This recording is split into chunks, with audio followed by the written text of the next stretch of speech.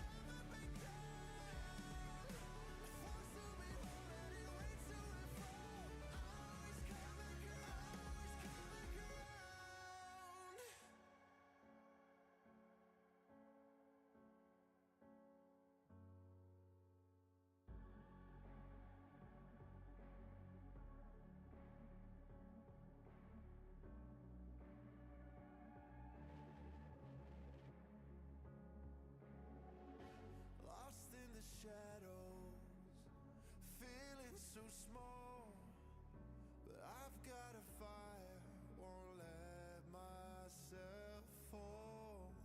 Every hit taken, every scar earned, lessons in pain from which I've learned. When the world says I'm done, I'm just starting my run. Through the darkest of nights, I will find. You won't get me down, you won't get me down. I get back on track with a peaceful attack. I always come back around. I'll never back down, no, I'll never back down. At force to behold and it waits to unfold. I always come back around. When worlds converge and dreams ignite, there are millions to witness the champion arise. With every challenge, we push with all our might, for we have only one goal, the ultimate prize. When hope seems so far, I'll reach for the stars. In the heart of the storm, I am reborn, I am reborn. You won't get me down, you won't get me down. I get back on track with a peaceful attack. I always come back around. I'll never back down, no, I'll never back down. A force to behold and it waits to unfold. I always come back around. Battle, battle, taking the right, make it, break it, hate it, I shine. You won't get me down, no, I'll never back down.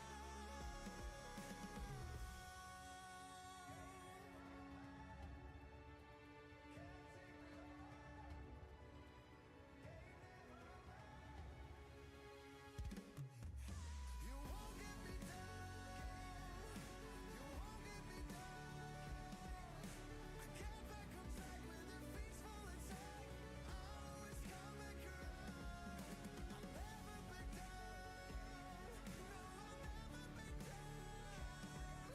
A force to behold and it waits to unfold. I always come back around. You won't get me down, you won't get me down. I get back on track with a peaceful attack. I'll always come back around. I'll never back down, no, I'll never back down.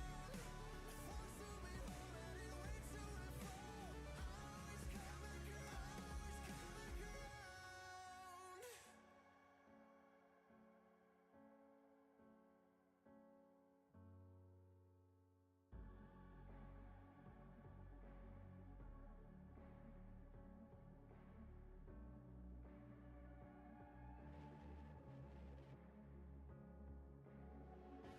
Lost in the shadows, feeling so small, but I've got a fire, won't let myself fall.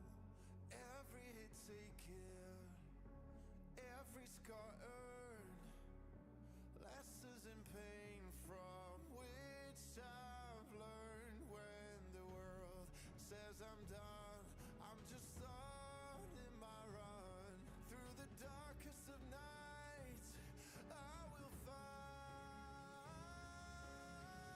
You won't get me down, you won't get me down. I get back on track with a peaceful attack. I always come back around. I'll never back down, no, I'll never back down. A force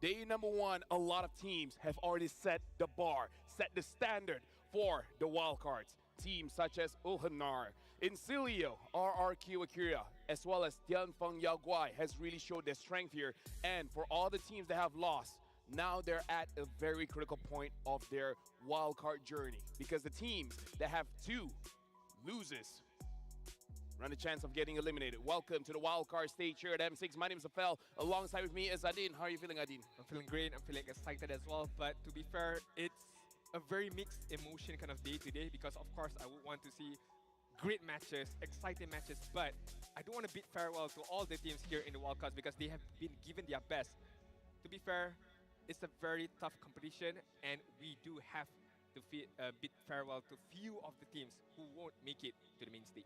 Yes, for all of you, just to let you guys freshen up, we have 8 teams here. 8 teams competing, but only one team will get a final ticket to go to the M6. We have Group A, Group B. We'll be showing you guys the graphics a little bit later, where again, the top of each group will face against each other for the grand finals. Winner goes to M6. And for now, experience the thrill of gaming in real life at Kadia Gaming's and Esport District. Every detail is a celebration of play and entertainment. Thank you very much, Kadia Gaming, for supporting the wildcard as well as M6.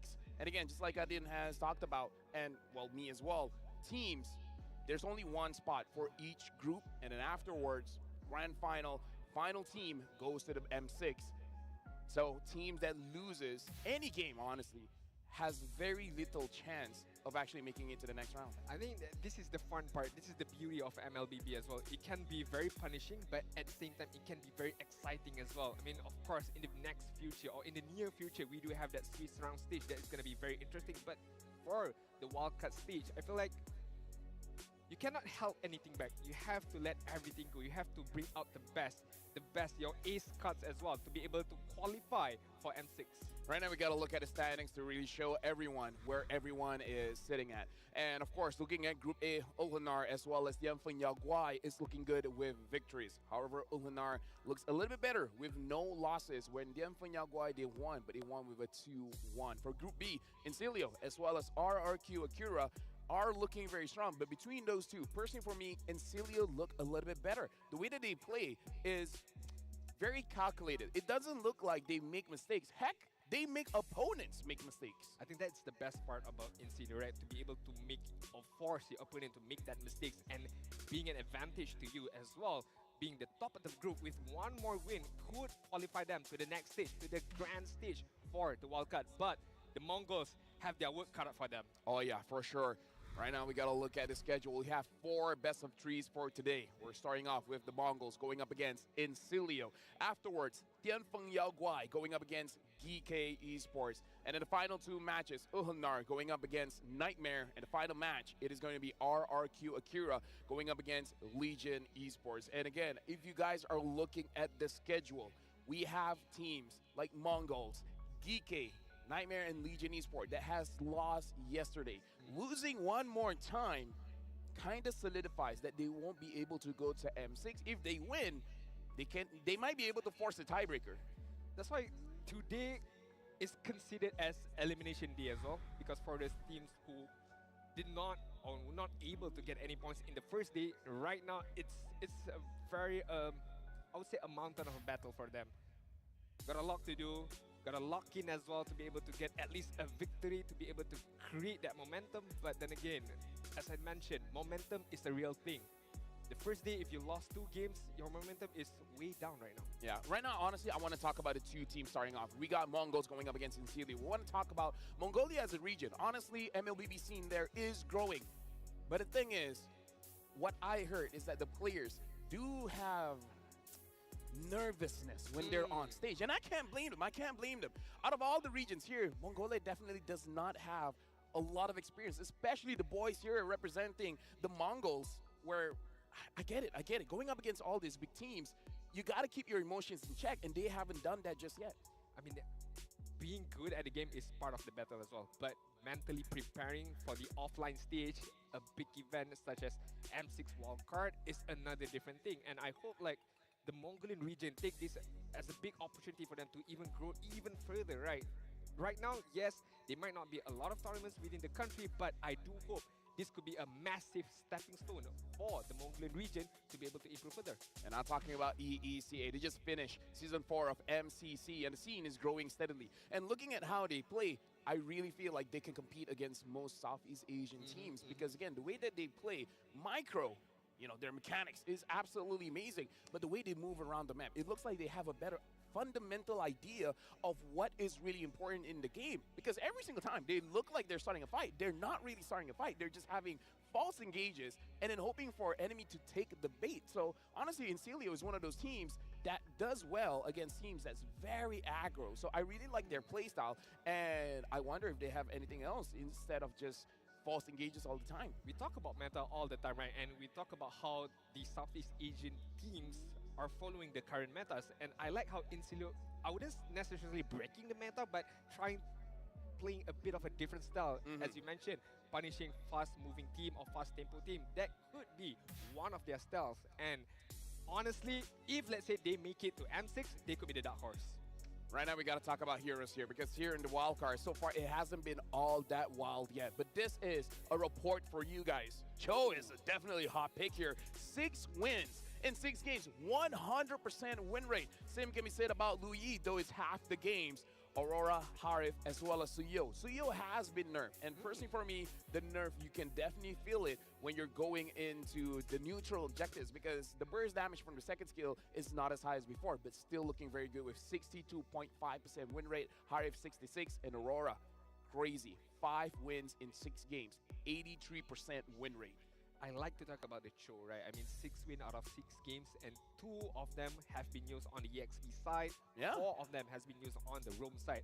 How flexible Cho is in any available metas out there. Yeah. Cho could be a very, I would say, it's like a plug and play, right? No matter what kind of style you want to play, what kind of momentum you want to use, Cho would always fit in any kind of draft and in any kind of situation. Yeah, you know, honestly, like, whoever designed Cho, you know, props to you, man. Like I did said, he can survive anything. He can be in any situation. He can be played as a tank. He can be played as a damage dealer. Yep. Honestly, split pusher as well. Other than that, Lu Yi definitely showed that in terms of macro play, absolutely amazing. And Aurora, even though not a lot of people are all that big on Aurora, but looking at the control that she is able to dish out, honestly amazing. In fact, yesterday we had a play of the day where Reaper was the one with the Aurora, able to steal away the Lord, and that was an amazing play by the guy, definitely game winning. So we got to see. Maybe Incilio will pick that up again today, but of course, it all depends on the draft. I would like to see more mages out there. As we know, Cyclops has been quite good of recent. Veil is quite good as well. All these kind of like burst capability of mages. We haven't seen Farsa as much of yet, Eve as much of yet, so I would like to see more variety. To be fair, Eve gets banned. So Eve is for sure pretty strong. It's just that she always gets banned, you know. Like alongside with Chip as well. Yeah, no. Oh. People are letting him go. Oh, okay. And people are not picking up the Chip. I mean, like, okay, I get it. Okay, I tried out Chip in rank. Very strong hero, a lot of damage. The only problem with Chip is that you can't front line with the Chip anymore. You kind of have to go around the map. You got to flank and then use your teleport to bring people to the mages or the marksmen. So the way that you play the Chip is a little bit more different now that the tankiness is not there. I think it's similar to how you're going to play like a Lu Yi, very macro as well. You need to rely on your team, the communication as well. How would you want to set up your fights? It's either you're going to play from front to back or back to front. But most likely with a Chip, similar to a Lu Yi, you would want to play back to front. Yeah, something like you want to play at an off angle. But now, again, talking about the games here today, first game of the day, we got to look at Incilio going up against the other team. Now, the ideal preparation, we got a quote here from Coach G. What I like about the players is their willingness to admit mistakes and adapt. Even when there's negative feedback, they use it to improve. Everyone knows how to play now. What sets a team apart is how one gives them ideas. That's why I would like to thank those who help us scrim, especially the M6 representatives from the Philippines. And honestly, we can see in their gameplay, it makes a lot of sense if they take a lot of inspiration from the Philippines because they rarely make mistakes and they know how to force mistakes from everyone else. I like to point out the willingness to admit mistakes. Not everyone are able to admit when they did anything wrong. To be able to admit it and to be able to recover from it is definitely a big thing. And as you mentioned, Lafel, taking inspiration as well from the M6 representative, especially from Philippines, is a big factor for them. How they improve themselves as a player, as a team as well, being able to perform at the highest level for now. And I really, really would like, of course, honestly, I would like two teams to be able to make it to M6 from wildcard, but there's only one. If it happens to be Incilio, I would like to see more from them. What is in store by this team? No, honestly, like they have a very good chance here because you just watched the play of the day, which is Reaper on that Aurora, able to steal away the Lord, swap the items very fast and make sure that he survived the engagement. And look at this. It looks like they want a fight, but while they're moving forward, they're moving backwards as well. They're putting they're putting enemy team into their own box. And I was actually watching a different clip there. But anyways, they know how to manipulate the team fight. Yep. They set something up so that everyone gets inside a box. They immediately form a box around the opponent. And then once they're trapped, there's no way for you to run, and you just got to take free damage. So honestly, Incilio, props to the coach. The coach is doing an amazing job because the team is playing like a fine oil machine. I agree. I mean, would you say that they take kiting to a next level? Oh yeah, for sure. How they be able to manipulate those team fights, as you mentioned. They look like they want to start a fight, but somehow backing off, but at the same time dishing out good amount of damage as well. It's not easy to be able to teach as well as to practice those kind of team fights. I have it. The winds of Incilio. That could be the Like again, they play like water. They play like the wind. They're very fluid. They move the opponents into a direction where they can have an advantage. I love how they play that way. Like the macro is so incredible. But that is on Incilio. Right now we gotta move on because now we gotta talk about the lineups for both teams, and we gotta talk about the Mongols here. Rinix K, Shinlin, Mikey, Zetsu, as well as Bankai. Again, these players are amazing when it comes to the mechanics. They understand the macro as well. They just have to calm themselves down. They got to play on stage with a lot of confidence. I agree. I mean, a bit more experience within these players, I think they could go far, but what have they shown so far? I think it's a good foundation. It's a good momentum to build upon for the Mongols. And right now, it's a do or die match for them. Just let everything out and no regrets. Yeah. Rinix K really needs to step up for this one because yesterday, a lot of mistakes. But now we got to talk about Incilio. Don't, Lovely, Reaper, Justinian, as well as Maniac. And again, in terms of outstanding plays, I gotta say everyone on this squad is outstanding. Don't, Lovely, Reaper, Maniac, Justinian, every single one. I don't have a single person that's saying, oh yeah, this guy is scary. No, everyone is doing their jobs. I mean, with Reaper getting the play of the day yesterday, could get another one today. Depends on the momentum, depends on how the team plays together, synergize well together. But yeah, props to the coach as well to be able to bring all these 5 soldiers onto the battlefield and to be able to give out good results so far in the wildcard stage. Yeah, again, shout outs to Coach G. But now I want to talk about the Mongols here because for them to go up against Incilio, there's a lot of adjustments that they need to do because in terms of, like I said, Incilio, the wins of Incilio, they force the enemy to be in a position where they want them to be. And the Mongols, they play very aggressive, but to their own detriment. Like, they put themselves in tough situations where I feel like Incilio will punish a lot.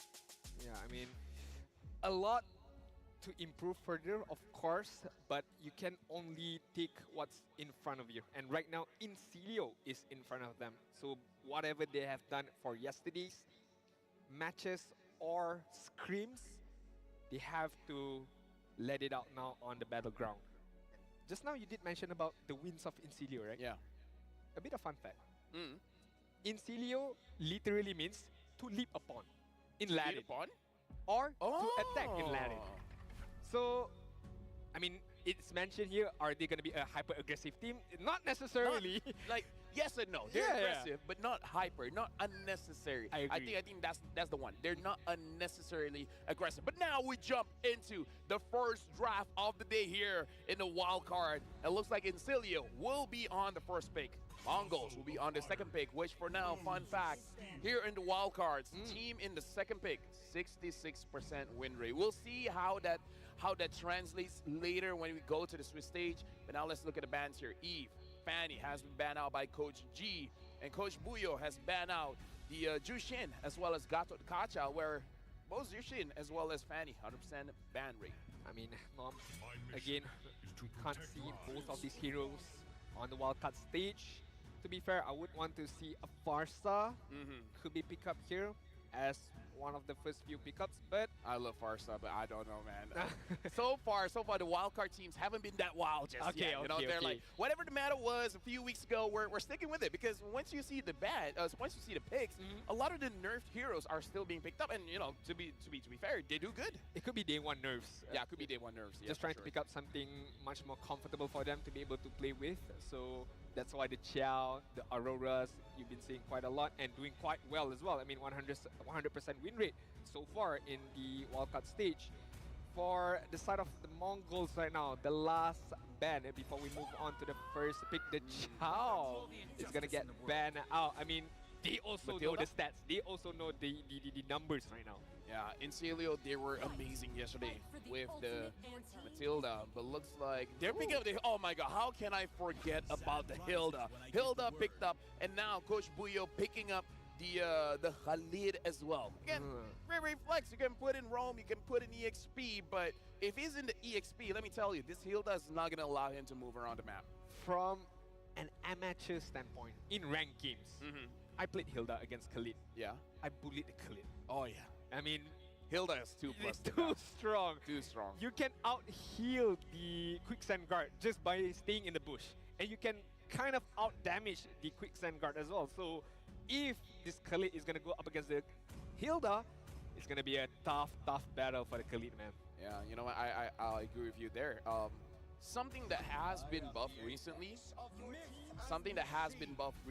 that a lot of teams are experimenting to deal with the Hilda is a Fredrin in the EXP. Okay. So far, no one has picked it up just yet. And there you go, the fun fact that you mentioned. Insilio literally means to leap upon or attack in Latin. It's the sign that it will be hyper-aggressive. Not hyper-aggressive, but it's enough. But now, moving into the draft here, Coach Buyo has picked up the Khalid as well as the Alpha. Very strong front lines, maybe able to deal with the Hilda, but again, it's maybe. Insilio, Coach G picking up the Beatrix quite early. However, you know, I can respect that. Beatrix is amazingly strong right now. I don't mind at all, especially pairing up with the Loui as well. Could teleport her back onto the back line to be able to dish out a good amount of damage and to be able to avoid confrontation against the Alpha as well as the Khalid right now.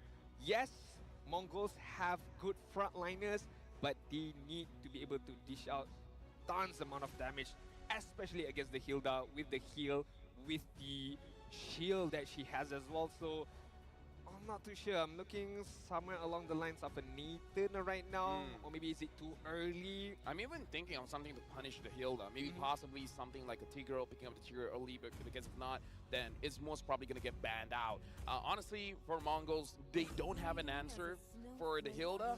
In terms of damage, they can damage the Hilda with the Alpha, but someone has to keep the Hilda there, because very experienced Hilda players, they don't use their first skill to charge in and deal damage and to chase someone. They use it to escape. So they need some kind of lockdown, and they have it with this Aurora. I can see the logic behind the draft coming in from Mongols, looking very good. I would say between them and Insilio looks like more of a specialized draft where the Mongols is following the meta. I'm just worrying about piecing right now, because looking at the Mongols lineup, right, you have Alpha, you have Khalid, you have Aurora, and you need to be able to land your skills. And to be able to land your skill, you would hope that the opponent has very low mobility kind of hero. Hilda is not that low mobility.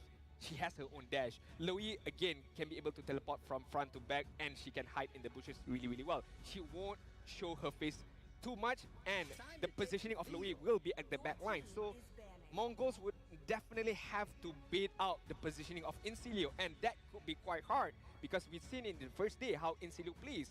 Back and front, kiting is very good. Just manipulating the team fight is so, I would say, a specialty of Insilio. So Mongols right now, it's a bit tough. It's doable, but it's a bit tough. Right now, looking at the bans here, Suyo has been banned out, same as the Bruno. Looks like the Mongols, they are targeting Justinian in the jungle. However, knowing Justinian, he has a lot. His hero pool is very deep. He can still go for the Nolan, he can still go for the Joy and the like. So a lot of options still for Incilio. Mongols right now, they got a ban out. In my personal opinion, I kind of feel like the Nolan is a pretty good ban here, and they're the ones that ban out the Tigreal. So now it's on Incilio. If they want to get rid of long-range marksmen here, honestly, the Natan is not a bad shot at it. Yeah, I mean, the Natan, again, in general, there aren't many magical defense items to be able to withstand, to be able to, you know, protect against a Natan. So that's why I would opt to go for the Natan up against this Incilio's lineup. To be fair, I don't know if they are comfortable enough to play that. You could go somewhat of a safer pick, something like a Curry could be an option. A bit slow, but I think you would be able to follow up against an Alpha or a Khalid as well. Yeah, Tilda, pretty solid pickup here as well. Looking at the Mongols, they're still hiding where this Khalid is going. It could go to the EXP, could go in roam position. Like you said, Adine, if it goes to the EXP, it's not going to have a good time going up against the Hilda. The Mongols can still hide it by picking up their marksman here. Honestly, still quite a bit of picture. They used the 1-1 as well as Melissa yesterday, but they're picking up the Granger. This is a debut pick. Has been buffed, has been revamped, in fact. But so far, no teams has picked it. Mongols will be the first one. Nice. You did mention about a long range damage, right? I mean, Granger fits that to a T right now to be able to deal at a very maximum range. Doesn't need to come near with them, so it really depends. But Granger, one thing that I've noticed, is a very momentum-based kind of a hero. You need to be able to get that momentum early on to be able to use Granger effectively. And looking at Incilio, good shout out with the Joy pick. Something much more comfortable for them to be able to use. Again, a lot of dashes, very hard to catch. So this is what I'm afraid for the Mongols. Can the Aurora catch the Joy? Can the Khalid catch the Loyi? Can the Alpha catch the Hilda? They need some kind of catch here, someone to stop the Joy, because the Joy is going to be very difficult for both Aurora as well as Granger to deal by themselves. I'm not even against the Kaja here. Something to slow them down, someone to catch, because they have the damage. They just need some kind of catch. And their final pick here is going to be the Barat. So this Khalid is going to the wrong position. So their playmaker is going to be Bankai. Bankai is going to be the one to numb them up and then push them somewhere else and hoping to get a kill. I like this. I like this pickup. The last pick for the Barats, because yes, you can't catch them all, but you can catch at least one of them, right? And with Barats, you could punish the Joy, you could punish the Hilda, just straight up. If you see Hilda up front, eat her up, and then just kill her. And then immediately it's gonna be a 5 versus 4 in the team fight. There you go, folks. This is gonna be the first game of the day. Incilio going up against the Mongols. Now we have a debut by Renex K with the Granger. This is gonna be the first Granger in the wild card. Will it be able to actually knock down Incilio to the ground, or will Incilio keep on with their aggression, showing attack? This welcome to the Land of Dawn. Welcome to the Land of Dawn, ladies and gents. This is gonna be the first match of day 2 wildcard stage. The Mongols up against Incilio. It's a do or die match for the Mongols right now. And the Barat is gonna go up against the Hilda. Should be able to, I would say 50-50, but I'm still leaning towards Hilda because, I mean, such a good hero nowadays. Oh yeah, honestly, very good hero. However, I have not been using the Barats at the EXP for quite a while now, so I'm not incredibly sure about the movements here. But now for you guys at home, the M6 Pass is available from the 18th of November all the way to the 29th of December. Complete all active tasks during the event to reach level 75 for free. Get amazing rewards including Claude's Battle Emote, MC's Glory Avatar Border, Boxia's Battle Emote, and the new special skin Boxia Dauntless Shield for free. Claude's MC exclusive skin, Challenger Spark, Prime Skin, Cosmic Blaze, M6 exclusive, Claude figurine, Claude Sacred Statue. Everything there is for you guys. Just make sure you guys get to level 75. Correct, right there. So, back into the game right now. First minute mark, of course, there aren't going to be a lot of aggressive gameplay by both of these teams. Both of these teams need to be able to get level 4. The first item as well, and of course the first turtle. Very interesting here. I'm looking at two war cries coming in from the Edith as well as the Luyi. So looking like they want to do a little bit more damage here. And looking at the Granger. So the Granger is going for Trill, Weapon Master, and yeah, looks like he's just wanting full-on damage. He's not looking for a movement speed or a defense. With the Impure Rage as well. I mean, this could go back to their own name, right? Being hyper-aggressive. This could be the playstyle of Incilio right now for this particular match. They know that they do have the upper hand in terms of their draft. But Reaper right now, taking a good amount of damage. That is not what you want from the Luyi. Yeah, so far Shenlin is doing quite good at actually harassing the Luyi. The Luyi is stuck at level 3, and the Luyi has to go back, so probably going to miss an entire minion wave. The Mongols, the mid duo, is doing quite good, and now they are controlling the turtle here. I mean, this could be a free turtle for Mongols with the crowd control that they have, but Maniac is trying to make a move right now.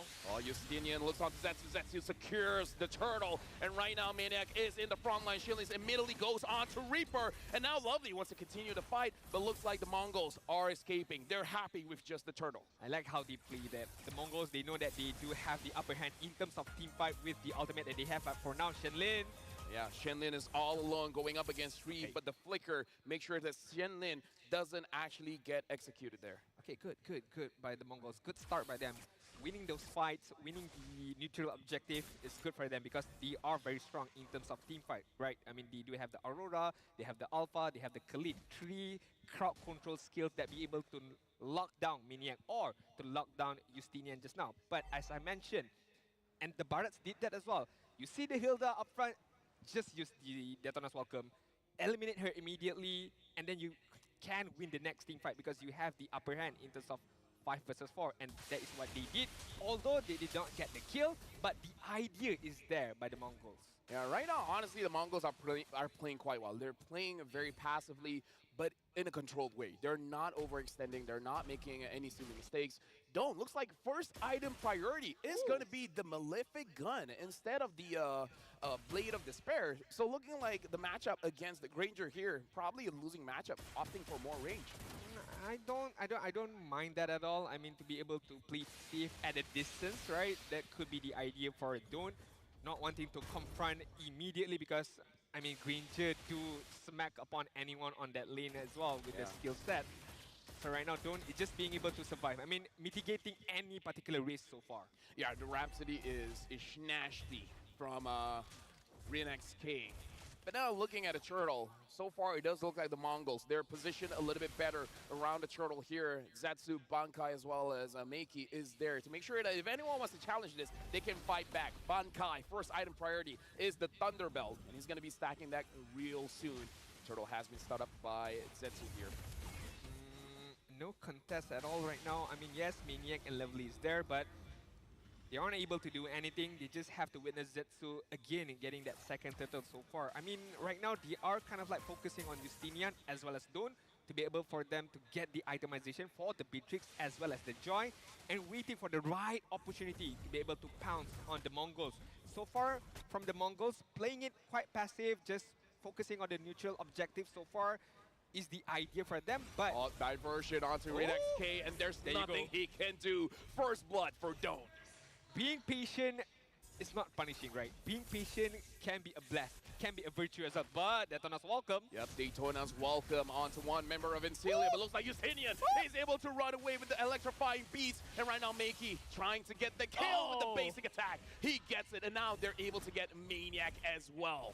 I mean, 2 for 1, that could go the side of Mongols right now. Yes, their marksman was being taken care of on the top side, but the reaction, the timing for them to be able to counter-engage back on the bot side, making them, I would say, a bit on top right now for the Mongols. Yeah, honestly, very good reactions coming in from the Mongols, able to take down Justinian as well as Maniac is looking very good for them. 1.3k goal lead ahead.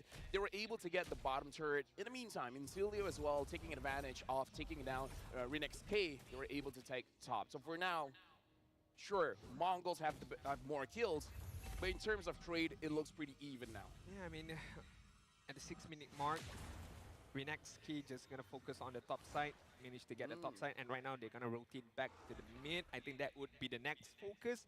But Incilio right now, a bit too passive for my liking, right? I mean, they're not using their ultimate as well yet. I mean, yes, they used once by Reaper and they got a kill at top.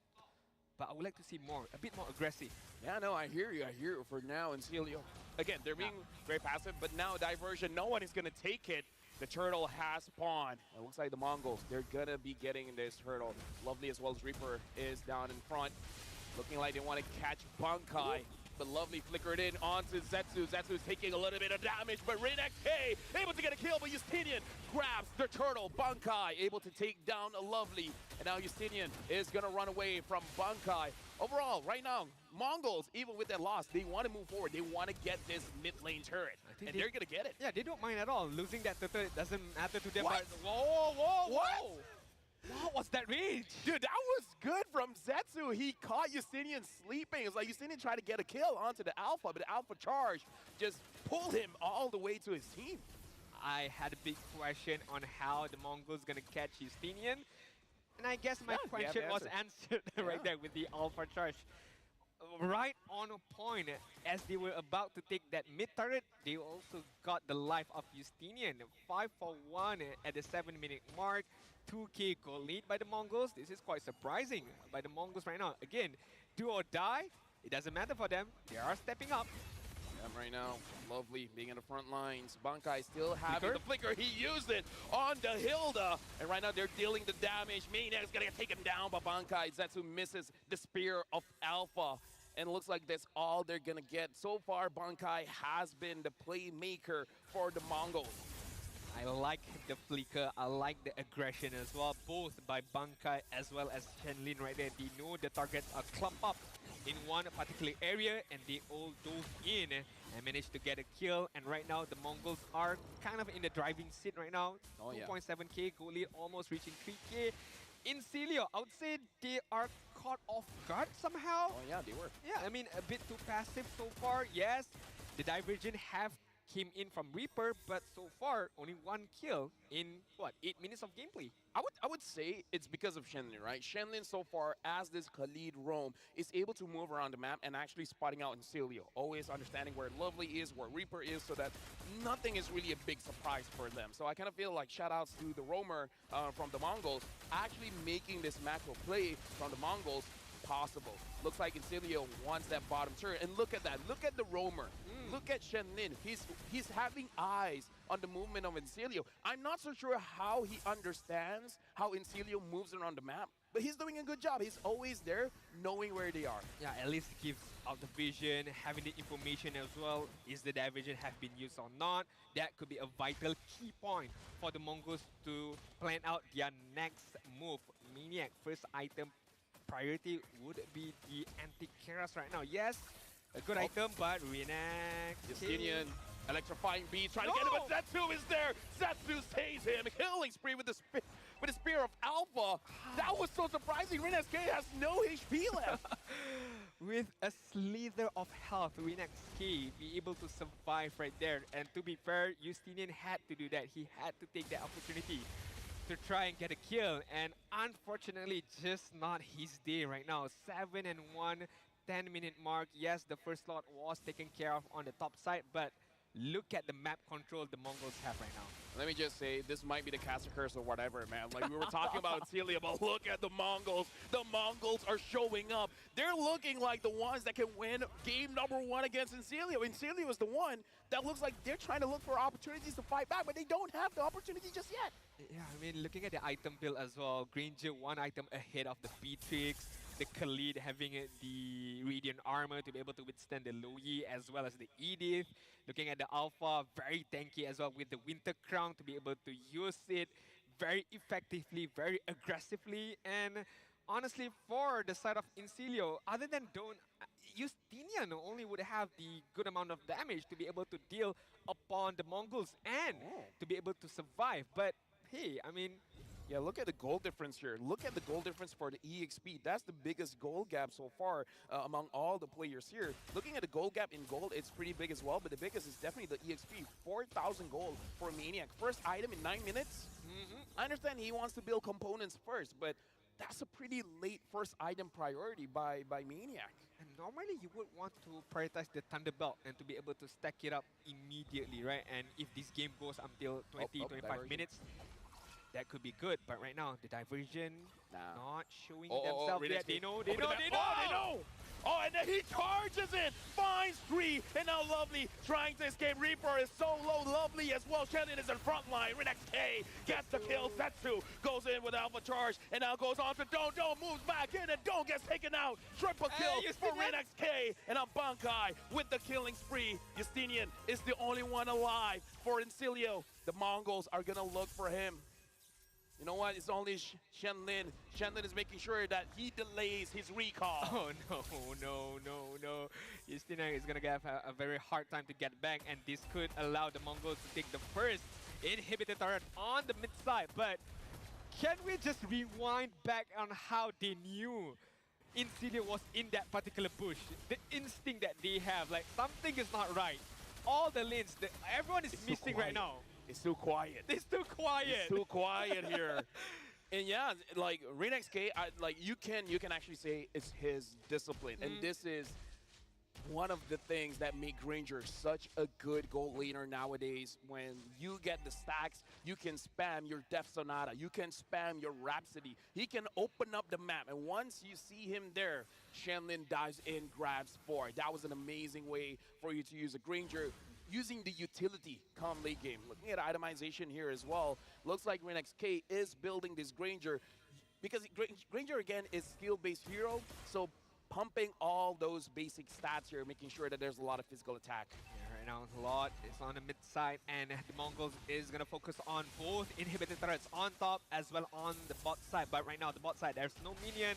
Incilio would have not much of a difficult time to be able to clear that Lord, but the next wave is going to come immediately after. The Mongols are going to focus on the bot side, having the next item for Miki just now. Wishing Lantern is just going to pump up even more magical damage against Incilio. 1-0-8 for this Aurora. So far, has been outstanding. Dean, it's been about, like, look at the Mongols. Right now, hovering around 9,000. 9,000 gold difference for the Mongols here. And what is this? A War Axe on Renex K. I haven't been playing a lot of Granger, man, but I have not seen a War Axe. Like, this could be the item build for a Granger now. I don't know, but this is very interesting. Like, I feel like all the Granger players are watching, and they're asking questions like, is this the new build? Is this the meta build? Or is this just a Renex K thing? It could be both. It could be both. It could also be an item that you just pick up once you're well up ahead, right? To be able to pump up even more basic attack. You know, there's a bit of movement speed on that item as well to be able to run away from Joy, Justinian just now, focusing on Granger himself. So, I'm not too sure. We shall see how does it affect. But honestly, at this point of time, having 8.5k gold lead, 11 kill to 1, good map control, any item I wouldn't be, you know, questioning about whatever he builds right now. Right now, Renex K, the only defensive item that he really has is the Rose Gold Meteor, because his only threat is Justinian. Looking at the stacks here, 678 stacks. He killed, like, I don't know how many minions at this point with 678 stacks. He can use Rhapsody, or like, look at his energy. It barely goes down. And this is why I'm seeing themes going for gold lane instead of the jungle, because in the jungle you get the stacks slowly, but as a gold laner you saw that 15 minutes in, almost 700 stacks. That could be a very good case on why you should put Granger on the gold lane right now, to be able to farm those stacks as efficiently as possible. 15-minute mark. The third Lord, if I'm not mistaken right now, is up upon us on the top side. Incilio not moving an inch, but right now moving forward is Lovely. Bankai just gonna flicker away from the onward use by the ED. Yeah, he's gonna be very careful there. Renan Dope with the Renner snipe, not hitting onto anyone, checking the bushes here. Looking at the Mongols as well, they're not forcing the Lord, they're still controlling the waves. Incilio, they're in a bit of a trouble because the top side at mid, oh, look at Renex K just pumping damage with the Rhapsody, and Shenlin is trying to get an angle. And Renex K with the Death Sonata as well. What is Incilio gonna do? How are they gonna come in? Looking at the flanks area, they were able to get down Bankai, and now Miki at the back, Maniac trying to split them up. Incilia, they're winning this matchup around the Lord. The Mongols are still on it, looking at Maniac. Maniac goes in, looking at the Lord. Zetsu still gets it. Zetsu able to control the Lord. And now, using the Winds of Crown, Maniac gets taken down by Shenlin. The Mongols win it all. Zetsu had to use his immortality, but it's still fine. RenXK flickers forward, not gonna get anyone with the Rhapsody. If he flickered forward with energy as well right there, could be able to use the Death Sonata, the Rhapsody as well, to get at least one more kill from the side of Mongols right there. But honestly, that was a very, very good timing of retribution by Zetsu, and also not getting caught up by the Hilda or any particular stance that is available for Incilia to be able to get that Lord was very, very good by Zetsu. But right now, how are they going to use this Lord? Or is it just going to be, again, another defensive capability by Incilia? Well, Death Sonata all the way, just trying to pump as much damage as he can. The Lord has been taken care of. Incilia has made sure that the Lord doesn't enter the base. Justinian try to get onto RenXK. However, unable to really stick on him and really use the electrifying beats. Bankai, it's one member, and looks like Lovely is the one that got caught. Lovely is gonna get taken down, but no, he actually went for it. No! Gets a shutdown, but Bankai gets Lovely. Maniac is taken down as well, and now the Mongols, they're still looking at the base. The base is hovering around half HP. 4 members here, but looks like they can't force it. And Celio clears out the minion waves. I like how the Mongols play that. Very disciplined, very good communication. But right now, Shenlin, gotta be careful. Taking a lot of damage. The Justinian isn't gonna force it. RenXK flanks to the side and able to help double kill for Miyake. And now they've ended the game. Mongols wins against Incilia. When their backs up against the wall, they bounce back. They pounce back with aggression, with their own dignity as well, right there. And that Granger pickup, honestly, that is the difference maker right there. Being able to farm up really, really well, effectively, efficiently as well. And look at the damage that he pumped out at the last moment of the game.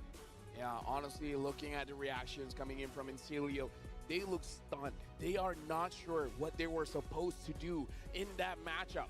I gotta say, props to the Khalid, because he's able to slow down the rotation so much. But yeah, the poking damage from the Rhapsody, from the Death Sonata, like, that's annoying to deal with. I mean, we talk about how the Hilda could have a very good advantage up against the Barats, but what Barats did is very, very good. He ignored the Hilda. I'm just going to clear my lanes, and I'm going to group up with my team. Whoever is in front, I'm going to use my Detona's Welcome, and I know that my Granger have the damage, my Aurora have the damage, and no one can get out because, again, with the Spear of Alpha, with the Aurora as well, no one can get out once I've used my Detona's Welcome. Yeah, the only thing is I saw that in Celio, they didn't have an angle to go in, right? They want to start a fight. They do. But where? The moment they use the diversion, they all know. Like, the Granger can open the map a mile away, and then grabbing Bankai on the Barats, you can't instantly kill the guy. And even the Shenlin on that Khalid. The Khalid, man. It's always around. Nothing is a surprise. I mean, the Khalid could be the MVP, the hidden MVP as well, as you mentioned. Being able to roam a lot more well and to be able to give out good information. Okay, we have Loyi over here. We have Justinians over there. The diversion has not been used yet. The diversion has been used, so be careful. All of this kind of information are being used well by the Mongols to be able to come up, okay, what's our next move? Yeah, right now we got to look at itemization for both teams, and honestly, I immediately want to look at its Granger build because everyone is wondering how you build a Granger. I didn't thought that the Granger needs a Malefic gun because I thought the Rhapsody and the it's a long range, and the Death Sonata is already a long range, but maybe he just wants more reliable basic attacks here. But again, we have to see what other gold laners will use on their Granger. But for now, ladies and gentlemen, this is the build that RenXK has been using. Looks like he prioritized the Malefic gun, the Blade of Despair, and then afterwards going for the Hunter Strike for defense, going up against Justinian, picking up the Rose Gold Meteor, and interestingly enough, the War Axe. That is interesting. Quite very interesting, to be fair, and I would hope we can get somewhat of an answer from him or even from the coaches why the War Axe was built. Is it a very crucial item, or is it a snowball item for Granger once you're up ahead quite a lot, right? Um, and again, Immortality is just a layer of defense. He knows that not necessarily nobody can catch him on the backside, but even if Justinian gets away into him, right? I mean, I'm pretty sure Justinian have to deal with a good amount of damage by Aurora, by Alpha, by Khalid as well. And speaking of Khalid, just a good all-around defensive item to be able to withstand a good amount of damage and also to stay alive for him to be able to roam as much as he did. Maniac as well. Look at him, 0, 6, and 0. Very low gold. Like, I don't know how they shut down Maniac, but they were able to do it. And because of that, he wasn't able to really have that big of an impact in the game. Maybe that's the build. Maybe just, I don't know. Like, I feel like the damage is good, but what I really like that RenXK brought to the table was vision. Extra vision. Just Death Sonata on every single bush, and then you'll figure out if someone's there or not. Yeah, I mean, to be fair, Granger... Maybe that's why you pick up the War Axe, because if you hit someone, you get War Axe stack. So when you see a stack go up, then you know someone's there. Maybe. I'm just, you know. Yeah, that could be a good shout as well. That could be bushes without entering the bush is a very, very advantageous stuff. Just, you know. Yeah, that could be a good shout as well. That could be bushes without entering the bush is a very, very advantageous stuff that you would have on your side up against, again, a Louis with diversion. And honestly, from the get-go, it's, I would say, one-way traffic for the Mongols, securing the neutral objective, 3 lords, and also 2 turtles from the get-go. Again, having Aurora, having Khalid, and having Alpha. I question a lot on how they're going to catch Justinian, on how they're going to catch the Hilda with the mobility that she has. But it's proven that's not a problem. We just play with our own strength. We group up together, we are very strong in team fight, and we layer our ultimates one and another. Yeah, RenXK dealing the most amount of damage there. 67,000 damage. Again, most of it is probably just poking around, but again, we can see that his build definitely did a lot of damage here. Shenli took a lot of damage. Bankai as well, being very strong frontliners. Maniac, 134,000 damage taken. He took a beating in this game, and someone has to, right? Someone has to. Lovely tries to set up for those engages, but unable to. For now, we got to look at the MVP for this game. And honestly, for Mongols, it could go on to anyone. Everyone performed extremely well, but we got to give it to RenXK. 67.7 total damage dealt for 1 and 11. And again, if you guys want to know the build, that's the build.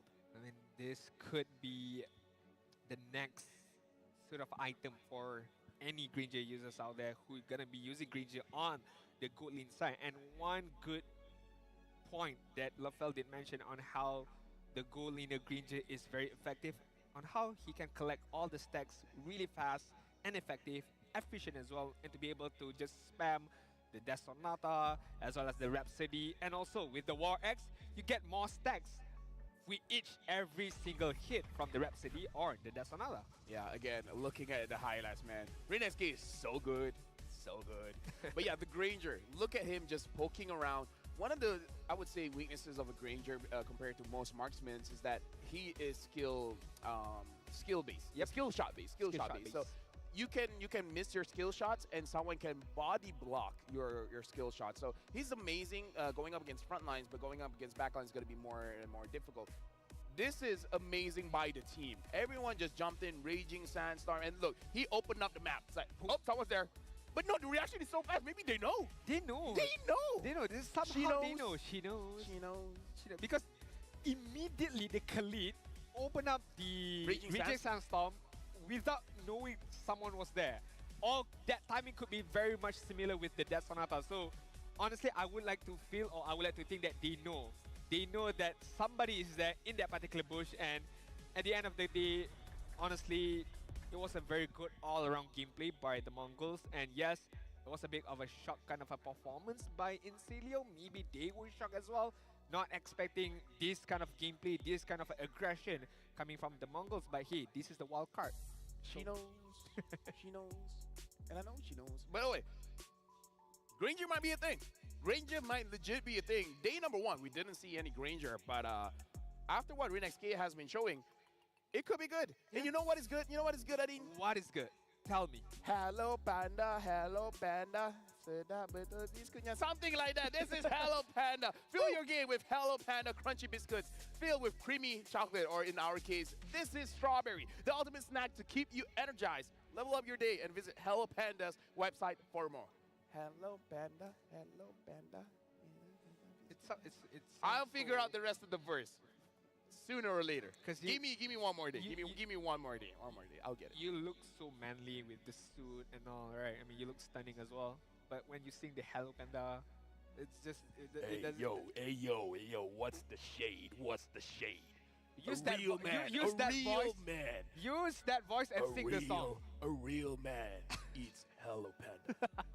Hello Panda, enough but not. Something like that. Honestly, it's a something very like good snack. Very quick, very easy to eat as well. And yes, it does keep us energized for the next game because it's gonna be very important. Imagine a world where the Mongols that. Imagine a world where Mongols win 2-0. where Mongols win 2-0. What would happen? What would happen? You have to try it. You gotta have a cinematic voice. Yeah, I can't. You know, I just- okay. I For just example, can't. for NXK, we asked, after boot camping in the Philippines and MY, what do you think about each region? And this is his voice. Philippines ranked games are harder. MY ranked games feel easier. Wow. The scrims, on the other hand, are hard in both countries. But overall, I like Malaysia more. I don't like the emoji. It doesn't feel like he's it doesn't serious. feel authentic. You know, it doesn't feel like he was serious about it. Yeah. I like Malaysia, you know. Do Shout you- outs to Nice, by the way. Nice probably likes the cinematic. Hey, no. In a world. All right, go ahead. Wait. We have one more. We have one more. You can use it again. Oh, we have one more. All right, this night is from Coach G. How did you end up coaching for Incilio? Hey, all right. Before this, I joined IHC as a temporary coach. It was in Almaty that I met Incilio. IHC and Incilio were scream buddies then. Coach Ren, head coach for Team Spirit, also recommended me to them. Most of the coaching was done online and due to the time zone difference. Practice sessions for me ran from 8 p.m. to 4 a.m. 8 Damn. p.m. to 4 a.m. Damn. Sounds like a gamer's life. Such a gamer's life that I gotta stop using this voice. I cannot relate at all, honestly. 8 p.m. I need to water. 4. That is almost 12 hours of practice / training session. That's crazy. But hey, that is the sacrifice that you have to make to be the best, to be one of the best as well. So props to Coach G right there, and I'm happy that he has his opportunity right now with Incilio. Shout out to Trex. Apparently he wants me to do a cowboy voice. Oh. I don't know, partner. Yeehaw all the way. All right, we're going to draft. No. I'm not gonna get myself into trouble. Yeah. We're going into the draft here, Adi. We're going into draft. Okay, I'm glad you did not continue Yeah, down that path, I'll that stop. road. Okay, drafting phase for game number 2 right now.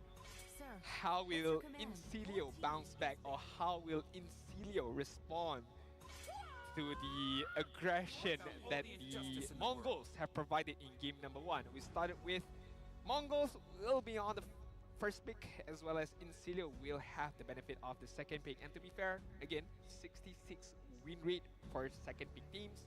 This could be good for Incilio, but Yeah. if Katot and Chow has been banned out, meanwhile Incilio banning out the Juxin again, 100% ban rate, as well as the Fanny. Yep. Fanny, Jushin, banned out. Still leaving quite a lot of things here open. I wonder if Incilio wants to take away the alpha, because so far, Zetsu. Oh, now I'm starting to see the theme. Zetsu, Bankai, Is picking. they like Bleach. Ah. They like Bleach. I mean, that is the most easiest way for you to pick out an IGN, right? Just pick whatever you like to watch. You know, it could be a TV show or a movie. And just pick one of the main characters, or one of the characters within that particular movie or that show. I was talking about the alpha, but I was thinking Incilio would pick it up, but it looks like they're batting it out themselves. So I wonder if Mongols, they pick up an essential jungler here. What else is open? Hilda still. Oh, Hilda is still open, but they're taking their time. They're wondering, is like, is it worth it though? High loss, they prefer the high loss over the Hilda, or maybe they're just like, Maniac Hilda. What's the big deal? I don't like the win rate of I lost just now. 29% win rate. 7 times being picked up. That's not good. I would hope that that number increases even further right now. Incilio again, doubling down on the Hilda once again with the Suyo. Yeah, okay, so the CEO, he can be a little bit more aggressive, hopefully, because so far we saw the Joy didn't really have a good time actually going for a lot of early trades. Wonder if he will change that up. Now the Mongols still with the high loss, they can switch it up. It can be XP, it can be Rome. They were able to take down the Hilda by picking up the Barats. If they don't pick it up now, then it could get banned out. But it looks like they're not picking it up at all because they're going to opt for the Khalid as well as the Aurora. So this, actually no, they can swap. They can do whatever they want. Yeah, I like the saying that goes, you know, if it's not broken, why would you want to fix it? So again, the Khalid and the Aurora did well in the first game, proven that how they played, they could get a very good result out of it. So again, using it for game number 2, could be the same job desk, could be the same responsibility by the Khalid. Roam around, give information, provide vision as well to be able to plan out your next movement, especially when it comes to those turtle team fights or even the Lord team fights now. No, actually, I was corrected. I was thinking of Ichigo's sword, but Zetsu could also be Naruto. Of the villain. Yeah, the the guy, the black and white guy. Yeah. The yin yang guy. But then Kaguya, again, I don't like Kaguya. But then again, you have Bankai over there, so like, I think Zetsu's in Bleach too. I think so as well. I don't know. Granger Okay, band. okay, yeah, Granger band. Right? Good band. Granger band. I like the band. Don't give anything comfortable for wait. Renexki. But okay, so Renex K so far, he hasn't used the same hero twice, if I believe. He used the 1-1, and then he used the Melissa, and then he used the Granger. If he wants to, I mean, he doesn't need a hero like Granger because again, the Louis is not there. It's always good to open up the map, but it's not necessary now because you're not going up against a Louis.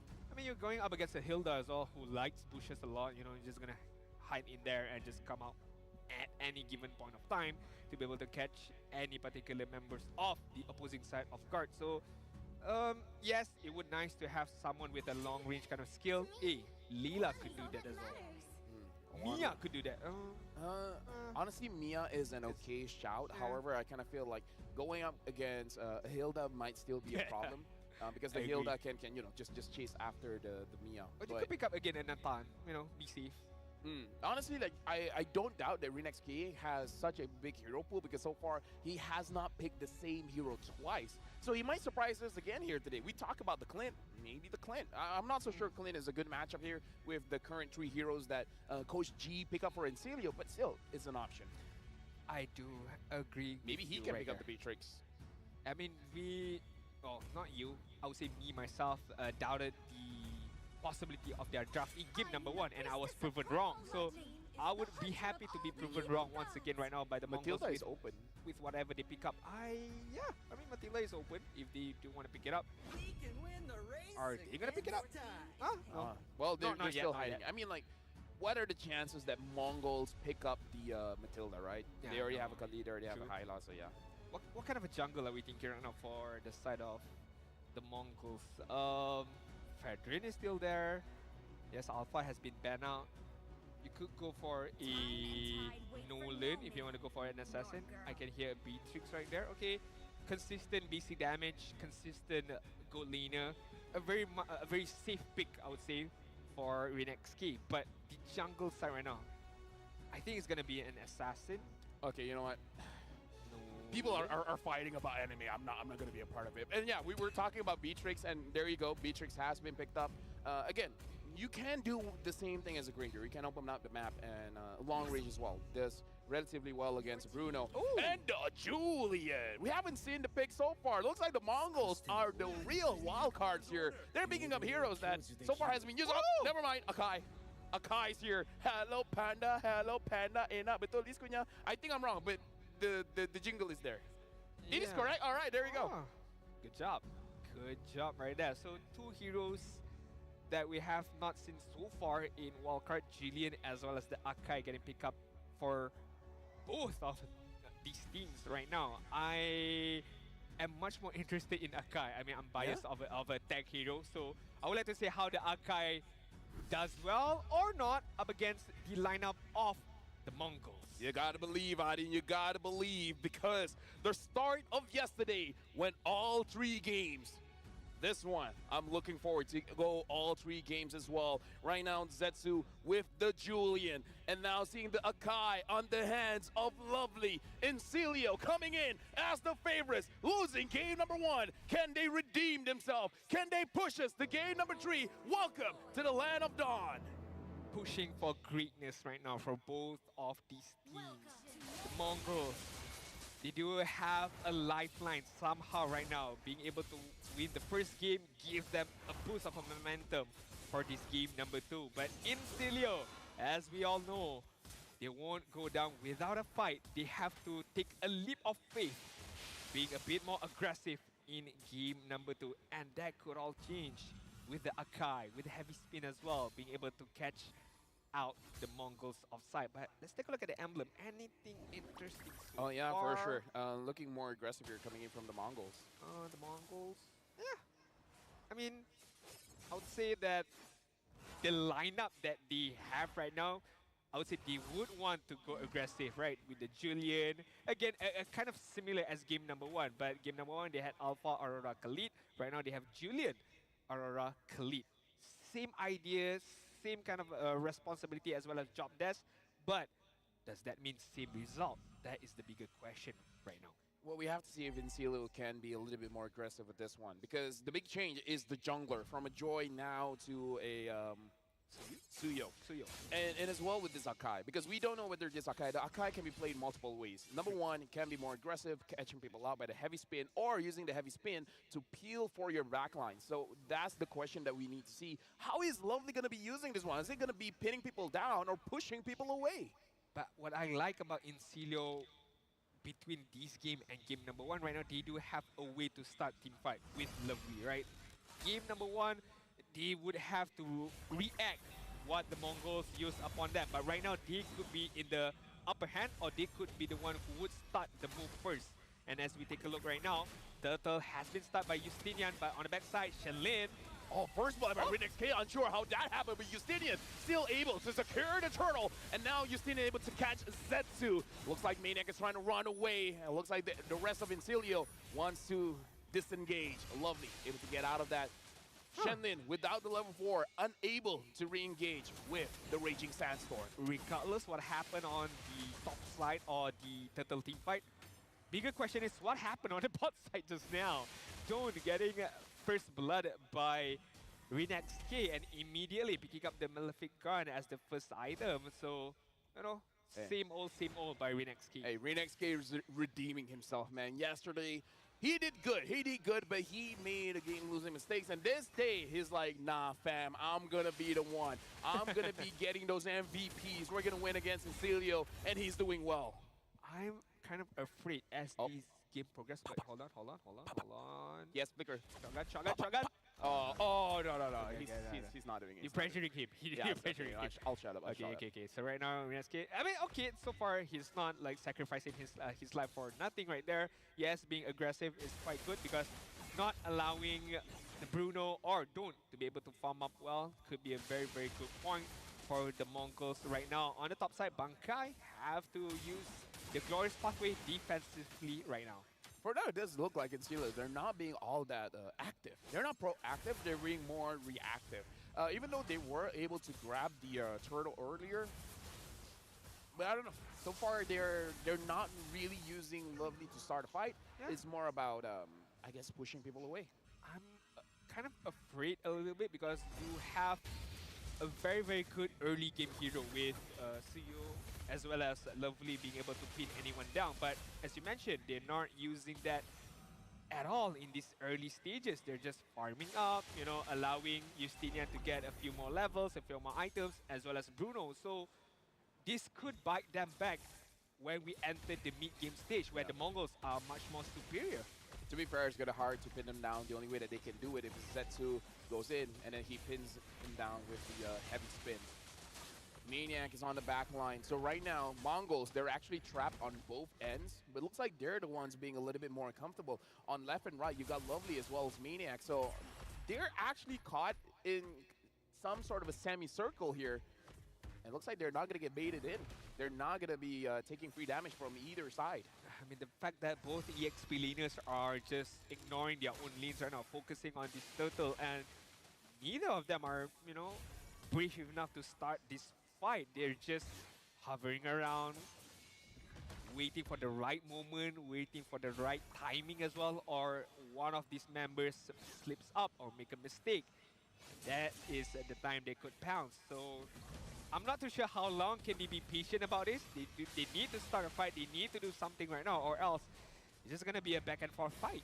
Well, Justinian try. Oh, Mickey flickers forward, unable to catch anyone with the Frigid Glacier. So far, no one is caught by Incilio. Incilio is looking very safe. It looks like no one is going to start something. You were right. You were right, Adine. Mongols, they tried to start something, but Incilio was able to escape. So no aggression is going to come from Mongols. Nope, Justinian, yeah. That was I don't blame him trying to get a kill, but you still have to remember Aurora have the passive, and right now, Lovely flickers in, able to catch one, taking a bit of time, but Zetsu eventually falls. Shenlin, is he gonna try and get this turtle? It's not gonna be worth it, buddy. Reaper secures the turtle for the team. Bankai flanks, but no fight is gonna continue. They're just gonna protect the mid lane. I was gonna give credits and props to the Mongols right there, being able to catch Justinian out was really, really good, and I thought that, okay, this could be an easy turtle for the Mongols, but Lovely had other plans right there, being able to pin down Zetsu right there and immediately kill him, but in the mid side, looks like Lovely has been caught. Miki will secure the kill. Not really catching with the Frigid Glacier, but still caught nonetheless. Oh, Restream! Oh, he's too far forward. He's gonna get taken down by Don't. But no, Shenlin goes on to Don't as well as Maniac.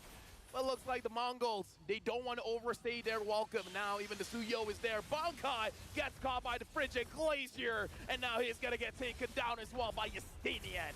A very good macro gameplay by Zetsu, knowing that fights are happening on the bot side, so focusing on the top side is the decision that was made by Zetsu to be able to balance it out so far. But Mongols, ReNextK, gotta be careful. Gotta be careful being too aggressive without having the knowledge of is anyone there on my left hand side, and that punish him really, really bad right there. Or else, I mean, it could be a free kill for him to be able to get that Bruno. Yeah, in game number one, showing some sort of spider sense. This game, not really there. Justinian now having the War Axe, so 2 items on, well, Justinian. So far, Zetsu is still waiting on the second item. Looks like he is going to build that Feather of Heaven. So far, yeah, in terms of the items, everyone is basically equal. No big goal difference by either team. And Silu is ahead by 500, but it's more or less just one component. Okay, right now it's much more closer comparing to the first game just now on the 8th minute mark. Incilio have the lead, but only by so much, 300 gold on their side. But Lovely, gotta be careful right there. Yes, you are tanky, but if ReNextK gets a few more items, those basic attacks is gonna deal a good amount of damage against that Panda. Yeah, Justinian finds ReNextK, so ReNextK has to be a little bit more careful here, make sure he doesn't get caught again. Definitely Zetsu, because yeah, Zetsu has to be careful as well, because he's been caught once by Lovely, and maybe that's the goal of the game. Lovely, you just look at Zetsu, everyone else, just let someone else handle. And Zetsu gotta be careful as well if he wants to try to get this Retribution off, but Glorious Pathway has been opened up. Now looks like the Maniac tries to find an angle, unable to get it. So far, Bankai hasn't gotten anyone with his ult. Same as Lovely. Lovely still holding on to his heavy spin. Now Don't having that Malefic gun, he can start poking from afar. Oh, he flickers forward. Frigid Glacier onto 2. And now ReNextK able to take down Reaper. Lovely trying to pin them down, but Zetsu grabs the kill. Doesn't have enough damage. Justinian as well, trying to find an angle. Maniac. All 3 members of Incilio looking for a way to actually engage into a fight, because the Mongols, they're only at half HP, but no one can move forward. I know that yesterday's play of the game is an Aurora. Today could be another Aurora as well. That 2-3 man Frigid Glacier was super on point. to start out those team fight. But right now, Incilio. Yeah, Maniac was able to get a kill. Shendin went a little bit too far forward because looking at the HPs here in Celio, they're very healthy. The Mongols, they got to be careful. Even Reaper is here now. Can they make that miracle play again? I don't think so. I don't think so. Incilio would have this lot covered as well. Maniac gonna fall down to the Frigid Glacier. But honestly, that was very, very good by Incilio. Yes, they were caught up by the Frigid Glacier earlier on, but as you mentioned, they were much more healthier when that fight progresses even further. And the Mongols right there, they loses out that team fight just because their HP just wasn't there. And also, on the bot side, was pushing in on their next turret. So, Incilio, having the first slot, they need to be able to get back the momentum, especially the map control on the 10-minute mark. That was the wins of Incilio.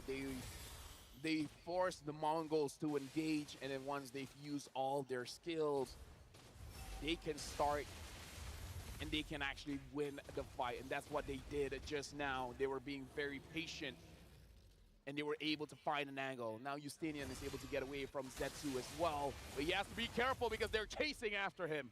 But again, Suyo has a lot of dashes. He'll be fine. That was very, very calculative by Justinian, being able to know that I do have one more set of skill to run away from any kind of crowd control, and he used that to a T, I would say. But let's take a look at the damage dealt right now. Justinian is going to be on the top charts with 35,000, and follow up by XK by 32,000. I mean, it's not a lot, but yes, still, it is something, I would say so. Yeah, 11 minutes in the game, not bad. XK now having the Demon Hunter Sword, probably for a Maniac, just in case if he starts being a bigger nuisance. I would say Maniac is already doing a lot. Same can be said from Lovely as well. So yeah, I can respect the early Demon Hunter Sword here because the front lines is causing so much problems. The back lines they can deal with. It's just the front lines that's becoming an issue here. Yeah, I'm more focusing towards on this mid to late game right now. Who would have the better, I would say, kind of lineups and heroes? And honestly, the answer to that is quite 50-50. It all depends on how they use the advantage that they have to be able to start team fight or to be able to catch anyone off guard. Because on the side of Incilio, Valentina on the late game could poses a good amount of magical damage, and with whatever spell that she steals, that could be another bonus advantage. Yes, Suyo falls off a bit on the league game stage, but with Akai being able to pin anyone down, with Hilda posing threat on the back line, Incilio does have pretty good late game. In comparison to Mongols, they do have to rely upon the raw damage of Beatrix being a true marksman. Miki, Aurora, you would always want to rely on the crowd control, but right now, teamfight has begun. Shenlin. Glorious pathway, but Reaper is able to get out of there. Lovely using the heavy spin, trying to separate Shenlin, but he's able to get out of there. So far, the Mongols started a fight, but Incilio is able to escape from it, and now the Lord has spawned. Most members have used their ultimate, so this is probably just going to be a dance, waiting for their skills to come back online, and then probably try to start a fight again.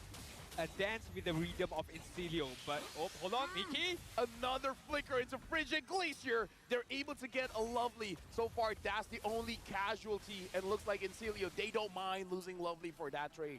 But the bot side right now, as well as the top side, is pushing against the Mongols right now. So the Mongols have to take care of their wave. The wave management is very, very important, and Incilio could use this to just buy time for Lovely to be able to respond back and join back the team fight on this top side. So Mongols, if they want to do, they have to do it quick, and they have to do it now. Yeah, looks like Reaper had to use the flicker to get out of the engage coming in from the Mongols. Shenlin now having the Raging Sandstorm, probably waiting for Incilio to group up for him to use it. I would want to see the Mongols, once they won that small skirmishes, being able to get one out. Just push the bot side. Don't focus on the Lord! Oh, the Lord is getting focused on. And Justinian steals it away! Shut down Mankey! Maniac grabs a double kill! The Mongols made a mistake, and Incilio capitalizes on it. Bankai gets taken down by the Reaper. Only Shenlin survives. Incilio wins it all. The imposter, the Lord was the imposter right there, knocking out 3 men of the Mongols and allowing Incilio to just move forward, fluidity on their side, and with that one movement, with that one mistake by the Mongols, it cost them game number 2, and we are heading to game number 3. We got a match on our hands here, folks. Yesterday we started with 3 games, and today we'll be continuing the first game, the first match of the day with 3 games as well. Incilio able to take down the Mongols, and now it's match point for both teams. I want to take a look at the replay, especially that last Lord, because that one Incilio had to do nothing. They just had to wait it out. And the fact that the Mongols had to take upon the crowd control from the Lord, again, 3-man knockup, it wasn't what they wanted right there. I mean, being able to stay quite long was quite good, but once the Lord knocked them up, I would say it was over for them. Such an easy way for Incilio to just go in, dish out the damage, and just the icing on the cake was the Lord Steal. I wouldn't say Lord Steal, but the Lord 50-50 was able to be won by Incilio. You know what, that's just RNG, man. Like, I honestly, even I didn't notice the Lord knocked them up, but if that really happened, then, you know what, GG's Lord. You made this game 3 possible for Incilio. But I gotta say, Makey was very proactive. Yeah, a lot of times, like the moment the flicker is up, use the flicker, Frigid Glacier. Sometimes you're able to get multiple members, but in the final moments, only able to get Lovely. And again, Incilio, they're okay playing without Lovely on that. Like, their draft doesn't depend on Lovely. They can still play around without him being there. Yeah, I mean, for the Mongols right there, I did mention about once they get at least 1 kill, 2 kills, I would want them to focus on the bot side, because their bot side was losing. They hadn't had the chance to get at least the tier 1 turrets yet. And they lost because of the wave management on the top side. On the bot side was pushing against them. So they had a lot of things to cover. They have the Lord to be able to, you know, kite around. They need to handle their top side. They need to handle their bot side. So all of these things crumbled upon the Mongols, and they couldn't come up with a good result, especially when it comes to those Lord team fights or even the Turtle team fights. Yeah, it's unfortunate, but even when you're playing games, you have chores to do. You got to do some house cleaning there, and they weren't ticking the boxes. I do agree. Like, they don't have to force the Lord.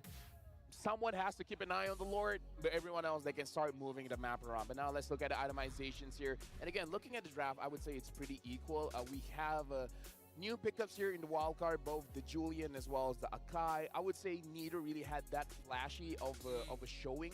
132 and 135, but again, they served their purpose. They were like, we can see Lovely. If you have an opportunity, catch Zetsu. If you don't, just push people away. Make sure that Don't doesn't get caught. Make sure that Reaper doesn't get caught. Yeah, well, Lovely did have one good moment early on the game where he managed to catch Zetsu, and everyone from the Incilio side just, you know, dished damage upon him and kill him off, and that made Incilio get the first turtle earlier in the game. But taking a look at the item, I like how the Malefic Gun is, you know, becoming much more of a priority item right now. Even the Bruno as well as the Beatrix pick it up early on the stage to be able to withstand or to be able to survive the laning phase even much more efficiently.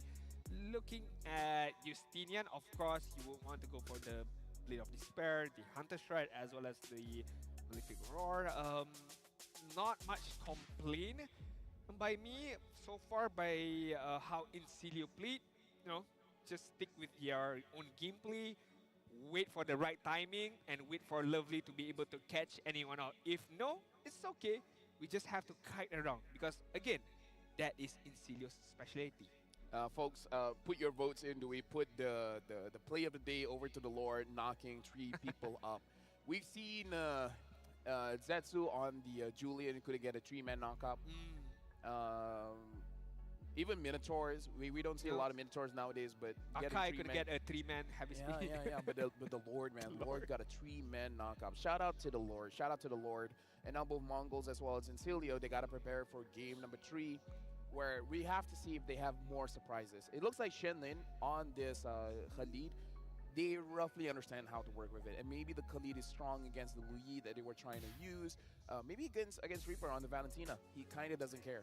I mean, also having the knowledge of the first game, Incilio adapted well on how Shannon plays and how well that he roams around the map, and just, I wouldn't say necessarily hard counter, the curly row, but just play much more better, not giving too much information. Also, the reaction time by Insider was much more faster now. That the fact that okay, we lose one side, we gain on the other hand. So this game for Mongols, it's unfortunate, but look at Zetsu. Only 14,000 damage dealt. To put that into perspective, Bankai did 11,000 and Shenlin did 16,000. Yeah. When the roamer does more damage than your jungler, and your jungler isn't like a Fredrin, it's a Julian. Yeah. Julian can deal damage, but this does show that he does not have a lot of angles for him to actually go in and fight against Incilio. So maybe that's something that they need to adjust. Unsure whether Zetsu is not comfortable on the Julian or just with this draft is very difficult. Yeah. Honestly, that's quite surprising as well. But right now, let's take a look at our MVP for game number 2. It's gonna be the Hilda used by Maniac 3, 1, and 5 in terms of KDA right now. Not much, I would say not much, sorry. He doesn't need to be flashy, he doesn't need to be fancy, just do a good amount of job. Dude, he glow Follow- up. This is a glow up. He went from 0, 6, and 0 to now 3, 1, and 5. I agree. Yeah, so this With the time, same hero, right? yeah, same hero, Yeah, same yeah. hero on the Hilda, except this time he wasn't against the Barats. Yep. So true. maybe the Mongols was trying to be a little bit too fancy here. And ladies and gentlemen, let me be clear here. The Mongols need to win. Because if Mongols lose here, high chance they will be eliminated. Agree. So whether they want to or not, if they want to go to M6, they got to win against Incilio. They have to bring back that game 1 performance and how they played really, really well. Oh, this is a mistake by Renexk. Yeah, being too overconfident, I would say, not knowing where the teammates of Incilio are would be the death of them. Yeah, that was the 3-man knockup right there. That was very, very unfortunate for the Mongols. The fact that they stood next to each other, got knocked out between one and another, and again, easy pathway for Incilio to start a team fight and to end that team fight, as well as end the game immediately. So that was Maniac's highlight. But let me bring up something. Sorry, yep. Do you remember high loss win rate, and you were sad with Yeah, the fact that high loss win 27. rate seems a bit Yeah. low? Yeah, well, that game didn't help it out. Another loss for the high loss. No, such a good hero.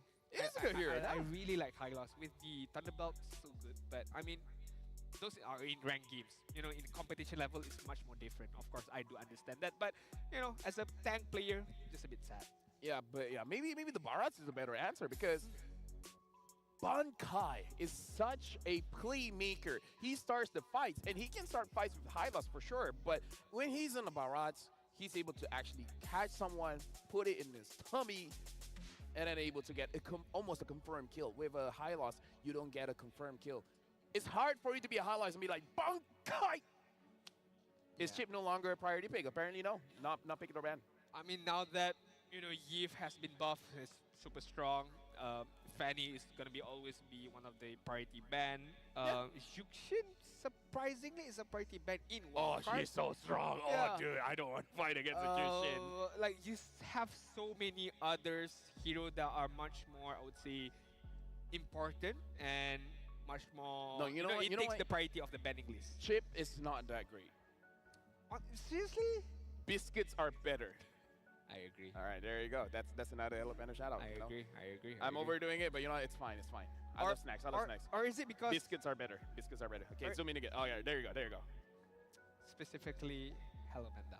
We'll eat this in game number 2. I'm so hungry right now. But anyways, or maybe we haven't seen teams who are well synchronized between one another use chip yet. I mean, honestly, people can be hiding it.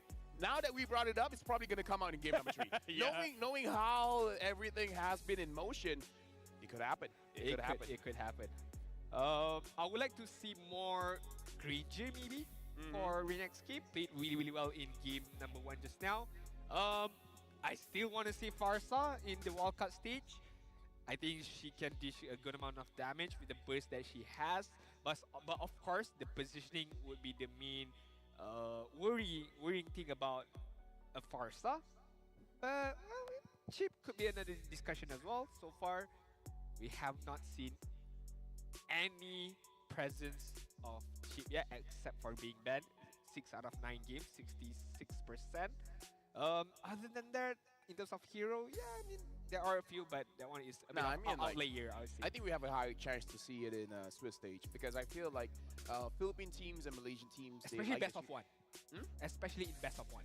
I mean, I don't know. I don't know. I legit don't know because Chip can be that the X factor. Like Yep. once you see it, then there's nothing you can do about it in game number 2. So yeah, maybe in game number 1. Heck, Vamos could bring it up. Yeah, the thing about like MLBB professional stage are like, okay, for example, Chip. Yes, we haven't seen Chip for so another long. thing. Sorry. The chip is not about the user. You can be an amazing chip player, but if your team doesn't know how to use chip, it doesn't Yeah, matter. So true. it's like a team. It's like a team thing as well. Yeah, I agree. I definitely agree.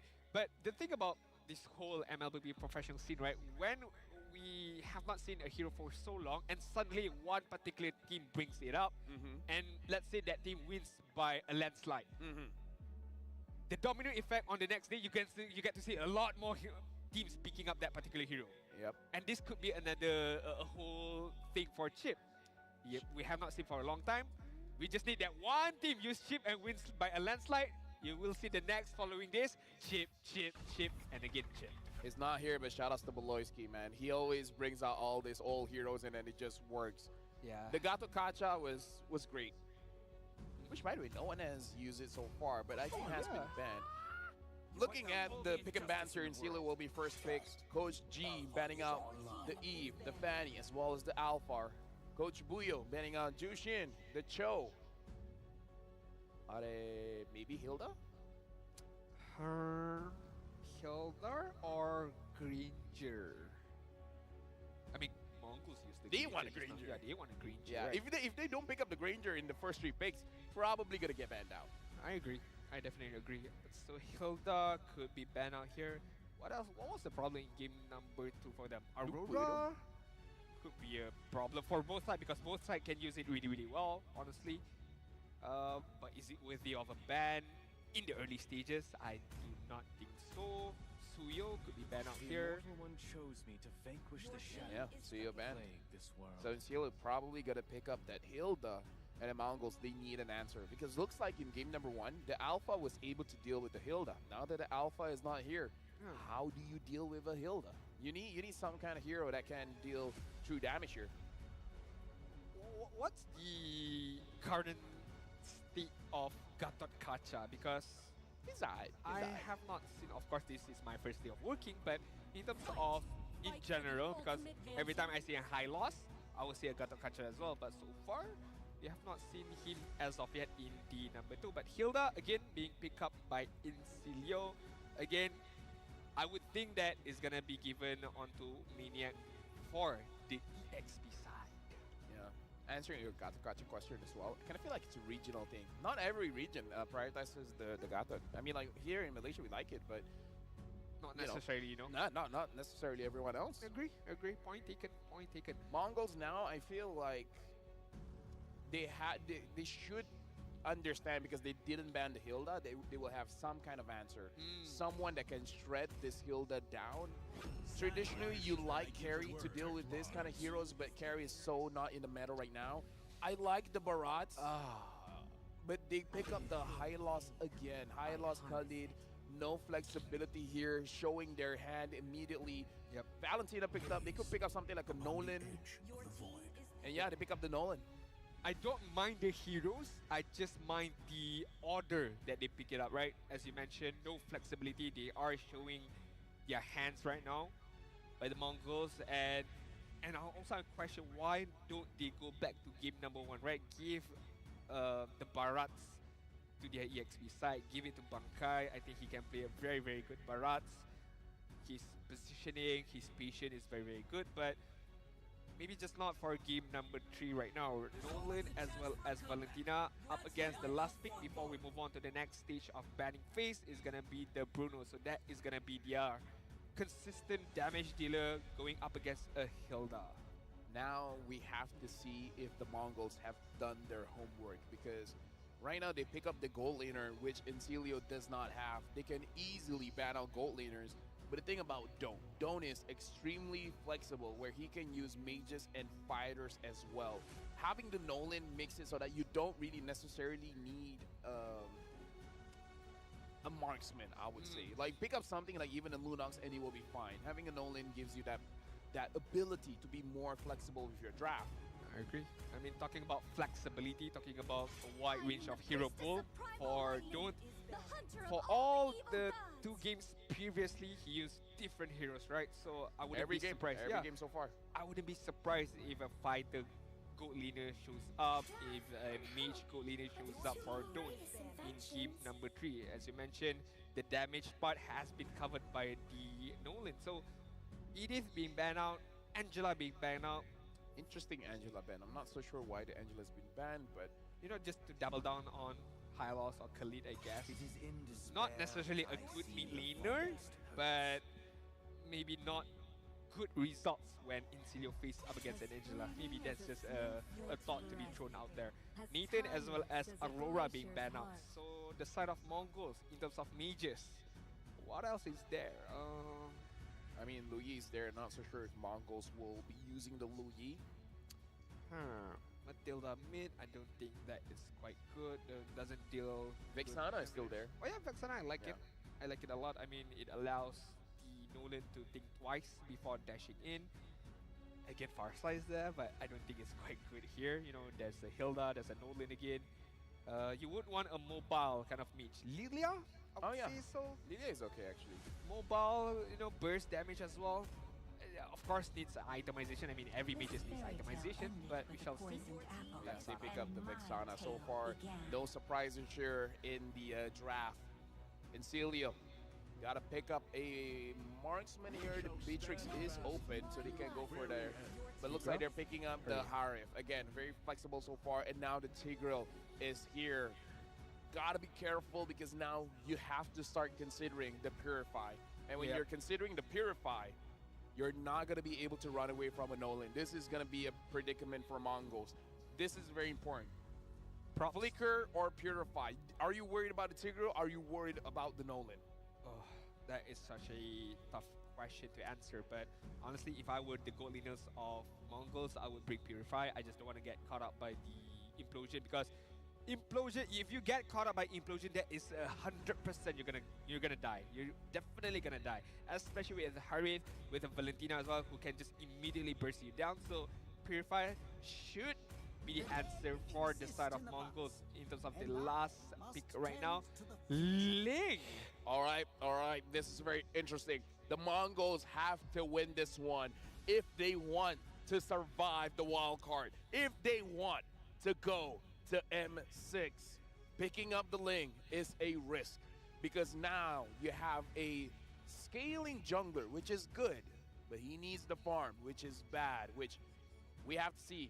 If Incilio can slow them down, then Incilio will probably win this game. If the game pacing is slow enough, then this Ling might take over. I did mention about the Mongols, leave nothing behind, no regrets.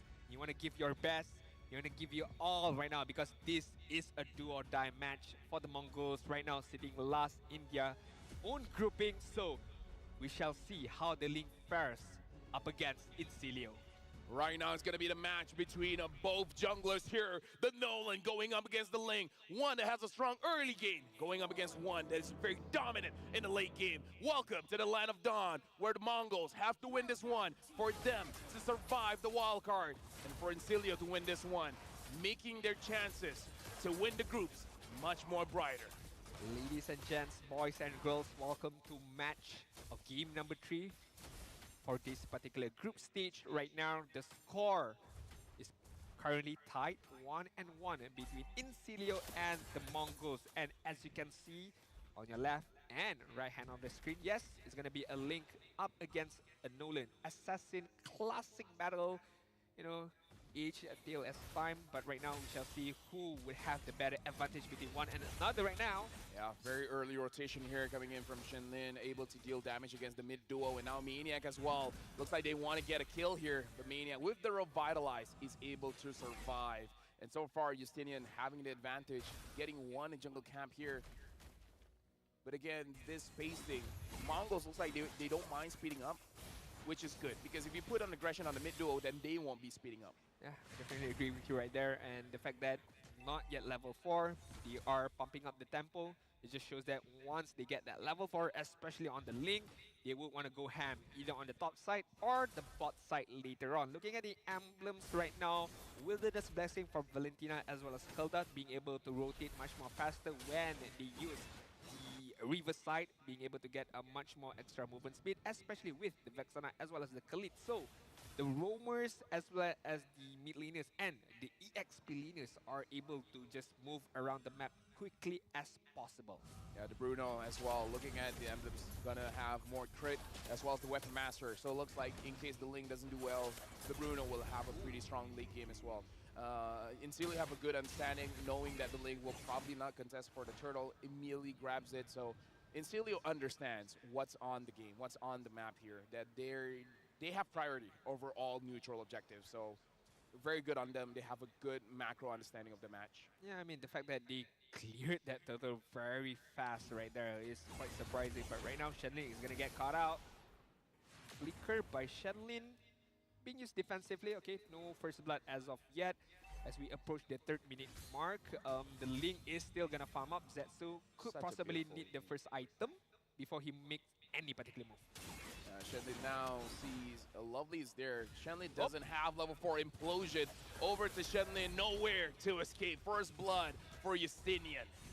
I like this kind of roamers, right? You know that you have a very big ultimate and you're not afraid to use it at all, even if it's against a singular target, right? Because you know that with one kill can ramp up even more. So knowing that, okay, I do have my implosion, let's go on Khalid, let's go on Chelin, he doesn't have his flicker, this is an easy kill for us to give to Justinian, and let's do it, let's move to it. And Insidio did that with perfection. Right now, again, the Mongols, as long as they're not losing by 2,000 gold, it's completely fine. Right now, it's only hovering around 1,000, which, again, you don't want to be in a condition where you're losing, but it's not that bad. Zaman Force has been used by Don't defensively to make sure that he doesn't get caught by 3 members of the Mongols. I like how the Mongols want to take on a team fight, trying to get a kill, but, you know, 3-man clumping up against the Harith and Don't, you know, doesn't have any particular problem opening up the Zaman Force, shielding under his own turret as well. I mean, Mongols could use a much more better timing to be able to catch anyone out. You cannot just straight away front to back kind of style just show your face. It's such an easier way for you to react, or for Incilio to react. But now, looks like an implosion being used, able to get 2, but Lovely is the one gonna get taken down. Zetsu grabs the kill. Maniac is slowed down by Bankai, but looks like he wants Zetsu. But the Tempest of Flame, Bankai gets the kill, and now even Reaper is gonna get chased down using the flicker to save himself. It looks like the Mongols, they're not gonna continue. They gotta take what's good for them and now continue on farming. Zetsu able to get a kill and an assist. This is good for the Mongols. And it's not so good for the Incilio side right there. They want to try to be able to dish out good amount of damage, trying to counter-engage the Mongols right there, but taking too much of a damage. Maniac right there was an easy food for the Mongols with the Temples of Blade and the raw damage of Zetsu. But right now, focusing on the first turtle on the top side. Justinian still able to grab the turtle. Looks like Shannon has to use the flicker. I was thinking whether they want to go for a fight there, but again, it's very unnecessary when you have a scaling comp. Let them have the turtle, it's completely fine. Yeah, and also, if I may rewind back to that small team fight that happened on the bot side before the turtle was taken by the side of Incilio, I like how the Valentina right there, I mean, just being a bit more aggressive by Reaper, but honestly, maybe not the right timing yet. He needs to get a bit more of an item for him to be more aggressive with whatever skills that he steals from the side of the Mongols. So good initial aggression that Valentina has, but just have to be a bit more patient. And also the right timing. Meiki a little bit slower compared to Ripper, but now Meiki has the first item, the glowing wand. Looking at the positioning from everyone, Incilio is not being as proactive as I would like, especially having the Tigreal here where they can force fights. But so far, he's holding on to his flicker. I think he can go for it now because Reaper and Justinian is very close by. He could have gone onto Meiki, especially because Meiki is using a flicker. Meiki is not using a Purify, so I don't know. Firstly, for me, he could have gotten that kill, but now they want to go on to Bankai, and Bankai gets taken down by Don't. Perfect Sacred Hammer right there by Lovely to just stop the movement of Bankai right there. And right now, Shanley is gonna get caught up by the implosion. Someone forced to just finish him off. Icing on the cake by Insilio. As you mentioned, you did comment about how you don't like Insilio playing a bit more, slow tempo, and they just immediately changed that narrative. Yeah, and now having 1.6k gold lead, having the top turret as well is going to jump it out all the way to 2,000. This is the point where they start to ramp up. This is where they're starting to get stronger and stronger, especially when it's getting closer and closer to the Lord. Don't almost got it, 1v1. Again, not enough just yet, but sooner or later, once the Holy Crystal comes in, he can take down Renex K. The fact that there's no Holy Crystal as of yet, and yet don't be able to deal that kind of damage against a Bruno is very, very scary. So the future doesn't look well in terms of the damage output being able to withstand by the Mongols, but hey, they need to do something, and they need to do something immediately. Glorious Pathway was opened by Bankai, but just a tad bit too late right there. Right now, the Mongols, they're struggling for farm. Renex K so far hasn't participated in anything just yet, 0-0 and 0. But again, it looks like the farmers of the team are just doing that. They're just farming. I just hope that they understand that at one point they have to fight back. Lovely. Lovely is there. He has the flicker. And actually now, 7 minutes in, and we're only commenting about this now. Yeah. No one Purify. from Mongols has Purified. Lovely can be much more aggressive here. I mean, Dono is the one who's using Purify. Yeah. I mean, in the side of Insilio. It took me 8 minutes to be like, they don't have Purify. Lovely could be more aggressive here. Yes, Lovely have to be aggressive. I mean, if you see a moment where 3, 2, 4 men of Mongols clump up, that is the time for you to go. But right now, on the top side, Tempest of Late. No kills? No? Yeah, no. And even Justinia understands that he can probably survive that bout. In fact, maybe he could have gotten the kill. I don't know. As a tanker, now I'm like, yo, Lovely, start something, yo. Do something! Yeah, but now Zetsu is able to get the top lane turret. Now they're on to Zetsu, and Zetsu gets taken down. That's not what you want to see. The fact that they got the kill without the help of Lovely just shows that, fine, Lovely, if you won't do it, we will kill the hard way, the long way. Just immediately beat him down with just pure, raw damage right now. But I think Lovely just trying to wait for that moment, that particular moment, trying to catch 4 or 5 member outs right now, because he knows Insilio is on the upper hand. So there's no need for Lovely to play, ultra aggressive, ultra fancy right now. So just keep it simple. Insilio is on the driving seat right now. The Mongols right now, they have to respond. This is why he's a professional player, and we keep losing rank.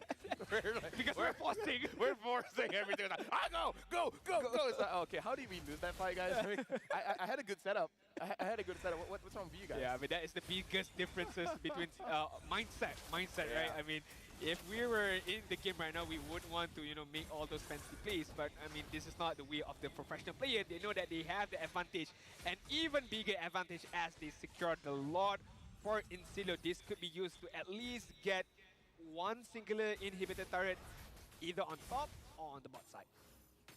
Right now, 5,000 gold lead for Insilio. This is a good time to check out the items. 10 minutes in, we have to see if Zetsu already has his Trinity items. And it looks like he has his 3 items here. Almost. He has the Hunter Strike, the Blade of Despair, as well as the... Oh! Okay, I'm looking at different graphics here. He's almost... Wait. What are you looking at? Wait, is that his items? For? Does he have the Haskell? Oh, yeah. Oh, okay. Okay, yeah, never mind. I was actually looking at Nolan. I was looking at Nolan. Yeah, look at Nolan. I haven't seen Ling for a while. That's why I was so confused. Like, Yeah. what? These are the items for him? This doesn't look like Ling items. Like, okay, my bad. Okay, hold on to your seat right now. This could be the moment for Lovely right now. This could be the moment. There's 4 people right there. Come on, Lovely. I mean, waiting for the Okay, sorry. He's the professional player, right? Properly. Show respect. My bad. Come on, man. Zetsu is in deep trouble right now. He gets away free? Oh, okay. I was gonna say like he is in deep trouble, but he gets away for free to be able to defend, to be able to create that great wall of defense right now. Lord is marching on the bot side. Conceal. Right now, Everything is being thrown right now.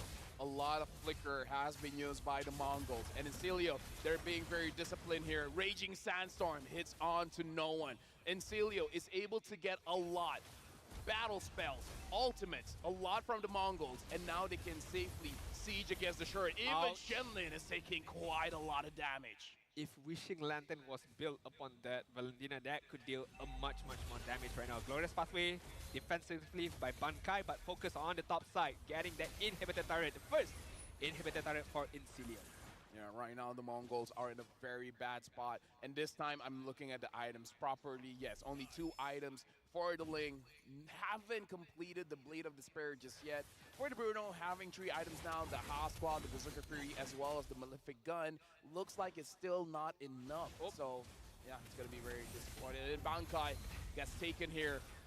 Not able to run away. Don't secures another kill.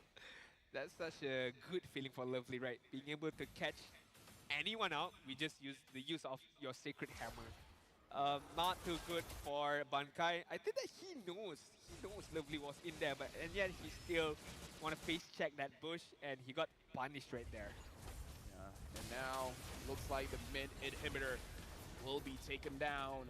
Encilio, 8,000 goal lead. Win rate prediction, 92% for Encilio. Only 8% win here for the Mongols.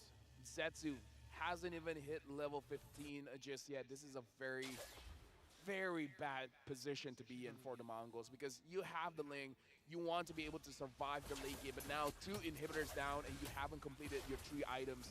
It's not a good place to be. I'm trying to be a bit more positive for the Mongols, right? I'm trying to see a way for them to crawl their way back. And honestly, the answer to that question is one. Mistake by Incilio, and Mongols try to capitalize on it. That's one or maybe the only way for the Mongols to be able to crawl their way back. And I don't see anything else because they can't start a team fight. They have to react. They have to counter engage. The Incilio have the most upper hand right now, especially with Lovely with the implosion. Yeah, Lovely's probably waiting Summon Force now on the bottom side of the map. But looks like they try to get onto Shenley, but they're just gonna end the game. And Cilio closes this out with a 2-1 victory. Unfortunately, the Mongols have to suffer another loss. Unfortunately for the Mongols, they did show a great showcase, a great showing in match number 1, but could not replicate that kind of performance in a game number 2 or in game number 3. And talking about game number 3, it was a drive-by, a win of sale by Incilio, who gets the win, who gets the ultimate victory up against the Mongols, with Tigral not, needing to do too much. They just stick to their game plan. They played accordingly. They knew their job desk. They knew their description. And yeah, there's no need for wild plays. There's no need for fancy plays for Incilio. This is what we were expecting coming in from Incilio, where they're playing more controlled. They're not forcing things out. Yeah. And again, I would say in game number 1, they did it a little bit too much, where they don't really find any ways for them to start a fight. In game number 3, especially, they don't really start the fight, but they're able to grab objectives. That's the biggest change from game number 1 and game number 3, is that even without aggression, they're able to get something. In game number 1, because of the non-aggression, they allow the opposing team to get a lot. Not too sure if it's because of the Tigral. They were afraid to start anything. They were afraid to step forward, a bit more aggressive, a bit more in-your-face kind of style. Maybe they were, caught off guard a bit. Maybe they were afraid that, okay, there might be an implosion, there might be a Sacred Hammer. If not, there could be many other threats by the side of Incilio. So the fearness of them took control of the Mongols and played very defensively from minute number 1 up until the end. My only question is, you already said, if it's not broken, why fix it? Yeah. The Barat won them a game. Why not pick up the Barat? The Granger won them the game, got the MVP. They had a chance to pick it up in game number 3, but they didn't pick it up. They had the chance. They had a chance, especially the Barats. The Barats was able to single one target. The Hylos just like, and especially the order that they picked, the Khalid and the Hylos, was a bit questionable as well. Picking it from pick number 1 and pick number 2 just destroy the option of being flexible. I mean, could also be one of the issues right there. But as we take a deeper look on the itemization, Lafel did mention on how the lane was well behind. Even after the game ended, he still did not manage to grab the third item, which is the Blade of Despair. In comparison to Justinian, I mean, even Full the items. GDS was even being picked up by him as well. 12.5k going up against 7,000, more or less 5,000 difference, 4,000 over. That's a very big difference when it comes to the gold. And look at the kill score as well, 5-2. In this game, not a lot of fights were initiated. It's just when it's really necessary for them to grab that objective. Renex K in this game was not involved at all, 0, 0, and 0. No assists, no deaths, and no kills. A lot of attention was on his own lane, but they weren't able to really capitalize on it. Yeah, I mean, our Incilio, apart from the implosion, right, by Lovely, they did had another threat, which is Reaper using the Valentina, and especially constantly stealing the Eternal Guard. I mean, every single time Reaper had the opportunity to use it, he used it upon Mongols, and it's not necessary to get kills, but it's just a matter of establishing dominance against the Mongols, where they use that ultimate to get turrets, to get turtle, or even to get the Lord. So I think that could also add on the fearness of the Mongols. We are afraid of the implosion. We are also afraid of the stolen Eternal Guard by Reaper. Let me just say as well, I feel like moving forward, if Incilio does get to the M6 Swiss stage, a lot of attention will be on to Maniac, because so far Maniac has used two heroes, the Hylos as well as the Hilda, and both performing exceptionally well. In game number 1, not so great, 0, 6, and 0, but other than that, Maniac has been very consistent. He's been able to having this force engages, false engages, where it looks like Incilio is looking for a fight, but then they just kite it back. So I feel like Maniac is also one of the reasons why they've been winning a lot of games. In fact, I'm still gonna say this. In his own region, 100% win rate on the Arlet. Wow. 6 games used, 6 games won. That could be the eye opener for any other teams going up against Incilio. Not to mention Dawn, how his hyper very large hero pool, very beneficial for any team that have him right now. Being able, there is any coach's dream, right? Hold on. You give this, don't be able to use that. You give that, don't be able to use that. I want to look at the damage here. Look at Rin XK, look Okay. at Zetsu. 11,000, 12,000. Like, the Rome Khalid almost it did the second highest damage in the game. Almost the highest damage. You compare that with Lovely, who is not a damaging roamer right now. Oh my goodness. T-Crowd Lovely, is not a damaging roamer, Lovely did more damage than Rin XK and Zetsu. right? That just explains They were it a lot. not in a good position to do much. It's very hard. But right now, we have to nominate one player from the side of Incilio as our MVP for game number 3, and that guy is gotta be the Valentina user, which is Reaper. 1, 0-3. Again, nothing too fancy. Just played well, all around good gameplay. Yesterday got the play of the game. Today got one of the MVPs, and yeah, I mean, what more can you say? Just the stabilizer. Yeah, the stabilizer. Honestly, Reaper has been doing quite well. Interesting note here where instead of using the Stardom Scythe, he went for the Enchanted Talisman for his Valentina build. So really just want to spam the Shadow Strike to control the opposing side.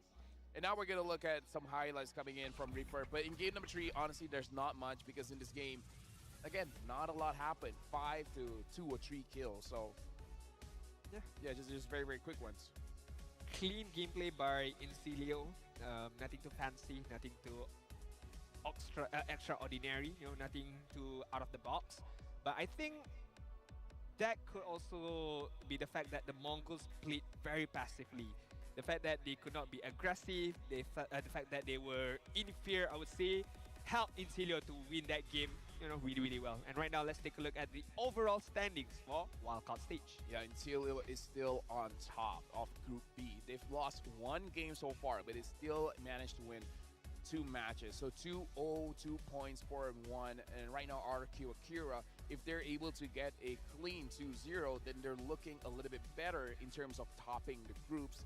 But then if they get to that stage, then it's probably going to be between Incilio and RQ Akira to be the one to actually get out of Group B. Yeah. Next match, we do have Group E match between the FYG as well as DK Esport. But we do have a news for you guys where the Mongols are officially out of the wildcard stage with not being able to win any of the match. I mean, yes, they won one They of have the one match more match. today, so They have one more match, Uh, but again, it's like, okay, so just True, for true, folks true, at home true. to understand, the Mongols are still playing. It's just that they're not able to make it through. Yeah. Getting that number one spot of Group B is no longer possible for them. And because Encilio has a 2-0, the likelihood of it to be a tiebreaker situation is much, much smaller. Yeah, true. But honestly, I mean, this could be a good thing for the Mongols. I mean, playing without any pressure, and right now for them to be able to get much more experience under their belt could be the idea for the Mongols. As we mentioned, not much competition is going too much on the Mongolian side. So again, absorbing as much as possible in their time in Malaysia right now is the idea for the Mongols, and who knows, we shall see them in the upcoming stages or in the upcoming tournaments. Yeah, so that's it for game number one. You know, shout outs to Encilio, able to win that 2-1. But now for you guys at home, grab your tickets now because apparently we have more. And you'll get to win a 16 of the world's best teams clashing out on day 1 and day 2 of the Swiss stage. I didn't know we're still giving out tickets. Guys, make sure, Come on, get guys. it quick. Get it quick because trust me, by the end of the day, it's going to be sold out. Like trust me, get it as fast as you can. And to be fair, the Wow, it's venue still that here? we have right now, the one for Dinamuto and on the Swiss stage is absolutely phenomenal. I mean, we have everything here. Of course, we do have the entertainment, the jam-packed events, action-packed as well.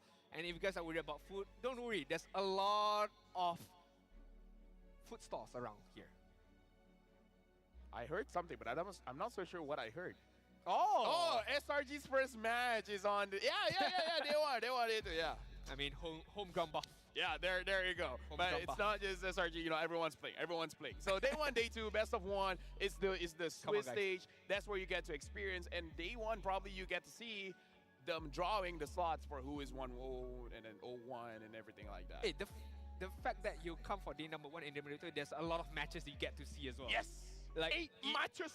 A lot of match, a lot of action as well, and a lot of players you get to see as well. So grab your tickets now. And now we got to talk about the match coming up next. Is Dianfeng Yaoguai going up against GK Esports, where Dianfeng Yaoguai honestly surprised a lot of folks at home watching how they played yesterday. They're looking very good. GK Esports unfortunately lost yesterday. We got to see today if they pick up some new strats to deal with Dianfeng Yaoguai. Position number You want to 2. try saying their name? No, I don't think so. Okay. Yeah, I'll pass. I practice so much. I'm going to say it as much as I can, so I get the value from the practice. I Dianfeng Yaoguai. I think for the weekend, I need to be able to practice how to say their name much more, so that Hey. coming on the Swiss stage, I can pronounce their name if they make it to Swiss stage. Well, with that being said, we're going for a short break here. And trust me when we say it's going to be a short break. After this, immediately it's going to be Dianfeng Yaoguai going up against GK Esports. We'll see you guys then for the next Best of 3.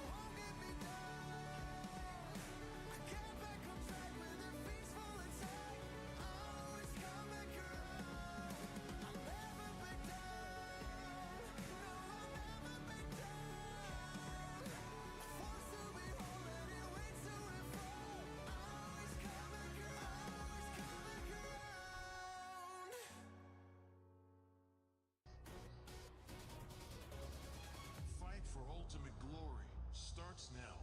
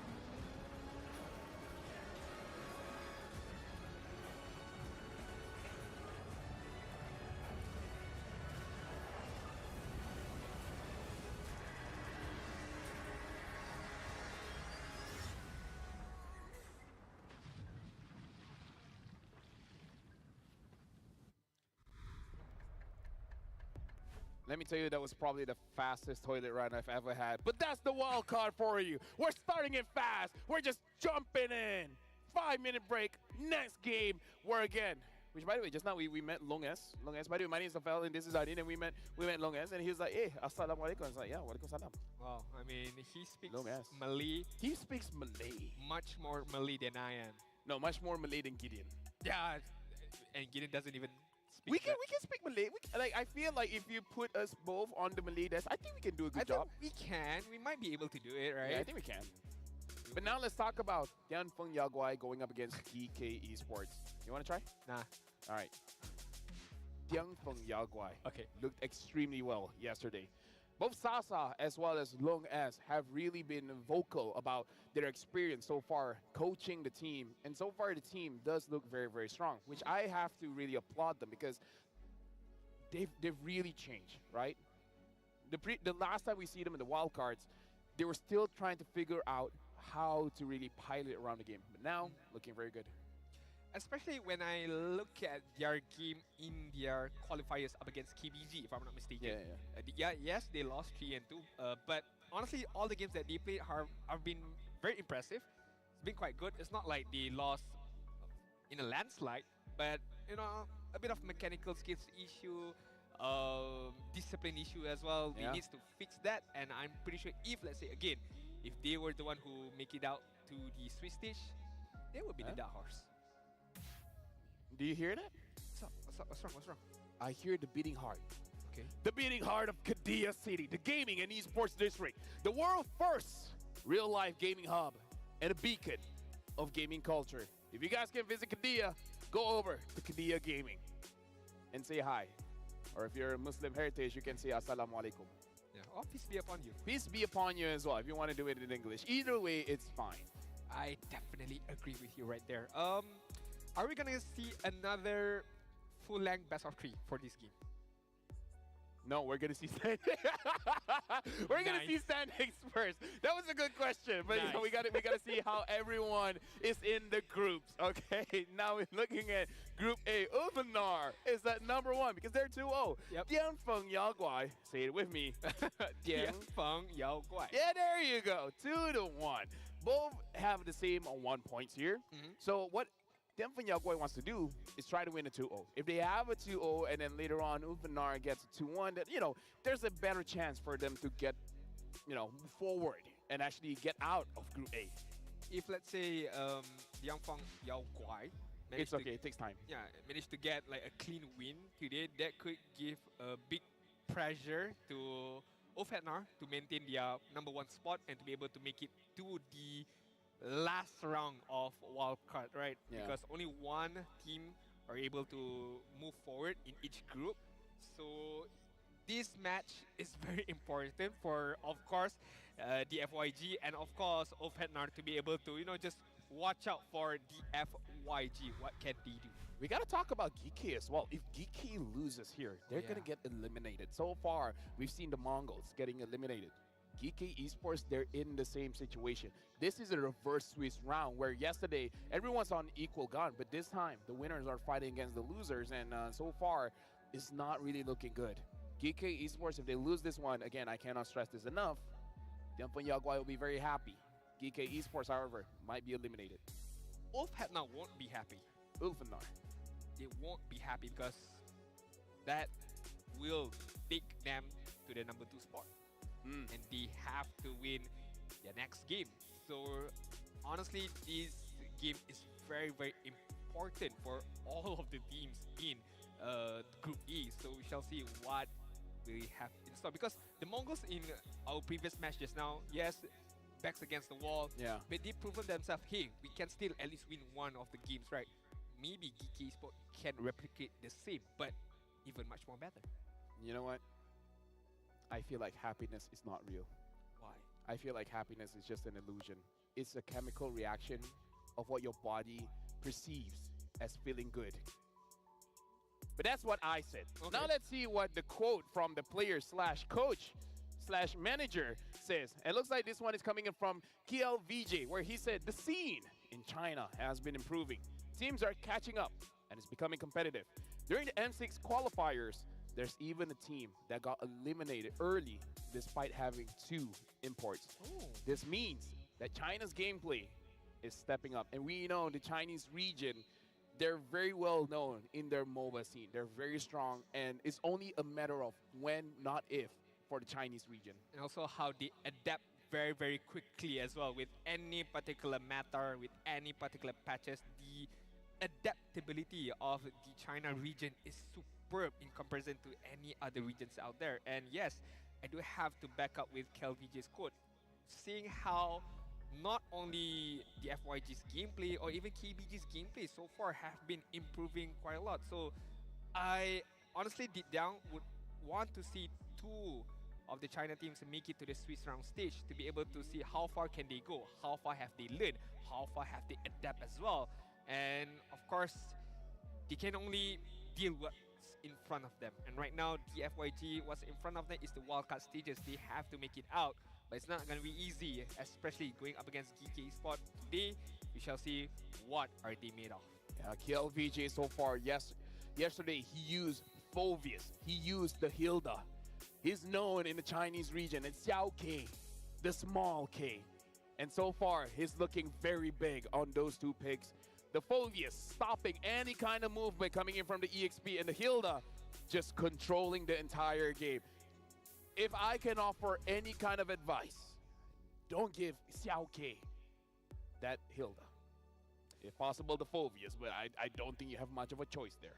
I mean, if we take a look at the history of game or match number 1 just now, Hilda was led through all of the games. Yeah, game 3 times. 1, game 2, game 3.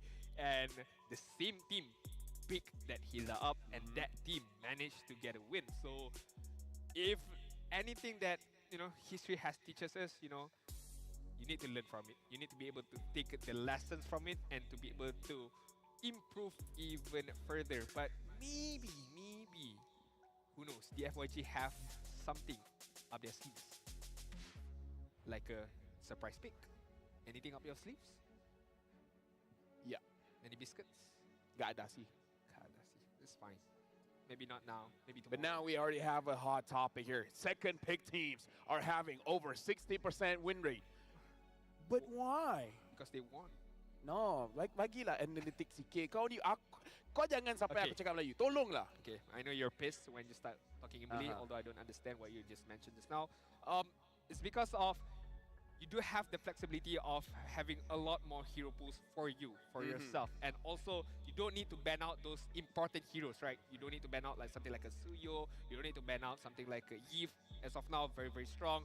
The Juxin as well. Although, yes, second team picks are banning quite a good amount of Juxin as well. So, the fact that you don't need to ban out strong heroes is a big win for you already. So, you save a lot more in terms of your banning options. It's about the mindset. Mindset. What if you're like, I don't care, I'm first pick or second pick, I'm not going to ban the strong heroes anyways. Let the Hilda through 3 times. It's all about mindset. Then there is a trade-off. What do you get in return, and what do you have to give to your opponent? Yeah, for me, it's all about getting those first 2 heroes. Because, folks, let me tell you, okay, I don't want to break my glass. It's not on the headset. It was Never bound mind, to be never mind. cool. It was bound to be very, very cool, but yeah. Sometimes things just doesn't work. No, I feel like my wife will be disappointed. I tried to look cool, but I couldn't. it's fine. At least you have a L wife. for Lafel. L for Lafel. Anyways, yeah, I feel like second pick right now. I feel like the sample size is too small. I feel like when we start the Swiss stage, that's when we can really see the difference. But this is a good measure. What wildcard is and what Swiss stage is going to be different. It's going to be interesting to see if the data from Swiss stage and the data from wildcard is different. It will also be interesting if it's the same. No matter what, with the right mindset, everything is interesting.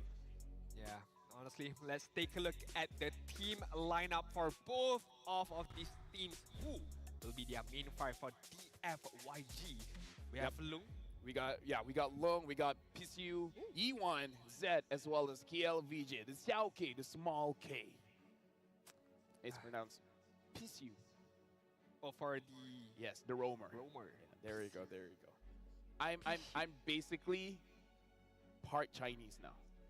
I don't think you can claim that as of yet. You need, No, dude. do I've have been pronouncing everything perfectly. we do have one sound friend like a who can native. claim that she is part Chinese technically. And she's like over Hey, there.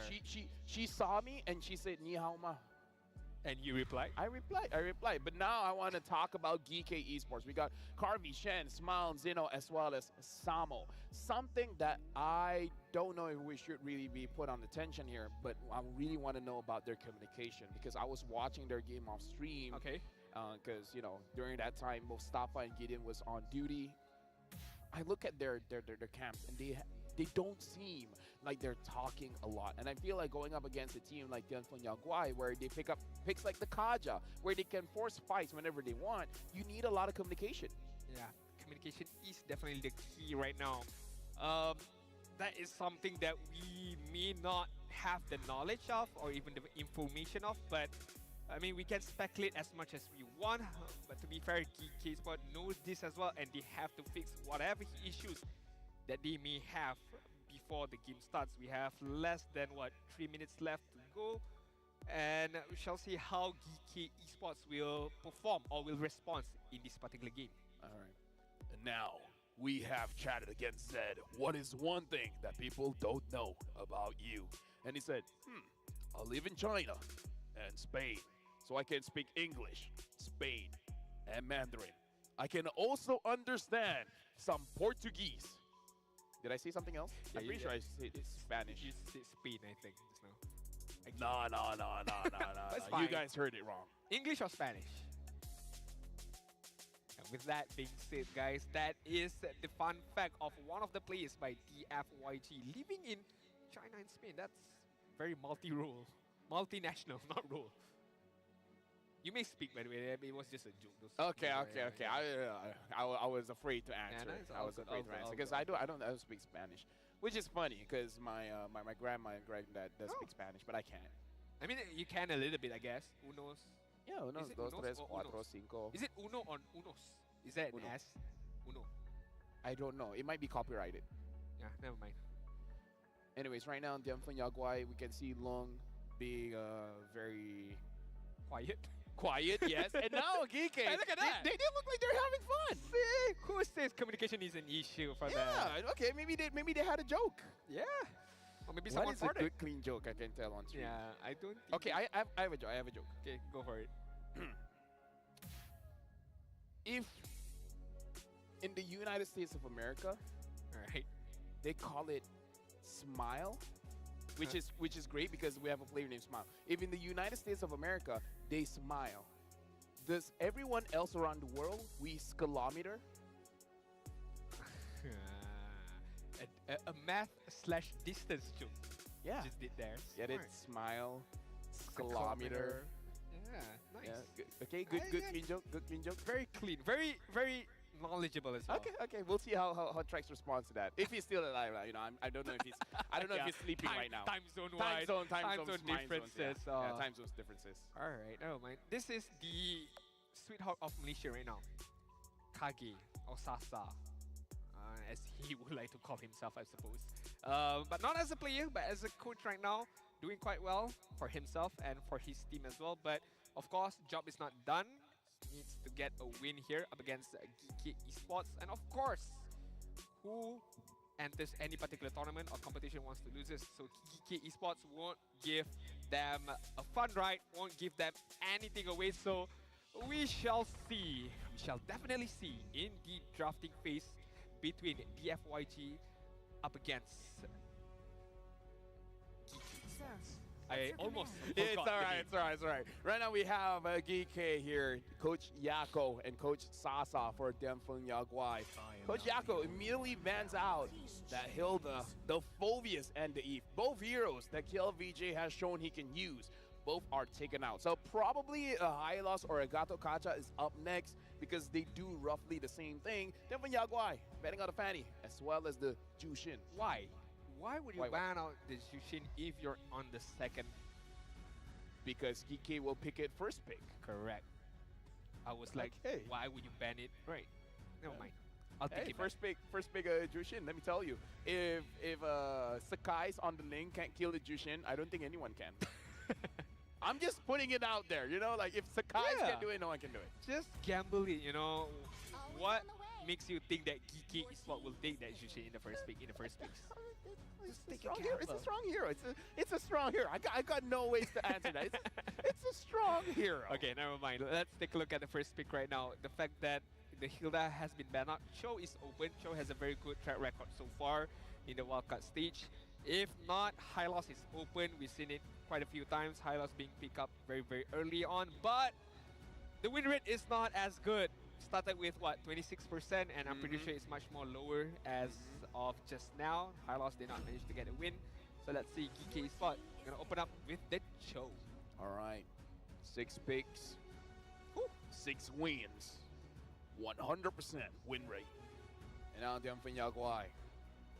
Do they pick up the Suyo And we have to see what is going to be the priority EXP here. Do they want to pick up the Hylons and such? Pisiu is a mythical Chinese creature that symbolizes wealth, good fortune, and protection. The word also can be interpreted as fierce beast. Pisiu. Fierce beast. Fierce beast. I like that. I like that. Beast. I definitely like that. I would hope that I like Ayman. I hope that Means translate lucky leader. into his own gameplay, you know? Fierce beast right now. Right now, chip! There we go! Finally! We talk about it. We talk about it, and now making the first appearance in the wildcard stage. All right, Chip EXP. Don't push it too far. Okay, maybe not. But yeah, Chip finally picked up here.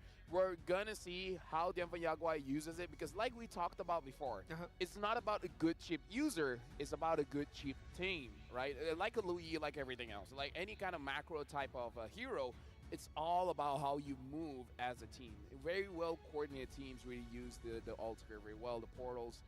But now, how does Geekay respond to this? They can still flex the Cho going to the EXP if they so choose. They're gonna pick up the Louis here because I feel like this is a trap by the FYG if they pick up the Louis. Okay, they don't pick it up, pick up the Aurora. It's a very good counter engagement if, let's say, the portal has been used by the chip.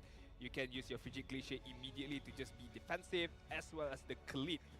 I was gonna say, if let's say GK Esports pick up the Louis, that could be a trap because the FYG have the Valentina, so you know you would have two teleportation abilities to use upon GK Esports, but that wouldn't be the case for now.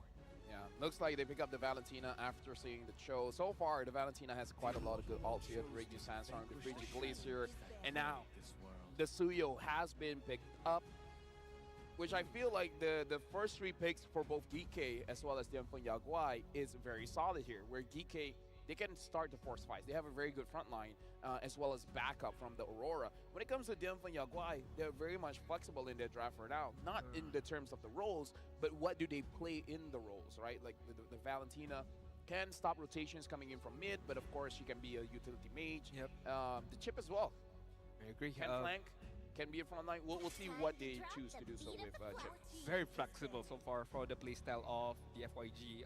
They ban out the Joy as one of their bans. I would thought that they would want to ban out the good laners in their banning phase.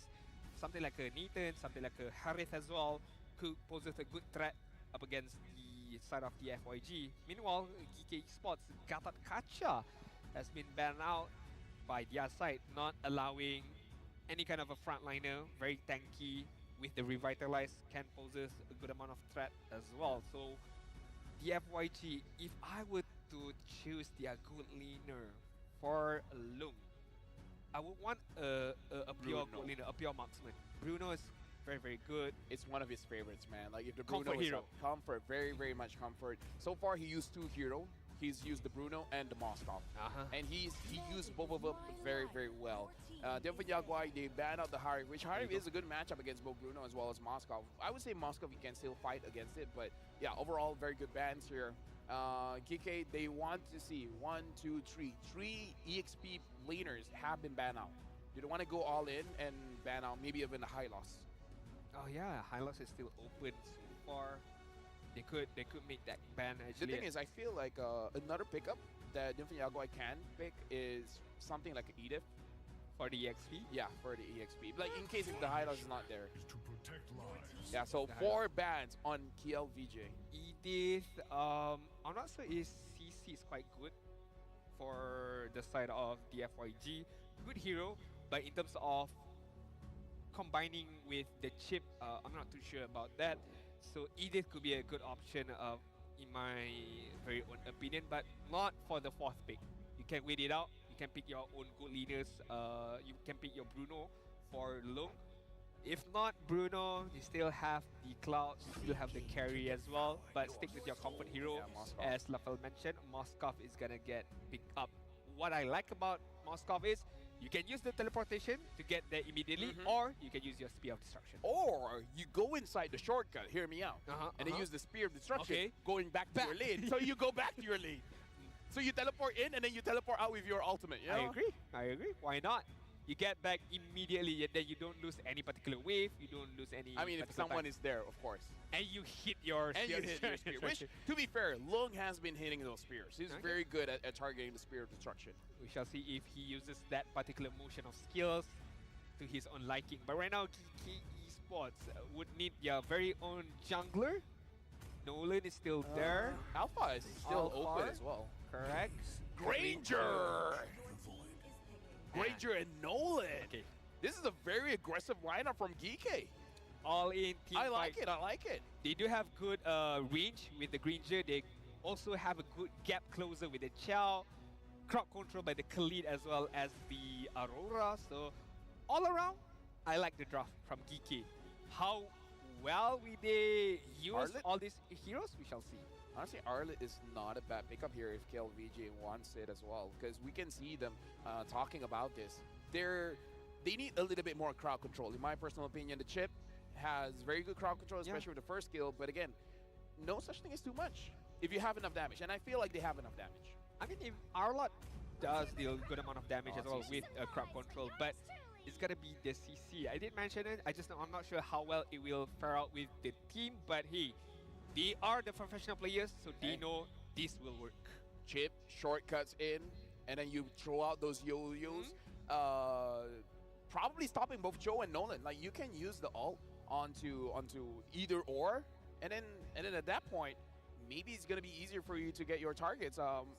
We're definitely gonna see how this GG works out. All right, this is gonna be game number 1 between GK Esports up against DFYG. The CC will definitely go up against the Chow. It's gonna be a very interesting matchup on the EXP side, but again, a very classic jungler matchup, assassin matchup between these two. Ladies and gentlemen, this is the second match of the day. We ask, where is Chip? And Denfeng Yaguai has showed up with the Chip here, but Carvey is on that Granger. We'll see how the Granger fares in this matchup. Welcome to the Line of Dawn, the first game, Denfeng Yaguai going up against GK Esports. Hold on to your seats, guys. This is gonna be a very, very rough ride because I do expect a lot of team fights, a lot of small scrimmages is gonna happen once both of these assassins, junglers, hit level 4 later on. We definitely have to focus on the total team fight later on, especially with the shortcut, with the macro gameplay of Pishu using the chip. Interesting here, because if we're looking at the emblem setup here for Carvey, having the lethal ignition as well as the Master Assassin, looks like he wants to win out the lane. But if you look at Lung has Master Assassin as well. So this is going to be very interesting how the gold lane is going to shape up, because I have no idea how does the Moscow fare against the Granger gold lane. Yeah, I definitely agree. We shall see later on. Also, one thing to note that we shall see if, let's say, this Granger or Carvey's Granger is going to build up the War Axe, similar to how we've seen previously just now. So definitely a point to take on to. But as we take a look at the minimap, Samo is going to get, a bit of pressured by the CC as well as Zed being on the bot side. Meanwhile, on the top side, Zeno as well as the Khalid just, helping the Nolan try to get the level 5 before the first turtle arises. Yeah. PCU is there, making sure that he can handle Shen, and make sure that Lung is able to freeze his lane more effectively inside of his own lane. Yeah, correct, definitely correct. We're approaching the 2nd minute mark. No kill as of yet. Of course, still too early on. These are not early game aggression kind of lineup or early game aggression kind of tempo style play. Definitely, the first turtle definitely should have some first blood here and there, but as we take a look, Zeno is gonna get pinned down by Pishu first of all. Yeah, first blood for KLVJ. That's okay. And now they want to continue on. Frigid Glacier onto Shen. Shen is able to heal up, but now Samo is there. Wave the Dragon onto the member of Denfeng Yaguai. They got KLVJ. Now PCU trying to make sure that Yiwan is able to deal free damage. And there you go. Spear of Destruction from Lung, able to get the kill. And now Zed grabs the turtle. All the way from China, Lung throwing out that spear of destruction and hitting it point blank, getting that kill from a range. Hey, you thought Granger had a damaging long range kind of skill? You thought wrong. Moskov can do the same. But as we take a look at the instant replay, Pichu immediately went forward, get the kill up against Zeno. Well, technically KLVJ who got the kill, but he was the one who initiated that team fight even further. And yes, it prolonged a bit more because I think Geeky Esports has good crowd controlling skill. But look at the minimap, Moskov just timing and waiting for that perfect moment to get a kill against Shen. And all the while, Samo got a double kill as well. And another fight continues. Shen grabs KLVJ. And now E1 as well as PCU has to get out of there. Again, I got to talk about the Cho. Samo, he did die, but so far doing a great job. Able to get away to Dragon in the previous fight. So Dianfanyagua and Geeky, for now, looking very even. It's like when one person wants to fight, the others respond. I definitely agree. And on the top side, to be fair, Carvey are doing quite well, to be honestly. Just holding his ground right now, but Pichu is going to go forward up against Smile. Oh yeah, Smile now, triggering the passive, but Zed secures the kill. Dianfanyagua being much more aggressive here. But GK Esports, they're looking for their opportunity as well, but Zeno unable to get a kill onto Yuan. I like how Pichu is playing right now. Very aggressive, not shying away from those team fight and not shying away from engaging, starting on a team fight. Looking at the bot side, Samo have to be a bit more careful. He knows that Zed is, all around his own place. Pichu is not moving anywhere, not using the shortcut at any given time, just waiting it out because he knows that the next turtle is gonna arise on the bot side and he wants to start a team fight before this turtle arises. But I don't think he has any particular opportunity to do so. Looking at the top set is gonna focus on to clear those jungler minion first before he rotates back on to this turtle. And right now, they can do a gank on the gold lane because PCU is here. He can use the shortcut for them to continue contesting this turtle. So hold on, Spear of Destruction. Unable to hit onto anyone. So no vision is being brought through by Dianfanyagua. GK Esports, they're hovering around the turtle. They're also looking for an opportunity. KLVJ so far has died twice. Probably going to be their target if they want this turtle. Top side, Carvey. Up looking at top here. Looks like Carvey on that Granger is able to survive going up against Suyo. But right now the shortcut, Zeno still secures it. But won't get the kill onto Smile. Now KLVJ gets a kill onto one of the members of GK Esports looking for Samo. Samo has no HP left. KLVJ really wants it. And then he finds Samo. And Samo able to get taken down still by KLVJ, but denying the double kill. I have to give props to everyone from the Dianfanyagua. Is that how you pronounce it? Close enough. Yeah, because how they use their own skill when they enter the teleport, right? When they enter the teleport, they know that, okay, the fight is going to be at the turtle, and we know what we want to do. Everyone knows their own job desk. Everyone knows what they wanted to do once that teleport has been opened up. And honestly, as you mentioned, it's not about the chip user, it's about how you play with the chip. And right now, the FYG is showing how this chip can be a very crucial hero for them. Right now, I'm looking at Shen. Shen doesn't have the ult just yet. He doesn't have the Raging Sandstorm to initiate a fight. And right now, looks like they do want to fight. Samo tries to go in, unable to get any kind of kick going on. PCU is looking at Samo, and Samo finds PCU. The shortcut being used, and now they're going on to Samo. The kick connects onto KLVJ, but the vengeance keeps him alive. And now GK Esports, they have to retreat. I mean, good kick by Samo. It's just that the target was too thick to be able to taken care of, especially with the vengeance as well. And GK Esports are quite well behind in terms of goal and also itemization to be able to burst down the CC even with a vengeance. Honestly, good attempt by Samo, but needs to do a bit more better, especially his own teammates right now. Carvey, Shen, Smile, as well as Zeno.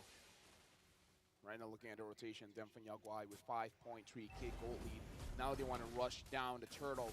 Again, only PCU is there just in case if anyone wants to teleport in, but never mind. Everyone is going for the turtle. They're saving the shortcut for something else. Down at the bottom lane, all 5 members.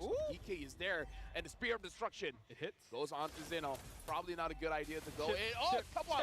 Chip. A fight there. Chip got caught. I don't know what happened. He used the shortcut. He used the I see. on the bot side, and everyone was waiting for him right there. I mean, it wasn't the welcoming party that he expected on the bot side. immediately gets taken away from the game right there. But I mean, it's not the end of the world. I mean, the FYG still managed to get one of the neutral objective on the top side. In return, Kiki gets a kill as well as the turret on the bottom side. So far, still, Different Yaguai definitely has the advantage. 8:07 is where Lung completed his Trinity items. Trinity items achieved at 8 minutes, very fast coming in from Lung. But again, having 6,000 goal lead gives you that kind of priority. Looking at the itemization for everyone else, but before that, we got to look at the goal difference here. And honestly, a very big difference when it comes to the EXP. A shortcut goes on to Shen, but Shen able to get away. Right now, Smile got hit with the ult coming in from Lung, but looks like he's not going to commit. I like the patience. I like the discipline right there, because if I were to be Lung right there, I would immediately jump onto my SP of destruction and start another team fight up against Smile. But you know, patience is virtue. Patience is key, and the FYG knows that that wasn't the right positioning or right time for us to initiate again once the teleportation by Pishu have been used, and they did not manage to get any particular kills. Carvey, gotta be careful. Found Carvey, and now Samo. Good kick onto PCU, but Long able to pull him to the street. And now they want to continue on. And Samo getting very, very low. Killing spree for Zed.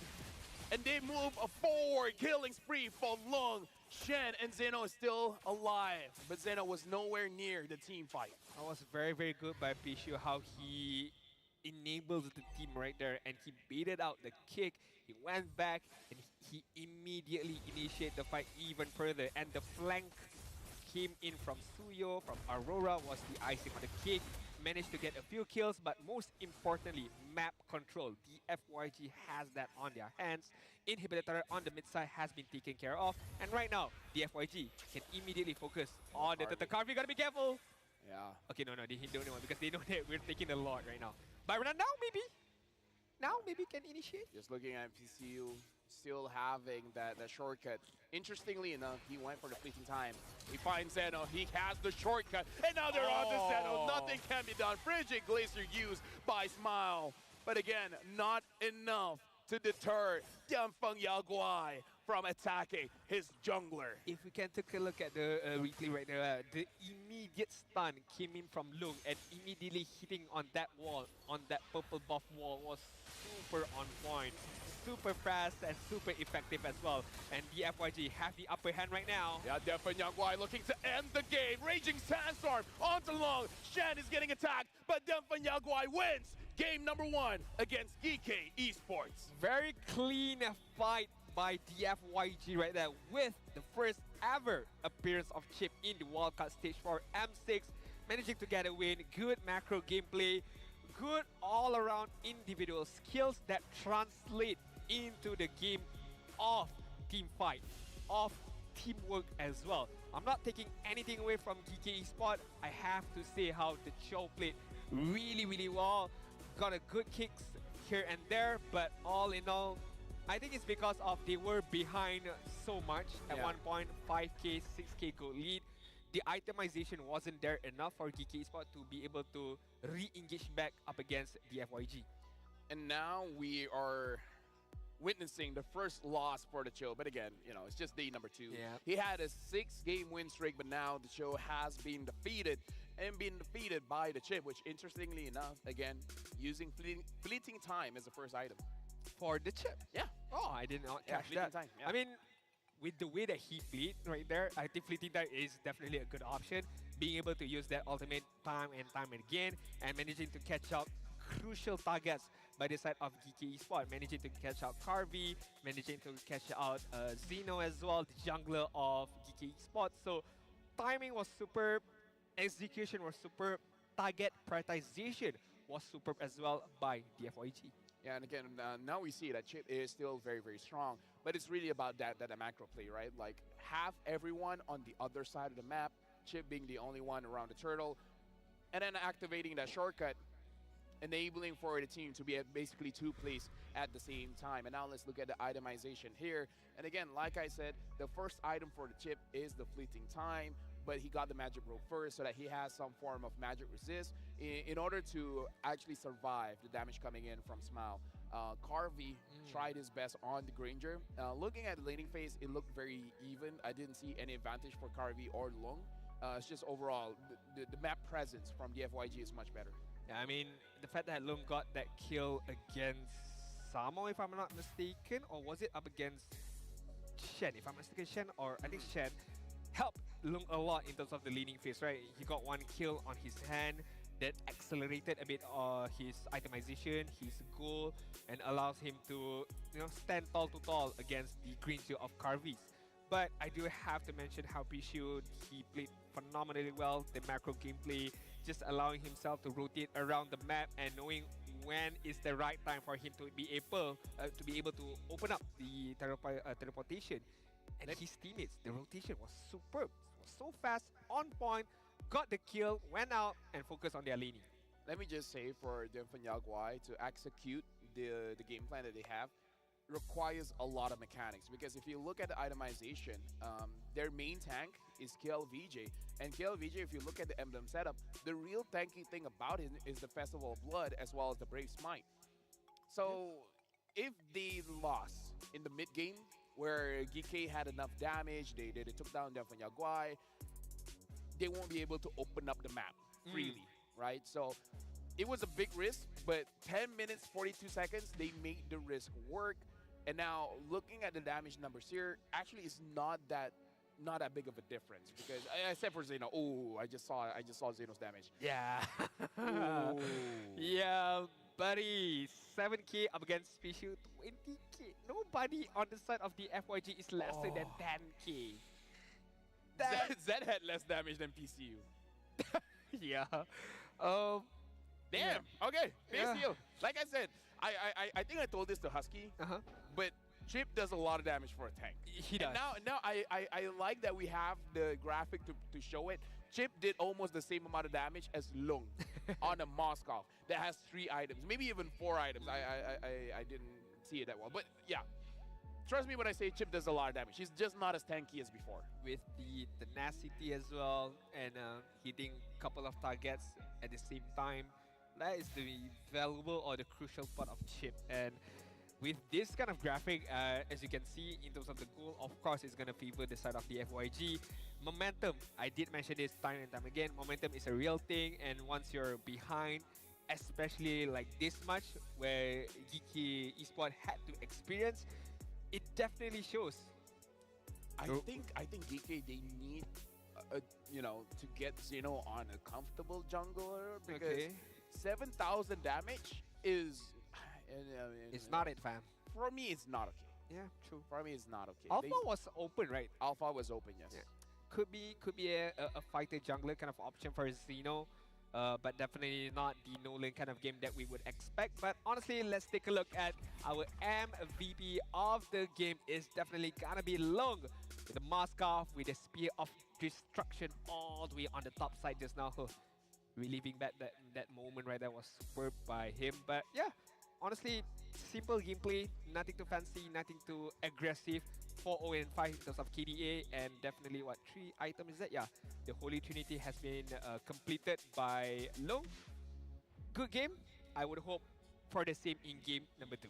Yeah, Lung so far has been very impressive down in that gold lane, or in this case, up in that gold lane. And again, we saw in the early game skirmishes, GK Esports were willing to fight back, but then we see that it started slowing down. And I think it's on Demfanyagwai, always able to catch Zeno off guard. I don't know if this would count, but that could be the play of the day. The play of the day, all the way from the top side, going down bot. That was amazing. Honestly, that could be a very good shout in terms of the play of the day, play of the game as well for this game, definitely. But all in all, just how the cohesion of the FYG played superb. They know their job desk, they know their individual tasks as well. Look at this.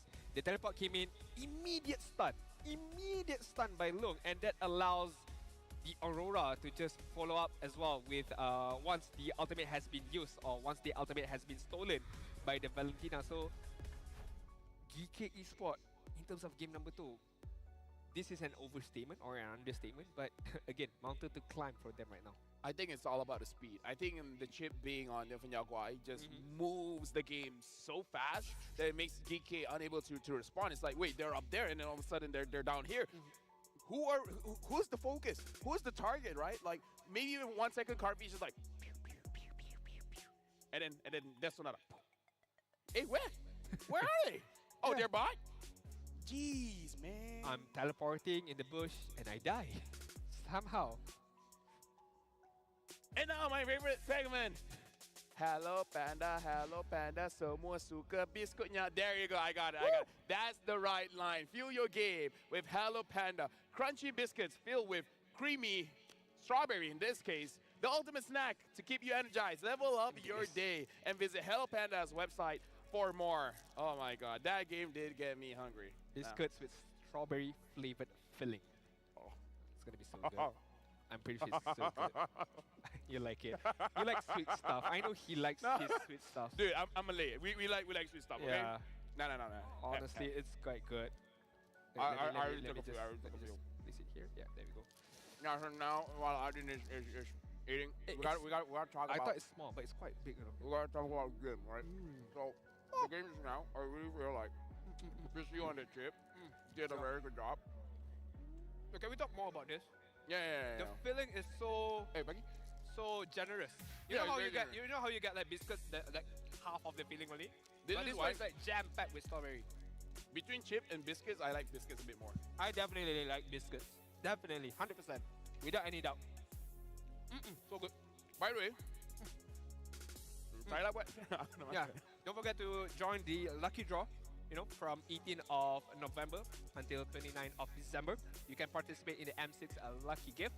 Join the draw for a chance to win Cloud's new Epic Skin Challenges, Flare and Beatrix new, and for Epic Painted Skin, Light Seeker. So don't miss the opportunity of a lifetime and join the lucky draw. Can we? Yeah. I'm definitely bringing some home. You know, I feel like so good. I feel like Gideon has to won't get this. But anyways. The packaging is cute as well. Anyways, what was I talking about?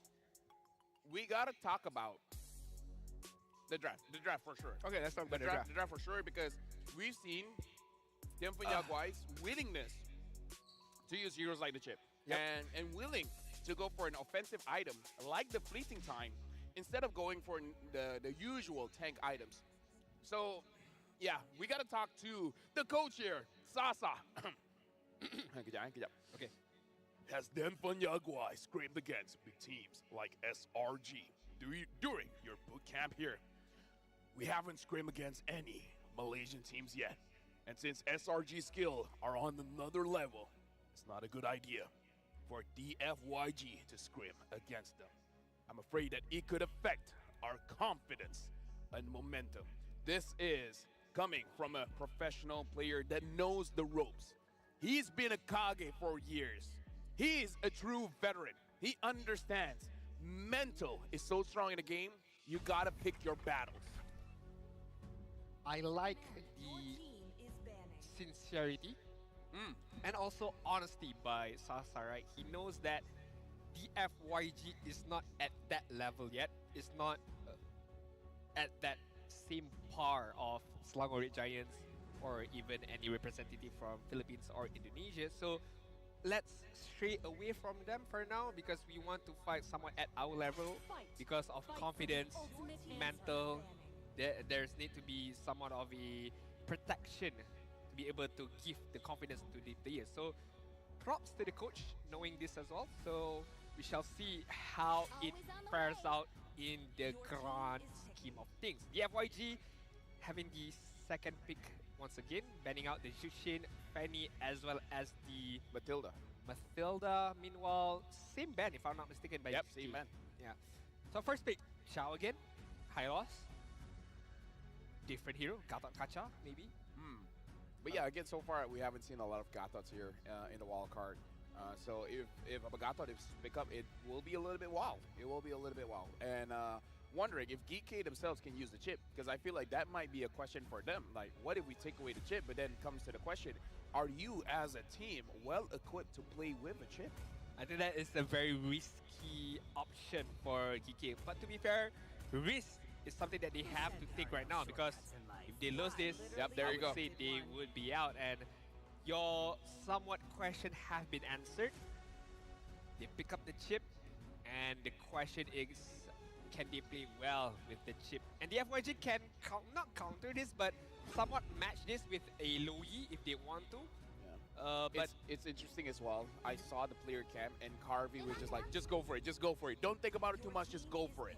So Carvey is taking the risk here. Not to say he made a decision, but looking at his his reaction, he's just like, just do it, right? What's the worst that can happen? And, I see this swapping drafts here, where now the Aurora and the Cho is on them for Yogwai. I like the Cho pick. It gives a lot of flexibility for the side of the FYG. We're not too sure of, is it going to be a EXP? Is it going to be a Roam Chow for this side of the FYG? So questions to be answered by GK Esports. Chip, what are they going to pair it up? Are they going to go for an alpha? I think fighter jungler should be the option for Zeno because looking at the Nolan just now, it wasn't at his best. But I don't mind if he wants to try it once again. For team number 2, Bruno as well as Hylos. Right now, Adin, I'm going to hit you with a fun fact here. Sure. Denfeng Yagwai has the fastest game in all of Wildcard. The game just now against GK Esports was 10 minutes and 42 seconds. That was the fastest game of the wildcard. And the second fastest game was also by Denfeng Yagwai against Nightmare. 11 minutes and 1 second. So they've been beating their own record in terms of speed. But now going back to the draft here, Coach Yako has picked up the Hylos as well as the Bruno. And now Coach Sasa wants that Moskov again. Doesn't want it to get banned out. Not necessarily, I would say I'm liking the pickup, the second and third pickup by Geeky Esports, which is the Hylos and Bruno. Why do I mention this? Because normally when we see a chip, I would want a burst kind of hero because you open up the teleport, you go in, you kill immediately, and you walk out. So you don't rely too much on TPS. You rely on burst capability. Just go in, get a kill. But right now, they need a bit of time. Once they go in the teleport, they need to deal a bit more damage, and then only they can get out. But it all depends on the itemization. If they don't have the itemization, especially on Bruno, they can't do that. So maybe that job scope, maybe that responsibility would rely upon their jungler as well as their mid laner right now. So what you're saying is Sky Piercer Hylos could be a thing.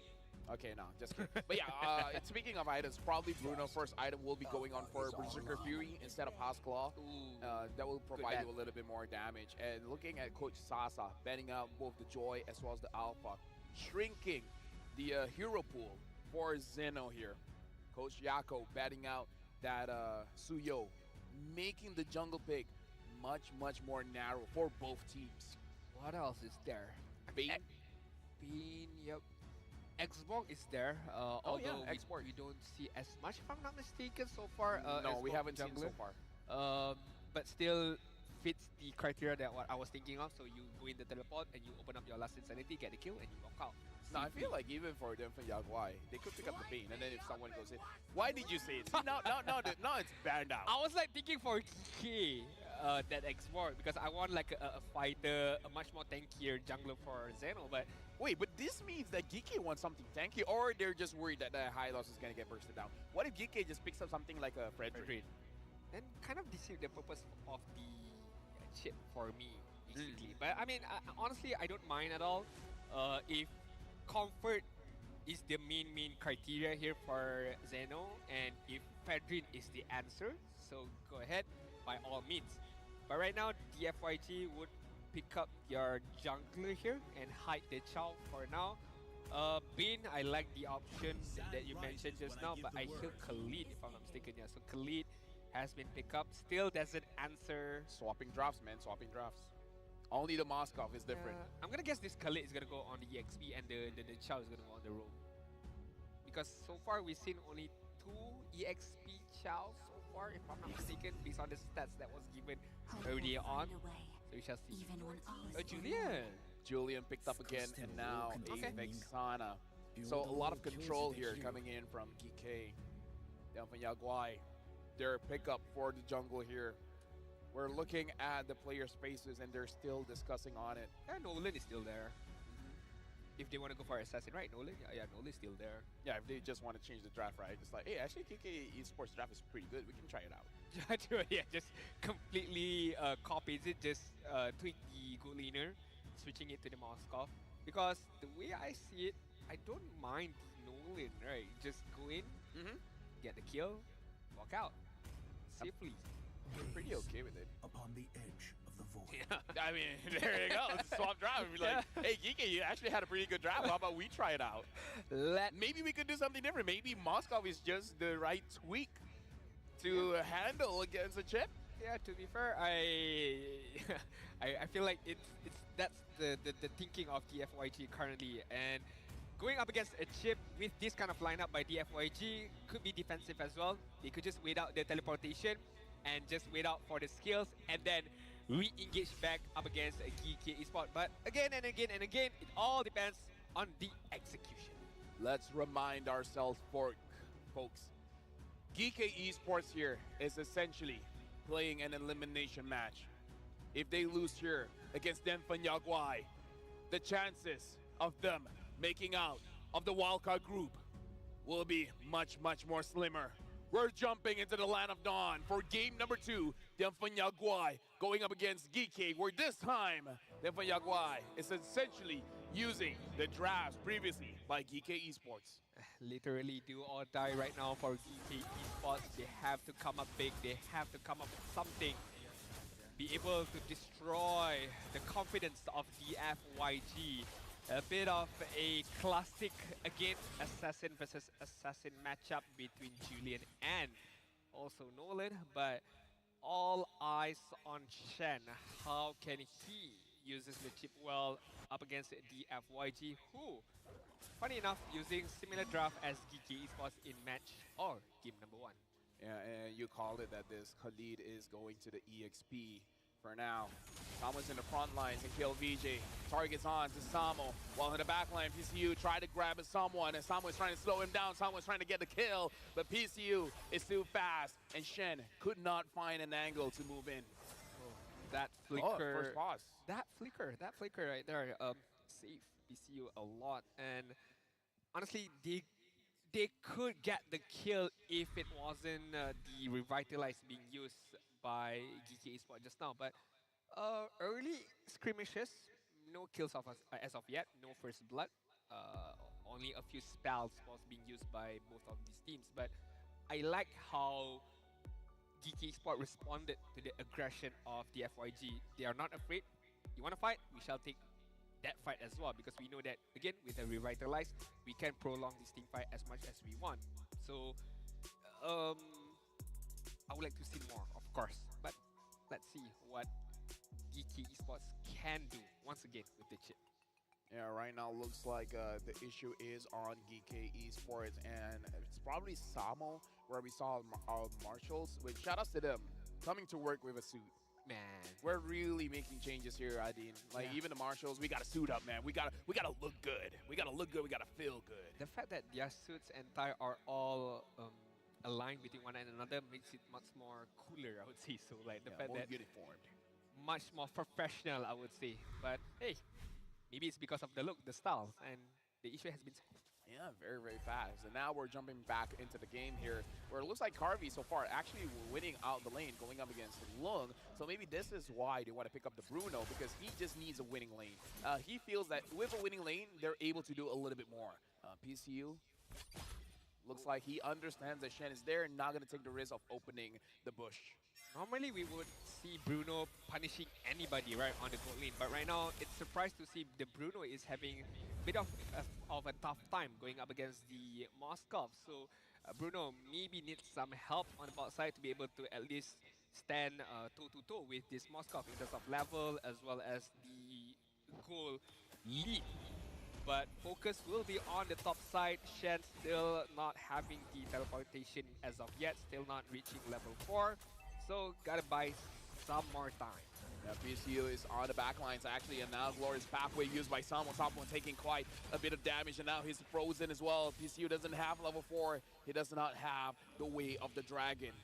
And now neither does Shen. So that was a small skirmish resulting in essentially nothing. Right now it's equalized in terms of who has control over Turtle. I mean, CalVJ still has the Raging Sandstorm not being used up just yet, as well as the Frigid Glacier. So if they want to go once again, they could.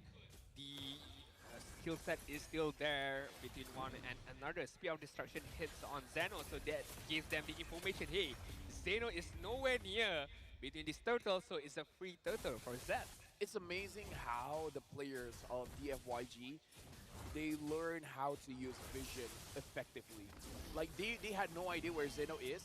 Lung, as a marksman, provided the utility, the vision to figure out where he is just by throwing it on the map. If he's not down at the orange buff, it's probably purple. But now PCU got a good catch. First blood onto Yi1, and now Shen on the back line, probably using the shortcut as well. But Smile using the ult prevented Zed and PCU to have a way to engage further into the fight. It's unfortunate for GK Esports just now. They wanted to re-engage back, at least get 1-for-1 trade, but the skill set that they used was not aligned between one and another, because Samo was using the Glorious Pathway onto Moskov. Meanwhile, Smile hit the Eternal God on a different target. So again, not aligned between one and another, cost them the trade right there. In fact, they could have gotten 1-for-1, but honestly, they lose a lot more on the spot side.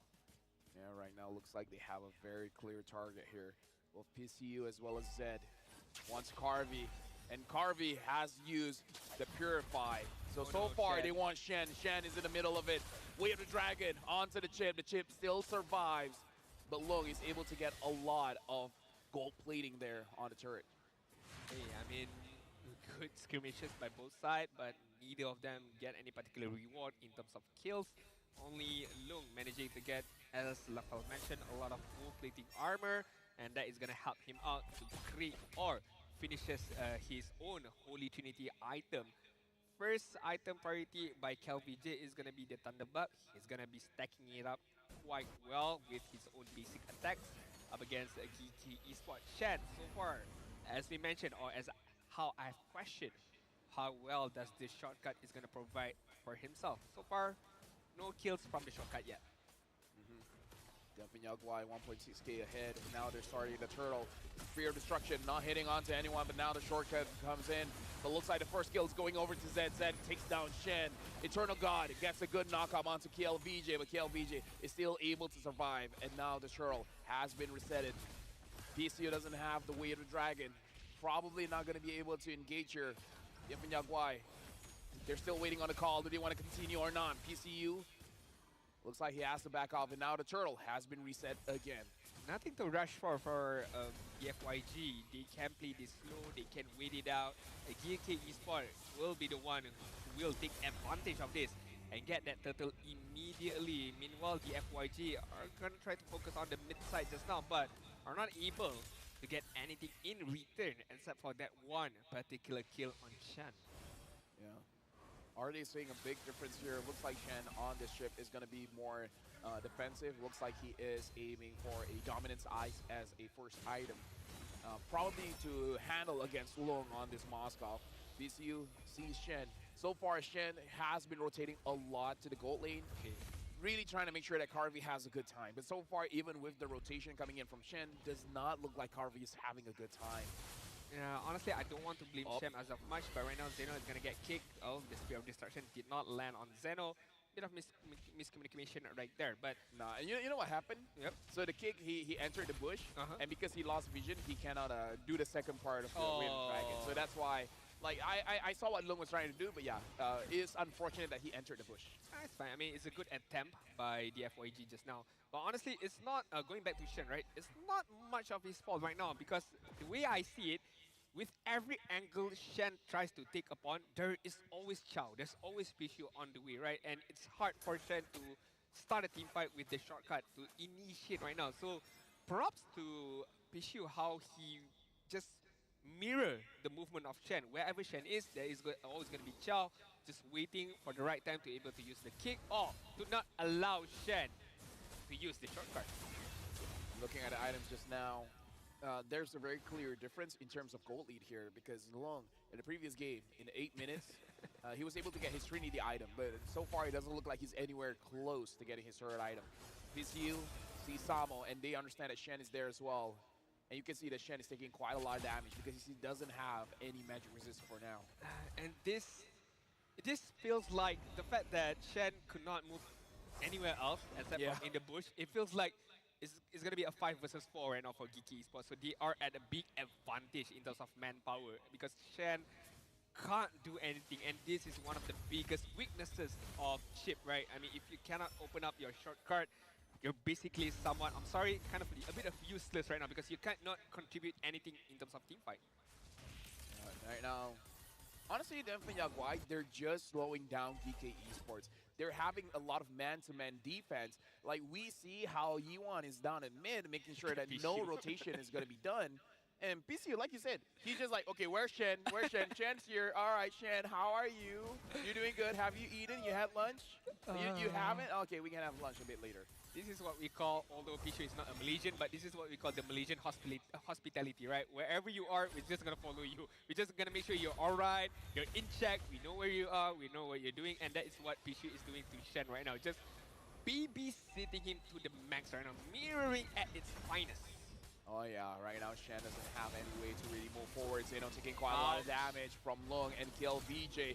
Shen as well, he's just going to get pushed. He used the shortcut, but look at Devon Yaguai. They're already exiting any kind of team fight perimeters. And Kill VJ still has the Raging Sandstorm, but looks like he's not going to use it so far. But that's a good Vision. Glacier, Smile, had to flicker out of there. And now their focus is on the Shen, but Long is able to take down Smile, while Zed able to take down Zeno. Did Long hit the Spear of Destruction to get much nearer on Smile this time? I'm not too sure because the gap closer between Moskov and Vexana was immediately like Lung was on top of him. So I'm guessing yes, Lung did manage to hit the ultimate, get closer to Smile and got the kill. So props to Yuan right there, managing to get that 2-man Fidget Glacier out of nowhere. Dude, Lung is amazing. He's been hitting all of this Spears of Destruction. Yes, there you go. I was thinking of Blade of Destruction. I was like, that's not right. Oh, and now they get a kick onto Shen. Nowhere for Shen to go. Kill going over to kill VJ, and now Devon Yaguai, they're controlling the map once again. 6,000 goal lead ahead. Now the Lord looking very free for Devon Yaguai. Not feeling good, Mr. LaFell. Not feeling good right now. 5-0 in terms of kill. GK Esports down. Almost 7k goal lead, and saying that this is a one-way traffic is an understatement because GK Esports can't seem to do anything as of now. I mean, the fact that your roamer cannot start a team fight, even with a shortcut, is very much worrying. Yeah, looking at the goal difference here, one of the biggest difference is in the jungler. 8.5k for the Nolan, 5.7 for the Julian, almost 3,000 goal difference here. Conceal. As part of the team fight, Rigid Glacier. Rigid Glacier hit onto no one, and now Samo wants to re-engage with the Glorious Pathway, but Long is just guiding, dealing out free damage onto the members of Geeke, even using the minions to make sure that he has some penetration and going in. And now Geeke, they already lost the top inhibitor. Devon Yaguai, they want the mid, and they're able to get an Eternal Guard, trying to slow things down, but still, the mid lane inhibitor goes down. Devon Yaguai, they're not stopping. They want the bottom as well. This could be a 1 Lord and 3 inhibitor turrets, but GK Esports focusing all their energy and efforts trying to protect that bottom inhibitor turret, and they managed to do that. But honestly, to be fair, that is still a massive win for the FYG. With 1 Lord, they managed to get 2 inhibitor turrets, the mid side and the top side. That is pretty big, but right now, Long gonna get caught out. Yep, the shortcut was used. Long this is using bad. the flicker, but now kiting back. Hill VJ is there. Zeno gets taken down, and now Shen looks like he has nowhere to go. Long secures the kill. Smile has to use the flicker to get out of there. Carvey and Samo unable to do anything. Now they just have to clear the minions. But again, Pissio flickers in. Way the Dragon gets Smile, and they're able to take down Samo as well. Carvey is able to survive, but not the Crystal. Devon Yaguai, a clean 2-0. Yana Fang, oh why, managing to get that victory. Clean as a whistle right there with the kick of Pishu, sending GK Esports all the way to the bottom of the group right now with not any singular points being able to take by them. I mean, honestly, GK Esports, they took a risk with the chip and that risk did not pay it off. I still have to applaud their bravery, their willingness to do it. But honestly, in terms of the grand scheme of things, a lot more needed to be done for GK Esports, and props, congrats to the FYG. Oh yeah, the FYG played extremely well, and Lung, I gotta say, he only Man. showed Bruno and Moskov, but what a Moskov, man. Always hitting those spears of destruction. Like, dude, how do you do that? Even when he doesn't hit the Spear of Destruction, at least they gain something, which is vision. Yeah, vision, Right, yeah. which is vision, knowing that, okay, Zeno is here, Zeno is not here, Shen is here, Shen is not here. That is very crucial for the whole team of the FYG to be able to, okay, what's next? We know that some of the heroes are here, some of their heroes are there, so we could start Lord, we could start Turtle, we could push top, we could push bottom, so it's very important. Vision, information is a very crucial part of the game. The way that they play around the macro game, right? Because we heard from Coach Sasa that they're not on that level yet, but I gotta say, looking at how they play, dude, who? 2 You- million IQ, man. You're, 2 million you're IQ. being too humble right now. Yeah, that's the thing about the Chinese region. They're very humble, and I love them for it. But yeah, so far, very dominating performance. And looking as maybe the dark horse of Group A, because everyone is talking about Ulhanar, but Yelvanyagua is in the conversation now. If they beat Ulhanar, they can go through Group A. They haven't fought yet. Haven't fought yet. Oh. Haven't fought yet. So that's going to be interesting. Now let's look at the itemization here. While we're at it, looking at the kills here, Okay. Gike was able to take 2 kills at the end of it, but at one point he was 0 and 5. Yagwai, they're very disciplined in making sure that everything is A-okay. But items, I do want to talk about items. Okay. Lung, he went for his normal Trinity build. He goes for the Corrosion Scythe first. Afterwards, it's the Golden Staff and the Demon Sword. But the Malefic Gun really helped him out, where even though he got ganked by Shen used the shortcut onto Lung, he was able to get out of there. Even though he flickered out, he was still, like, he only had to take a few steps to be in range to continue attacking. Yeah, I mean, right now, Malefic Gun is like a go-to item for any particular marksman. Maybe not a first item for a few marksmen, but all in all, or overall for all marksmen, even the side of Geeky Spot, Bruno by Carvey finishing up the Malefic Gun as well. Such an important item for any particular marksman right now. Gives, of course, distance, but the stats as well is quite good for any particular marksman. As we take a deeper look at the overall stats in terms of the game, again, Zeno, I would like to say that he needs to recheck back the selection of junglers. Maybe Assassin is not go-to kind of gameplay unless he trains it even more, but maybe could opt to go for a different route. Fighter jungle, mage jungle. Maybe that would be the option for Zeno, or even a tank jungle, of course. Something to point out here as well is the emblem choice for both Lung as PCU. PCU is going for firmness. Most Cho roams now go for thrill, so we can see a difference there. And Lung goes for tenacity. So he respects the Bruno from Carvey, understanding that he can lose the lane. So picking up the tenacity, making sure that he can survive. And at least this time, Zeno was able to deal more damage, 12,000 more than 7,000. But Yiwan and Long dealt so much damage in this game. Yiwan dealt the most amount of damage. I mean, again, sorry, a bit biasness towards any rumors out there, but Pishu played phenomenally with the Chow. I mean, played phenomenally with the I chip. agree. But game number 2, the mirroring move that he did, the macro move that he did against Shen, not allowing Shen to use any particular shortcut, just shut down the advantage that Chip has. And that allows the FYG to roam proly all around.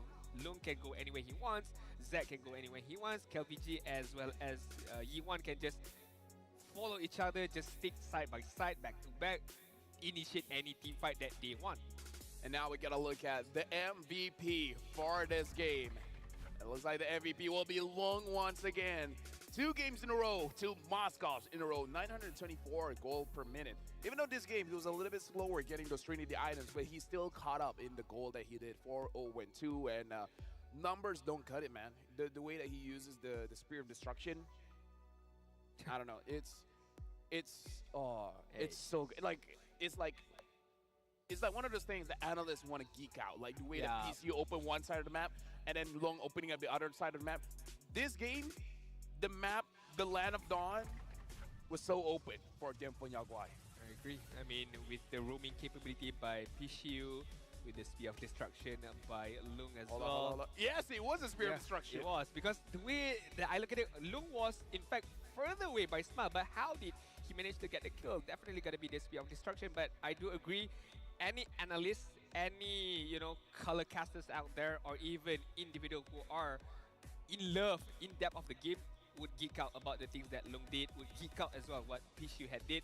The small things, the little things that contributes a lot in the grand scheme of things, in the overall gameplay of TFYG. And now we got to look at the standings here. Between Dianfeng Yaguai, right now they're at the top. They're number 1 here with 2 points, and Ulhanar only having 1 point. But that will change very, very soon, because Ulhanar will be playing again today, and if they win that one, and if it's another 2-0, then they'll be on top of Dianfeng Yaguai, making it ultimately between both these teams who will make it out of Group A. But that is if Ulhanar can win against Nightmare. Correct. And with that being said, I'm pretty sure Geeky Esports are not able to qualify even further, although they do have one more match in their hand. So it's going to be a similar case as the Mongols. Just get any particular experience that they can under their belts, and of course improve much more further, and to grow as a team, as a region, even further in the world of Mobile Legends Bang Bang. But so far for Group A, definitely the eyes upon the FYG and Ulhanar, who will make it out of Group A. We shall see very, very soon. Either ways, amazing games for today. We have 2 more best of 3s, but you're not doing the other 2 games. No, I'm not doing. Are you doing that? No, I'm not doing the other 2 games. After this, it is going to be both Staffa as well as Husky that will be covering for us. Not really covering, but you know what? We're changing shifts. We're changing shifts. But speaking of which, we got to talk about the Asian Esports Games. It will be between the 25th of November all the way to the 27th of November. The largest MLBB women tournament in Southeast Asia will be held in Bangkok, garnering participants from 20 nations from various regions spanning across different parts of Asia and the Middle East. It is the last MLBB women tournament of the year, presenting itself as the perfect platform for MLBB women players that are eager to prove themselves. MLBB is for everyone, and I love this. I love it a lot, because one of the reasons is I'm casting that game. Ah, interesting. One of those days. Hey, shout out to you. So I can't wait for that. But for you guys, buy tickets! They need to come here, come down Day here. 1, Day 2, it's open! Get it now! You get to win the 16 of the world's best teams clashing out here. Where? On Day 1 and Day 2, here! Move on the chair. stage. Move the chair a bit. Move the chair a bit. Nice! I think it's not that big of a difference. Yeah, But fine. you know what I mean. Grab your tickets. Hey, the amount of people complaining that they can't get the tickets. Get it now. Like right now, you can get it, guys. Regular sales tickets, Day 1, Day 2 of the Swiss stage. Imagine, God knows how many games that you get to see. 8 games per day. Different teams. I'm not God, but I know. Yeah, but different teams as well. That's the main, I would say, benefit. Normally you would come and say maybe 4 teams. Dude, this LED is different. This LED, yeah, is you need to insane. come here. You need to come here to understand. Like, just this thing is amazing. But speaking of, coming up next, Ulhanar will be fighting against Nightmare. So that's the match that we have to see. If Ulhanar wins, then it's going to be an impressive matchup between the Chinese region going up against the ECA. But if Nightmare Esports, surprise, surprise, defeats Ulhanar, Ooh. we got an interesting Group A. That would be very, very interesting, to be fair. I can't wait for the next game, but of course, we're not going to be on stage. We're not going to be on desk. We're going to maybe enjoy it at our own leisure time. It's been fun casting with you today for English. Safal, take it away. We're gonna change to Husky and Stafa. So Yeah. we'll see you guys tomorrow. But after this, we'll be there. Bye bye.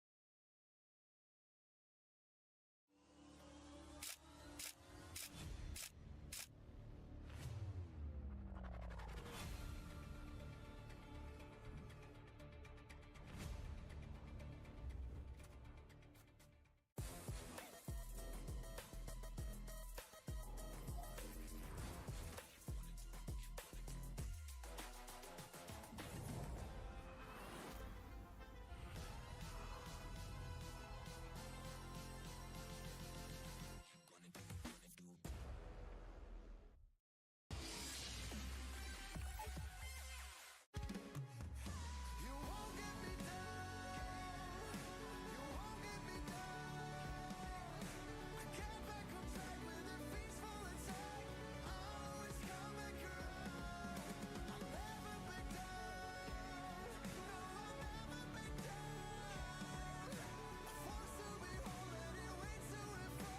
I'll always come back around. Always come back around.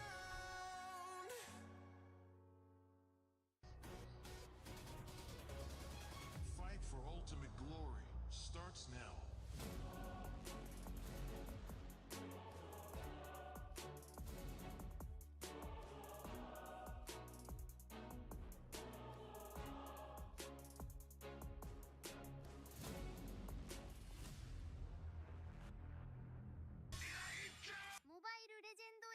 M6 スイスウォッチ。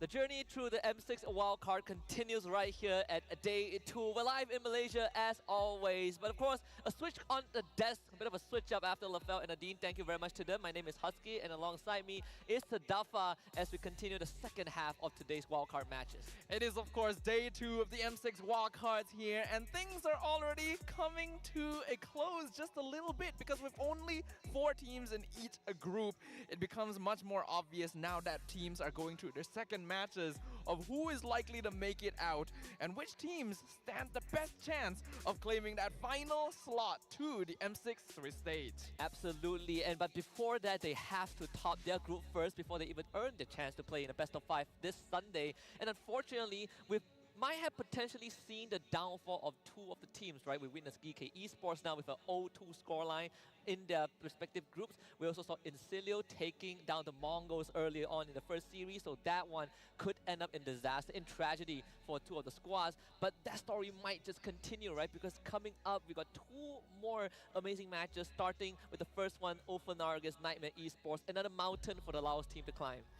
A huge mountain, in fact, because Ulfednar still the fan favorites, just like our favorite gaming device, which you can use to unleash unmatched gaming performance with the ROG Phone 9 Pro. It's a mobile masterpiece that seamlessly blends high-powered gaming with sleek, modern aesthetics, Husky. Yeah, that's the best, right? You look good with your device and then you look good in-game. It doesn't get any more flashy than that. And that has been kind of the optimal performance that these players have been able to put out on stage. I personally am enjoying what we've seen so far in the wildcard stage in terms of the drafting, in terms of how the teams have been performing. Plenty of surprises, and even the Chinese region have stepped up. Yeah, I think Tianfeng Yaoguai have really been showing what they're truly capable of here. We all knew coming into this that Ulfednar would probably be the favorites, the team that everyone is expecting to make it out of Group A. But after watching DFYG play their games, it almost makes me sad that we won't get a chance to maybe see them play against Ulfednar in the grand finals, for example. That is unfortunate because they are both in the same group. Speaking about groups, let's take a look at the current standings. The state of the wild cards for Group A, Tianfeng Yaoguai still sits at the top with 2 full points. Overnar coming in second with 1, but they might change that in a little bit as they will go up against Nightmare Esports soon, who is currently sitting in 3rd place with no points, and GK Esports, who unfortunately just fell, got no points as well. Group B, Incilio at the top with 2, RQ Akira in second with 1 point. Legion Esports and the Mongols still have none, but of course Mongols play 2 out of the 3 best of 3s. That's why they're currently in last place. Even though we still have one more day of the wildcards tomorrow before the grand finals, today is a very pivotal day for the competition because if you do lose 2 matches, you are automatically out of the running. There is no way that you are making out of your group, which also means that GK and the Mongols have unofficially been eliminated from contention on making it to the M6 Swiss stage. It's a sad end. They'll still have one more game to show their stuff tomorrow, but let us focus on the remaining teams, the ones that want to make sure they will not meet the same fate today. Yeah, and I think the most interesting thing coming into this is how polarizing the 2 teams who are about to face off are in compared to the results from yesterday, right? Nightmare Esports, they lost 2-1 to Tianfeng Yaoguai. We got Ulfanar, who essentially just steamrolled their opponents. They destroyed GK and got an easy 2-0. And right now, if Ulfanar can also get a second series win, it's going to set us up for a very good best of 3 tomorrow when they take on Tianfeng Yaoguai. Yeah, that's going to be really, really exciting to watch. And like you mentioned earlier, Husky, this is going to be an uphill battle for our team from Laos here, Nightmare Esports. They have a lot of experience here on the international stage. They've dropped by. We watched them in the wildcards last year, but they still fell short. Right now, they're at risk of having the same thing happen to them, and they are up against a huge opponent, an M-Series mainstay previously, Fireflux, and now Ulfednar, who looked pretty good in day 1. Yeah, the last time we saw the Ulfanar, I was about to say, ex-Fireflux on the MSC stage, it was a couple months ago, right? And they did fell to SRG at that time. And right now, they are here, they're back with the vengeance. And not just towards SRG, who took them on MSC, but you look at the storyline of how Ofanar got to this spot, right? They lost to S2G as well. So there's a plenty of pent-up vendetta that they have, but so making through this group stage in wildcard feels like the utmost important mission for them. Yeah, if they're able to get through that, then they will be able to find a little bit of revenge against SRG, S2G. I feels like SG has something going on here. Next, they'll have a rivalry against the Singaporean teams, right? Yeah, I think so too, right? I mean, we got NIP Flash waiting for us in the Swiss round, but we also have the comeback confidence. A quote from the coach of Ofanar, Osprey. He says that there is no other competitors for us to win the wild card. It's unfortunate for the other teams, but we gotta say it like this. We're not weaker than we were at MSC or somewhere else. We are maybe even stronger after the reality check at MTC, where they did fall to S2G. So much aura just from this quote alone. Well, they have aura. They're a team that has consistently impressed us on the international stage year after year after year, almost single-handedly raising the opinion of their region among the international MLBB audience. And they want to be able to do it again. And as bleak as it may seem, so far, it really does seem true. A lot of the other teams here in the wildcards don't seem like competition for them. And especially after the wildcard stage, you still have to consider what your first opponent is going to be. And in this case, whoever makes it through wildcard into Swiss round will face off against the Bloodthirsty Kings from the NACT, which in of itself is already a very interesting prospect. But as we kind of circle on Ofanar just a little bit more, you could see how clean that performance against GK was yesterday. Yeah, it was almost not a competition at all. Really good confidence. You can see the communication between them leagues ahead of their opponents, taking an easy 2-0 clean sweep. GK Esports unfortunately just didn't seem to be in fighting form for this wildcard. Even their performance earlier against the FYG, it didn't seem like they were ready. It did. It's very unfortunate. It's a harsh truth, right? We were talking about backstage regarding communication and how they were approaching the wild card. There were a lot of holes that needs to be plugged, but you did point it out. Tomorrow, they still got one more chance against Nightmare Esports to show what they're made out of. A bit of pride at least, right? Some shred of that as they depart from the wildcard group stage. But I think for Ofanar, they should feel very comfortable coming into this. One person I want to highlight, aside from the Thorn Queen that has always been beside our lips, is Tianzi as the jungler, because he has been on a roll.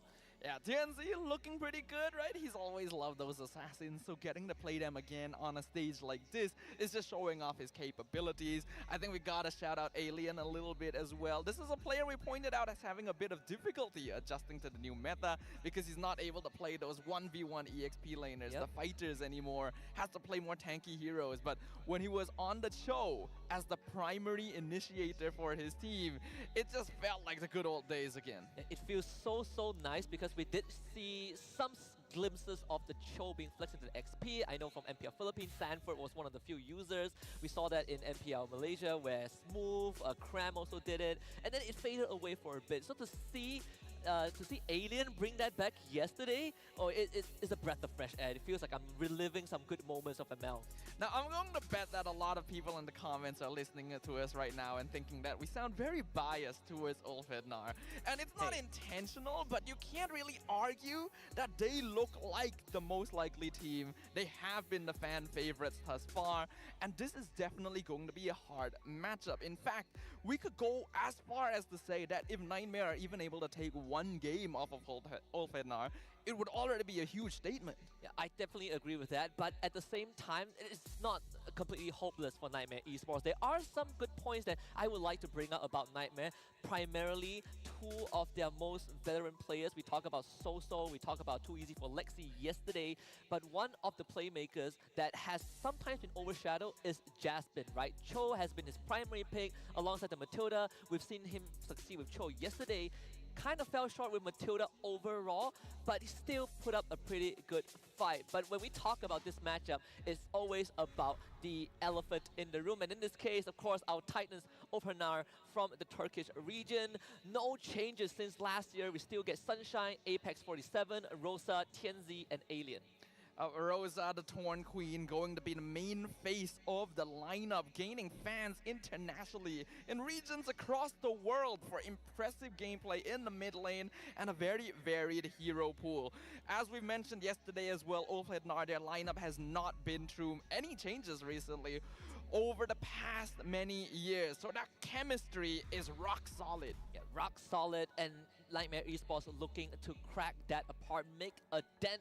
As a start, we got Cammy, we got Jaspin, So, too easy for Lexi, and Oppa. Yesterday we did mention Oppa was kind of loaned over from 9 Esports, but overall for Nightmare, the one thing that they have demonstrated at the Mercon qualifiers is the aggression, right? The willingness to set up plays off of Jaspin's initiative. But the problem is, sometimes it doesn't work out well, and Nightmare Esports struggles to recover from that. Yeah, Nightmare Esports are an aggressive team, but also one that's very objective-oriented. They want to push leads after getting the objectives in decisive engagements. And most of their movements are slow and kind of checklist-like. They want to make sure that everything happens before they make the next step. And this can be a very clean way of approaching the game, but it also means that against more aggressive and unpredictable teams, you may run into trouble. Yeah. And also, we talked to Alan about how Nightmare Esports recruited a coach Exxon, and he said that we found him through social media. We even had 5 candidates for the tryouts, and in the end, we feel like Exxon fits the requirements, so we decided to go with them, which is pretty interesting, right? Because even last year when Nightmare Esports stepped on the wildcard stage, they did show some promises. They captured the hearts of all of either local and international fans, but right now it's more than just capturing hearts. They gotta somehow be able to cast the net over Ulfhednar and reel them in. Yeah, the draft, we've highlighted it many times over the course of this tournament and in our recent MPL as well, with the way the meta has developed creativity and flexibility in the heroes that you pick up during the drafting phase are crucial in determining your advantage once you jump into the land of Dawn. So we're definitely going to see those coaching chops from Coach Exxon. He is a coach from the Philippines after all. He's coached amateur Filipino teams in the past, worked with teams like Occupy Thrones as well. So the experience is definitely there. You just gotta translate it. Yeah, and when speaking about translation, there's also something that is very interesting when you look at certain players from both ends. For example, when you look at Apex 47 and Jaspin, right, both in the roamer role, both have the same proactiveness, the same idea on how to play that role with the heroes that they're given. Again, Cho is a very big contention. We saw Khalid yesterday for Apex 47, but the thing that set them apart was that Jasmine was making very minuscule errors yesterday, right? Trying to force things too hard, and up against someone like Apex 47, you gotta be able to match his movements. So you did cast for Nightmare Esports' game yesterday, Husky. If you had to pick out one thing that they need to improve on, maybe besides Jasmine's aggression here, to put up a fight against Ulfhednar, what do you think it would be? It's something that you mentioned, the draft. I think one big talking point for a lot of people yesterday was Game 3 between Nightmare Esports and Dianfeng Yao Guai, where they had this draft. They saw a Hilda first pick, they went Hayabusa, Angela, and it went poorly, right? Completely backfired. They got rolled in, I think, 12 minutes. So that's something that I think Nightmare Esports needs to understand. It might be a strong composition on paper, but you gotta also be able to consider how much it takes to execute it. And yesterday, that Game 3 was just too much for Nightmare. Keep it easy, keep it simple, let your Roma be comfortable making those plays. Yeah, I agree with you here, Husky. I was watching in the backstage of that game yesterday as well, and when that Hayabusa Angela came out, I was also scratching my head. It's like, what is going to be the goal here? This doesn't feel like it'll be particularly effective. So changes have to be made, especially with the massive obstacle ahead of them. For Ulfhednar, on the other hand, this should be a pretty straightforward game based on what we've seen of their skill level so far. So without further ado, ladies and gentlemen, let's go ahead and jump into the drafting phase for game number 1. I'm liking how the draft has developed just after day number 1. Of course, the stats have kind of come into the light as well. Cho no longer 100% win rate, Chip no longer 100% picked and banned, but also winning and losing a game in the same series that we saw between GK and Dianfeng Yao Guai. But I like the respect given by Nightmare to Ulfhednar, right? Instant Cho ban. They've realized that it's a big flex for the Turkish team and they don't want to deal with it. It's a huge issue as well because Alien wants to play on these more aggressive, fighting style EXP laners. If you get rid of the Cho, then it'll force him back onto things like the Gatot or the Hylos, which he's a little less comfortable on, which should allow you to control the map just a little bit easier, especially without diversion too. Yeah, diversion was also one of the few abilities. This Loi kind of helped Ofenar win their second game yesterday as well against GK. We saw how nasty Ofenar was with the movements, right? You really don't want to give them those extra cross-map abilities. The Fanny ban, pretty much expected, still 100% a ban in the wildcard alongside Tusin. I am wondering though, since Chip is no longer a must ban, will more teams let him through? I think more teams will definitely let him through, but he's always going to be a ticking time bomb in the backline as well. The more you stop thinking about him, the more he's able to catch you off guard. In the hands of a less coordinated team, Chip, especially after the nerfs he received, doesn't have as much of an impact on the map. But in the hands of the right player, like Rosa, or not Rosa, that's Loyi of course, in the hands of the right players, Chip becomes a beast. He just destroys your sense of scouting on the map. You lose all kinds of direction, I guess, right? Because he can show out of nowhere and then he brings the whole squad with him. He's just the perfect guy to hang out with, right? He always brings the whole crew along. We've seen it yesterday when you look at Ofenar's draft. They like these big combos as well. Gatot Kacha and Aurora, the Loi Cho. Obviously, Loi Cho is not part of the equation anymore, but the Gatot Aurora is still around. We also have Khalid available if Nightmare wants to first pick it. The Hylos, Phobius, plenty of options. I do think that the Gatot pick becomes a little bit more difficult to play around when you don't have a Cho, because I am always a proponent of the fact that Gatot, even as the roamer, is not a good primary engage. It's very difficult to catch people in Avatar Guardian without someone else scattering the fight first, and that's what Alien was doing on the Cho pick previously. So without it, we'll see if they still focus on that kind of style. And the Khalid, like we said, is going to go through. The last ban from Ofenar is going to be Hilda, so you kind of keep that jungler safe, give Tianzi a very comfortable early game.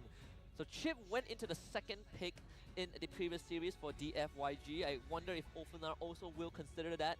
Obviously, if you have Gatot Aurora and another +1 to set up, it is a way to deal with the shortcut as well. Yeah, I think Ofenar can definitely consider picking up the Chip if they want, but it's also not really a hero they prioritized yesterday. So it could be a gentleman's agreement, just both sides deciding, we're not going to deal with this for now. But the Hylos, also a very common opener here, very safe, can be flexed into both Roam and EXP, as well as the Valentina. Wow. I do like this though, because we saw yesterday a callback to Nightmare series against Dianfeng Yaoguai. That Yip was a big contention, right? It was almost banned in all games yesterday. But this Valentina does allow Ofenar to get a copy of the real world manipulation regardless. I wonder what is Nightmare thinking right now, because they usually would pick Jasmine and Too Easy for Lexi's hero in the first 3 picks. This Khalid is still up in the air, but I'm expecting the jungler to come out. Yeah, with Suyo gone, Alpha now becomes a pretty popular pickup, but you could also just lean away from that and go straight into Assassins. The entire Assassin hero pool is still open. Hayabusa, Nolan, Ling. So we'll see what Nightmare Esports wants to go for. The Eve is definitely out there, but with a Valentina, do you want to risk it? Looks like the answer is yes. Does give you decent control still. Eve, Alpha, I feel like we've seen a similar archetype of this yesterday, where you just have this very robust comp that controls a specific zone, right? A very tight zone. You create a vacuum in team fights. I do like this approach from Nightmare. So for Ofenar, they are still open with that jungler. I feel like Ling wouldn't be too bad of a choice for Tianzi. Ling would be pretty alright. It could let you avoid the death box entirely, but a similar hero would be the Hayabusa. Yep. You just don't have to deal with the real world manipulation as long as your positioning is good. And I was just about to point this out. You see an Alpha, you gotta get rid of Matilda. You have to, especially when it's one of Jasmine's signature hero. I guess something better than being a Ling that flies up into the air is just do not exist, right? Just don't exist in the realm with that Ogi Shadow kill. we're just gonna go back to the ages when sky warfare was not an issue to deal with, right? We're gonna keep it on the ground. We're gonna keep things down to earth. Harif going to also be banned out, which is actually quite interesting because typically Eve would be a pretty solid solution to Harif of just zoning him away from the Zaman force, but since there's a Hylos there, I guess they're just worried about that enabling him. And even ban out the Gatot, so they don't have any intentions of picking that hero, but they also want to prevent Nightmare from having that extra layer of crowd control. You know, you get that taunt onto someone like Tianzi, it is a death sentence for the Hayabusa. I think like if you're Nightmare, you're probably banning out another gold laner. Maybe the Beatrix can be considered, Beatrix or Bruno? Yeah, Beatrix probably would fit the bill. Bruno right now would be just the safe go-to because he does have generally winning lanes 1v1 against most other gold laners in the meta. But like you mentioned, Beatrix is always a safe fallback too. To be honest, I wonder if it's better to just ban... No. They do get rid of Bruno. They could take Beatrix. I mean, they do have first pick in the second phase. They could take Beatrix now, and you still keep that high loss as a potential flex. I'm still seeing multiple options if you want to put high loss into Roam. I think that that XP lane still has some heroes that could fit it. The CC, we saw that by DFYG earlier on. If push comes to shove, I think the Damus could also be a thing, albeit a bit rarer. You go for the Natan though, so the Beatrix does get let through. Natan, not quite as popular as he was during the MPL season, but I still feel like this hero can be kind of busted at certain times. Good early game poke, great late game scaling. He just blows you up so quickly once he has those like 4th or 5th items that you don't even see what's coming. Yeah, sometimes if you are ahead, you just go 3rd item Holy Crystal, right? Yep. It skyrockets that power curve. And of course, there's always the advantage of, I can build Winds of Nature, but you... Too bad, no Winds of Nature for you because I do magic damage. That is always going to be a thing to worry about, and because you have the Natan combined with Hayabusa too, it makes it a bit harder for Nightmare Esports to itemize against both magic and physical damage. Looks like this is going to be a Khalid roam since they lock in the Phoveus here alongside the Moskov. I was thinking about the Moskov and Beatrix, but I guess both of them work. You do have early oppression against Natan, but Moskov in particular is not that bad against Hayabusa if you catch him kind of sleeping on the wheel with the quad shadows. We saw that example yesterday again. It was used on Nightmare, so they definitely know how that feels. Yeah, they definitely do, and that's not a feeling that they want to replicate again. So now, one final pick for Ulfednar. Hylo's still flexible, but I feel like Alien would ideally want more of a playmaker EXP lane, but a lot of them are already gone from the hero pool. If he goes on the Hylos, can still enable for his team, but it's not quite the same feeling he's used to. What about Tigreal or Terizla?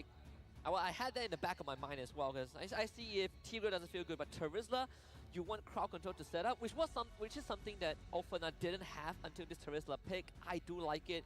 You essentially sandbag the lane against the Phoveus. You can catch multiple targets, and yeah, they ban out Gato Kacha, but you still have Terizla to dive the Eve. You know what, looking at the draft, I think Ulfana and Nightmare both have a very solid draft, and now it comes down to the roamers, right? Can Jasmine recover from yesterday? And I think if he can, and he matches Apex 47 using this Khalid, Nightmare can actually stop Ulfanar from accelerating the game. Yeah, if the Khalid is able to invade against TNZ straight away, we know Hayabusa is one of those assassins that can be pretty vulnerable to early game disturbance. But that will depend on their performance, because we are gonna be jumping into the Land of Dawn once again here, ladies and gentlemen. This is gonna be game number 1 of our 3rd match here in the M6 Wildcards Day 2. Bear witness to Ulfednar versus Nightmare Esports. So many storylines, but not enough time, so we just have to cut to the chase. Again, roamers are important. Both junglers gonna have parallel jungling experience. You know, purple buff for Lexi and orange for TNZ. Look out for level 4 as well. I think with the Khalid, you definitely want to be the one to move fast. Mid-side, good poke on the Apex.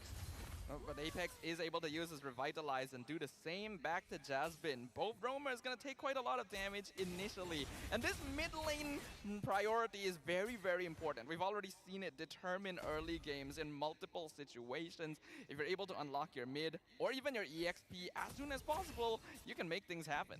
Speaking about making things happen, we also want to remind you guys that M6 Pass is already available from the 18th of November to 29th of December. You can make your dream happen of owning something like the Claude exclusive statue by maxing out your battle pass, and along the way, get exclusive skins like the Boxer special skins, the Claude M6 skin, Cosmic Blaze, the Claude figurines, Sacred Statue, Spawn Effect, everything under the sun.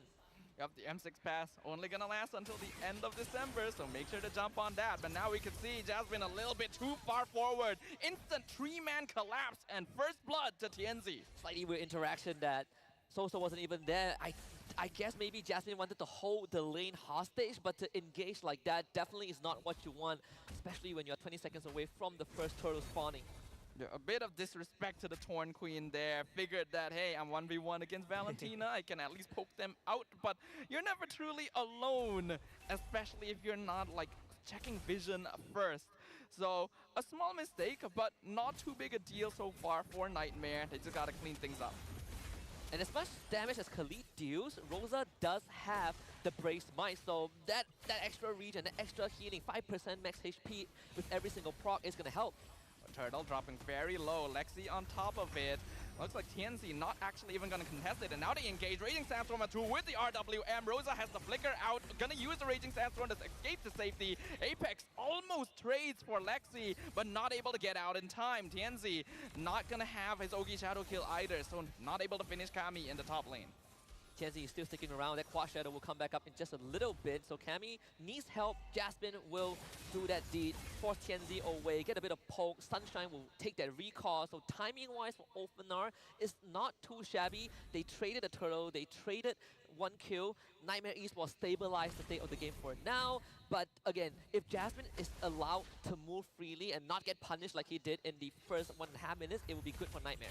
Yeah, Nightmare Esports were able to even things up a little bit there because, oh, hold on. The Fear of Alpha misses on Rosa, and Glorious Pathway means he cannot continue.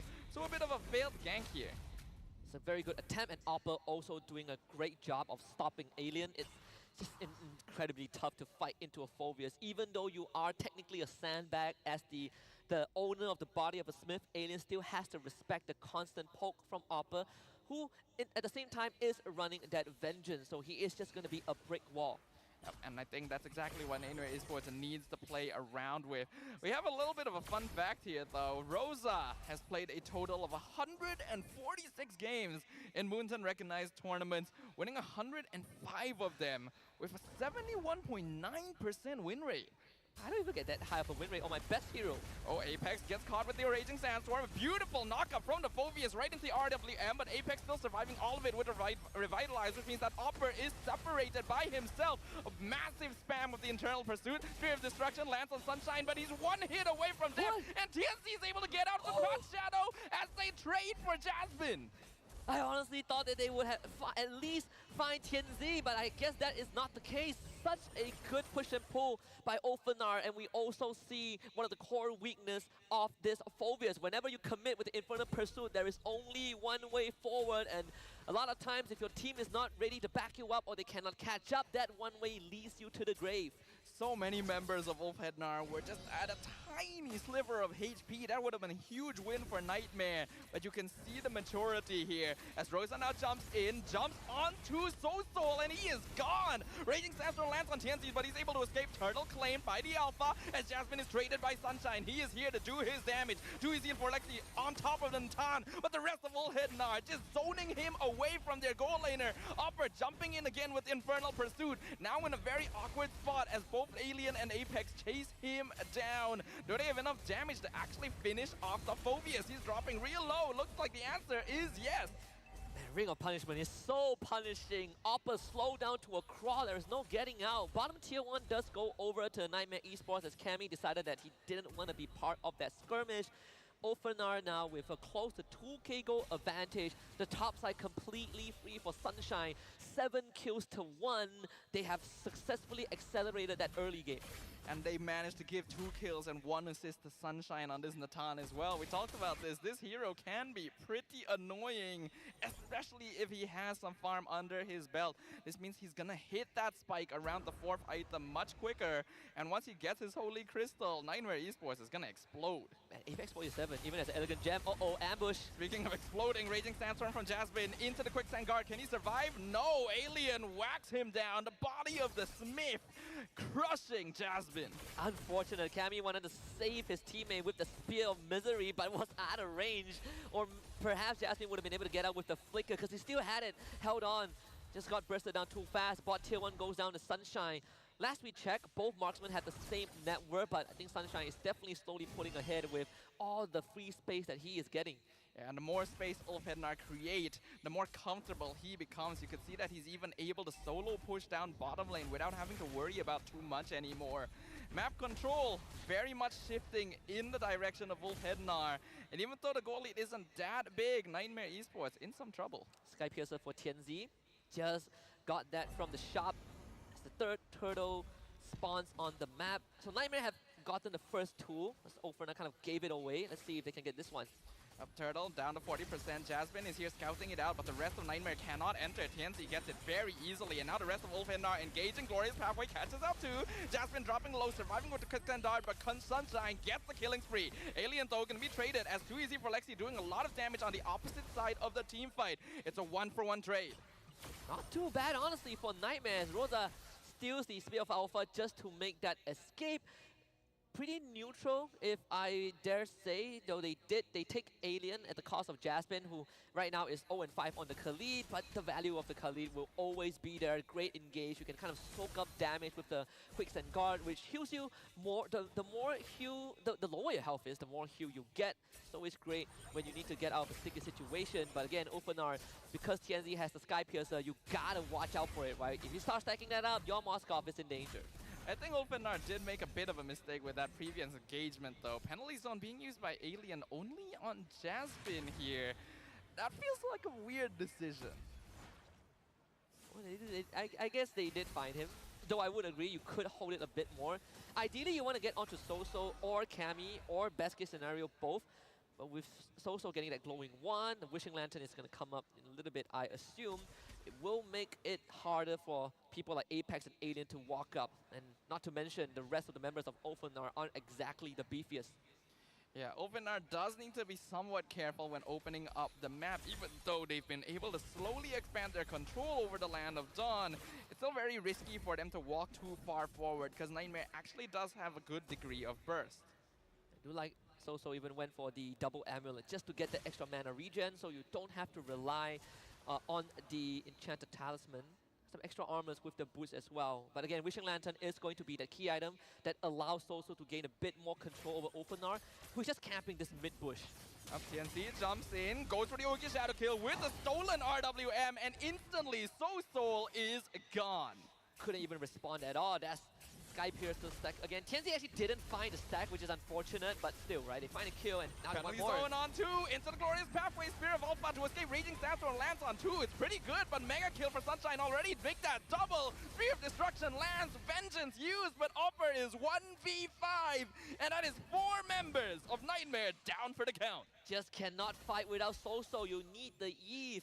The real-world manipulation is what allows Nightmare Esports to create a controlled environment, and without it, Ulfhednar just runs wild like a pack of wolves looking for their prey. Now they're looking for Cammy. No penalty zone from Alien, so no commitment, but Lord will go over to Ulfhednar, and this is them having a vice grip over the game. Let's look at the instant replay presented to you by Kadia. Great penalty zone from Alien, the Glorious Pathway to basically block Jasmine out. Nightmare Esports tried to force the fight, but once more do not have the resources to do anything. Nightmare Esports definitely did not want to fight there. Great job by Alien to punish them for standing a bit too far forward when they clearly didn't have their battle utils anymore. Once Soso was gone, Nightmare needed to shift into defensive play. It definitely did. Even right now, I think it's tough for Cammy, right? He's been getting some space, but that space has quickly shrunk. Bot tier 2 should fall. The jungle is completely plundered by Ulfhednar. It's again like a bunch of wolves. They're feasting right now. It's a buffet for the Turkish team. They look very comfortable right now. 5k gold lead, not actually that big at 10 minutes, but a 13-2 kill score shows you how heavily they've been dominating Nightmare. Glorious Pathway cuts them off behind a beautiful flicker penalty zone on 3 members. RWM comes out, Sunshine from the flank. Winter Crown used by Alexi in the mid lane, but he's not going to be able to survive. Apex picks up that kill. Spirit of Destruction whiffed completely. The rest of Nightmare still alive though, so they can hold their inhibitors. That's the key item I've been waiting for. Wishing Lantern for So at 11 minutes into the game.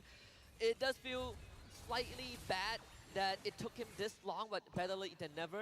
And I gotta say, Sunshine's positioning is immaculate. He noticed that Nightmare Esports were funneling into that mid-side, so he came in with the entropy from the right side of the fight, and Nightmare had no resources to even force out the Purify or force him to retreat.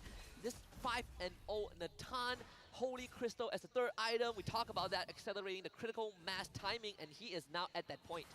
1.6k ahead of the enemy goal laner. Jasmine walking up the scout, and he is gone. That's what we talked about. Monster kill for Sunshine. When you have this Holy Crystal, you do so much damage. Oh my god, just blew right through Jasmine's health pool. This is a choco. Ophenar, they are just going to keep Nightmare Esports on their side of the map. Basically lock them in the base, right? They can keep shoving the wave, and once that Lord comes up, it is Lord time.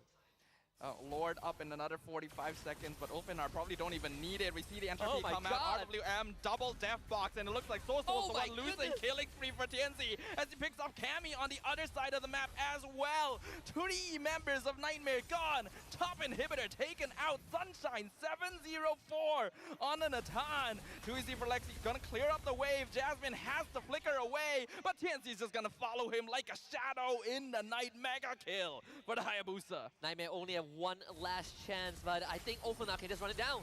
And too easy for Lexi. He is not even an obstacle. Winter Crown will only delay the inevitable as Ophenar take him out. And the crystal now wide open. Opper and Soul are back, but Opper's already gone. That's a legendary streak. Bury the nightmares and let the sun shine through as Ophenar take game number 1. It is a fantasy, a dream come true for Ophenar in game 1, but for Nightmare Esports, they still have to grapple with their demons. A complete massacre in game 1. It should be rated R with how brutal Ophenar executed that mid to late game. It felt like everything was going the way of the Turkish teams. And unfortunately for our Laos representative, it is just the structures falling apart from the get-go. They've already stated themselves that they feel ready to take on M6, that they feel even stronger than they were in the previous season, and we are seeing that on full display. One more game, and Ophenar will have 2 clean sweeps and a very clear path towards the wildcard finals. Absolutely, and not just that, they also would sign the elimination warrant for a Nightmare Esports. So one win is going to decide the fate for 2 teams. Again, we mentioned about the possibility of that setting us up for a Grand Showdown tomorrow when Ophenar takes on DFYG. But for Nightmare, if the run ends here, it's not only history repeating itself, but at the same time, it's going to be heartbreak for a team that has always came so close. It's always been right before the finish line. Nightmare Esports and many other Laotian representatives have been wanting to show what they can do on the international stage. But with the competition getting more and more difficult every single year, we can tell the evolution of MLBB and just how big the gap you have to bridge is to truly stand on that international stage. Well, I gotta say, Ophenar definitely set the bar. A perfect game for Sunshine. Deathless on the Natan. Last we checked in, he got Holy Crystal as third item, and he proceeded to just completely destroy the entirety of Nightmare. We also pointed out that the roamers need to be at the tip-top condition, especially Jasmine. That Khalid didn't have a good game at all. Yeah, Jasmine, I think he started off the game trying his best. He did actually find some good angles, but Ophenar was always packed up quite tightly. Even though they're not playing super close together, you can see that they're positioned in a way where backup can always arrive when it is necessary, because they're aware that Nightmare Esports is going to be forced to do something at some point, and a mistake will be made in positioning the longer a status quo is dragged out. Look at the item builds as well. First of all, it's a 22 kills to 2. So Ophenar essentially almost got a perfect game. I would even say that this is a perfect game, despite two devs, one on the side of Alien and one for Apex 47, but the other front lines doing their job. And look at Sunshine, right? Basically almost decked out at pre-13 minutes. Only one item away from being full build at this stage of the game is insane. Nearly 11k gold in 12 minutes. Shows you how comfortably he was farming. It's usually dangerous to let a marksman free farm in their lane, but it's even more so if they're joining fights and getting kills off of it. And that's exactly what Ulfhednar was setting up for. And I do like how they have been able to do the push and pull in these team fights. Every single time Oppa shows up, they're just gonna drag him deeper and deeper into the fray. Every time Jasmine tries to go for a Raging Sandstorm, you always have to deal with Rosa with that Shadow Strike. To terrify against melee heroes is so oppressing. That's why it's quite risky to go for a combination like this. If you have an Eve and a Phoveus, your goal is basically to split the fight in half. You want some people in the death box, you want Phoveus to be distracting the rest. But if Ulfhednar are the ones controlling it, if they're the ones pulling Opper towards them while entirely avoiding the RWM, and I really like the way they use the Valentina prematurely too. So yeah, Ulfhednar, the experience shines through. They made sure Nightmare couldn't play for their teamfight win conditions and were in full control the whole time. Even when you look at the emblems, the talents for the side of Ulfhednar, they only really have that one Wilderness Blessing on Rosa, but it really didn't matter too much because they got a decent lead in the beginning. And when you want to talk about Death Ball, this is it right in front of your eyes, right? All the objectives going their way. The only thing that Nightmare came up on top on was the turtle, but we did see a few times of Ulfhednar willingly giving the turtle away to try and make something else happen.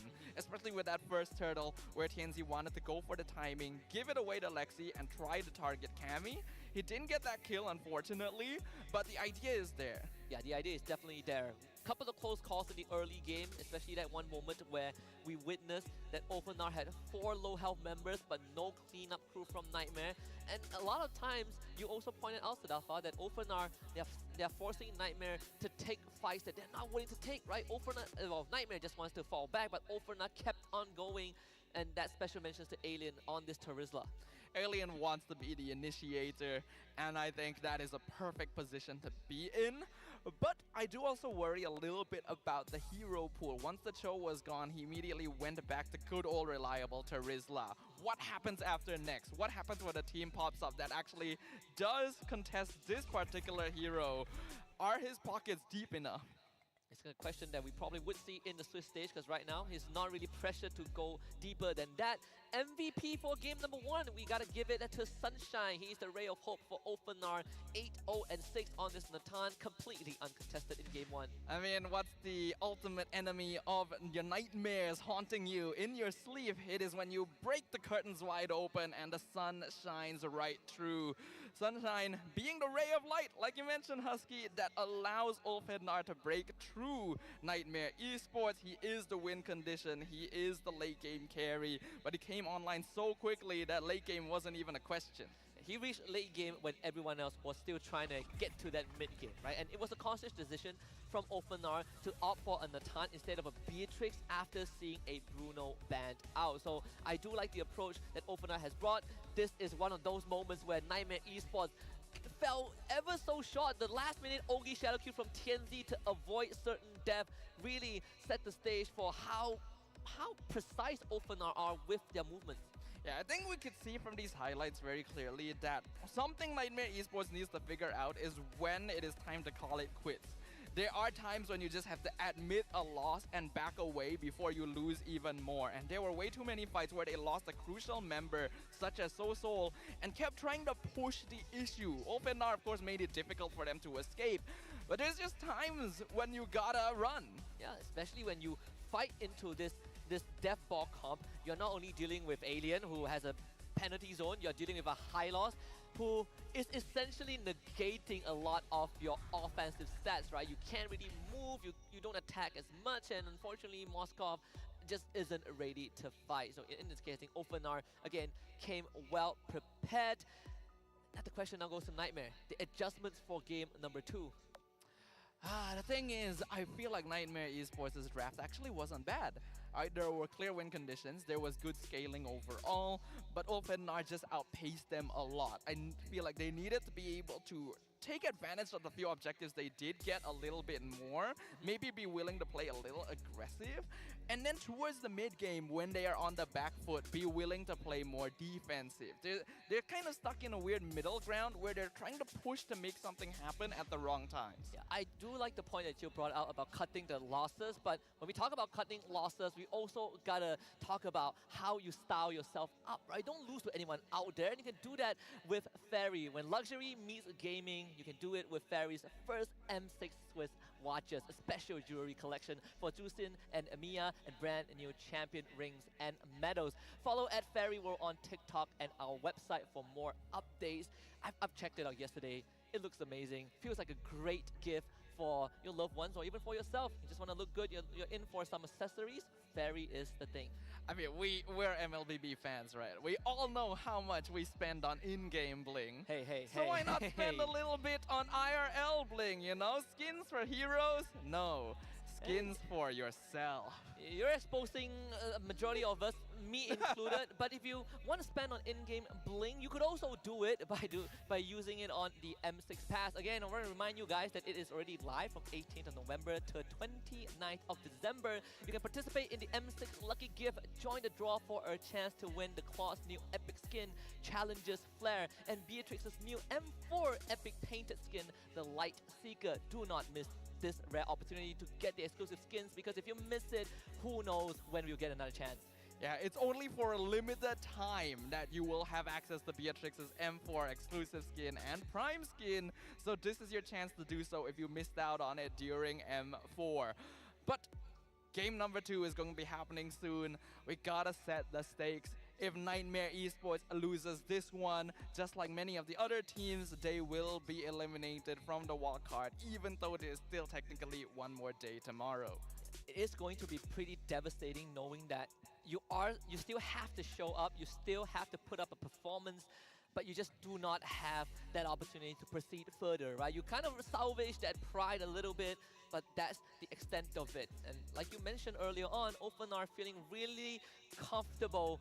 We put a lot of spotlight on Sunshine, and we also got to talk to him. We asked, how did the team stay confident despite the wake-up call at MTC? And Sunshine said, because we've been playing for a long time together, we never really lost our confidence. We just fix our problems and go next. And Apex 47 has been their biggest motivator, and when he screams, everyone gets hyped out. I mean, a good motivator helps a lot. And yeah, this is a team that has not really shifted their lineup. The chemistry is there, the experience, the way they play together has been finely honed across years of MLBB. So as we jump into the drafting phase for game number 2, let's see if that chemistry can cause a reaction that causes destructive tendencies among Nightmare Esports. So we know that Apex 47 is the motivator for Openar. Now I wonder, who is that man from the side of Nightmare Esports? Because you gotta thank your motivator, you gotta thank Apex 47, but you also gotta thank Beyonce, which he forgot in his quote. So I'm gonna call you out on that, Apex. Because when we look back at the draft patterns of the teams in Game 1, again, Yves, highly contested. Nightmare Esports, they got it in Game 1, but in Game 2, they decided that they don't want it. Yeah, they had to pick Eve anyway because this is a hero that you cannot really afford to get left open. That real-world manipulation is such a powerful tool for controlling team fights, but Ulfenar already baited them in that direction by picking the Valentina first. So with it gone from the pool, it's a little less for Nightmare to have to worry about, and they will start by contesting the show straight away. It was a ban that they kind of pulled through in the first game because it was flexed by Openar yesterday. Well, for Openar, they didn't really make any changes, still the same bans. And now Khalid, Gatot, they're all on the table. We saw that Valentina Hylos opening in Game 1, but Hylos has been banned by Nightmare. I think banning out Hylos is a really good shout here. That glorious pathway is such a powerful tool to not just engage, but also to split apart fights. We saw it being used to cut off the tier 2 previously, and that just made movement difficult. But with Hylos gone, you will go ahead and snatch up the Gatot. Does, again, set Ofenar up for any particular big ultimates that Nightmare Esports will have. So the Aurora comes through, this one is pretty much expected. The Khalid was also an option. We'll see if Nightmare Esports just wants to reveal it, because even when you show the Khalid, it doesn't really tell you too much where the Khalid and Cho will go. Something that Ofenar demonstrated yesterday. Suyo though will be their option. Well, it is true that picking Khalid with Cho doesn't give you direct confirmation of who's going where. It does mean that you already know that these heroes are Rome and EXP. So that allows Ofenar to still prepare for it somewhat.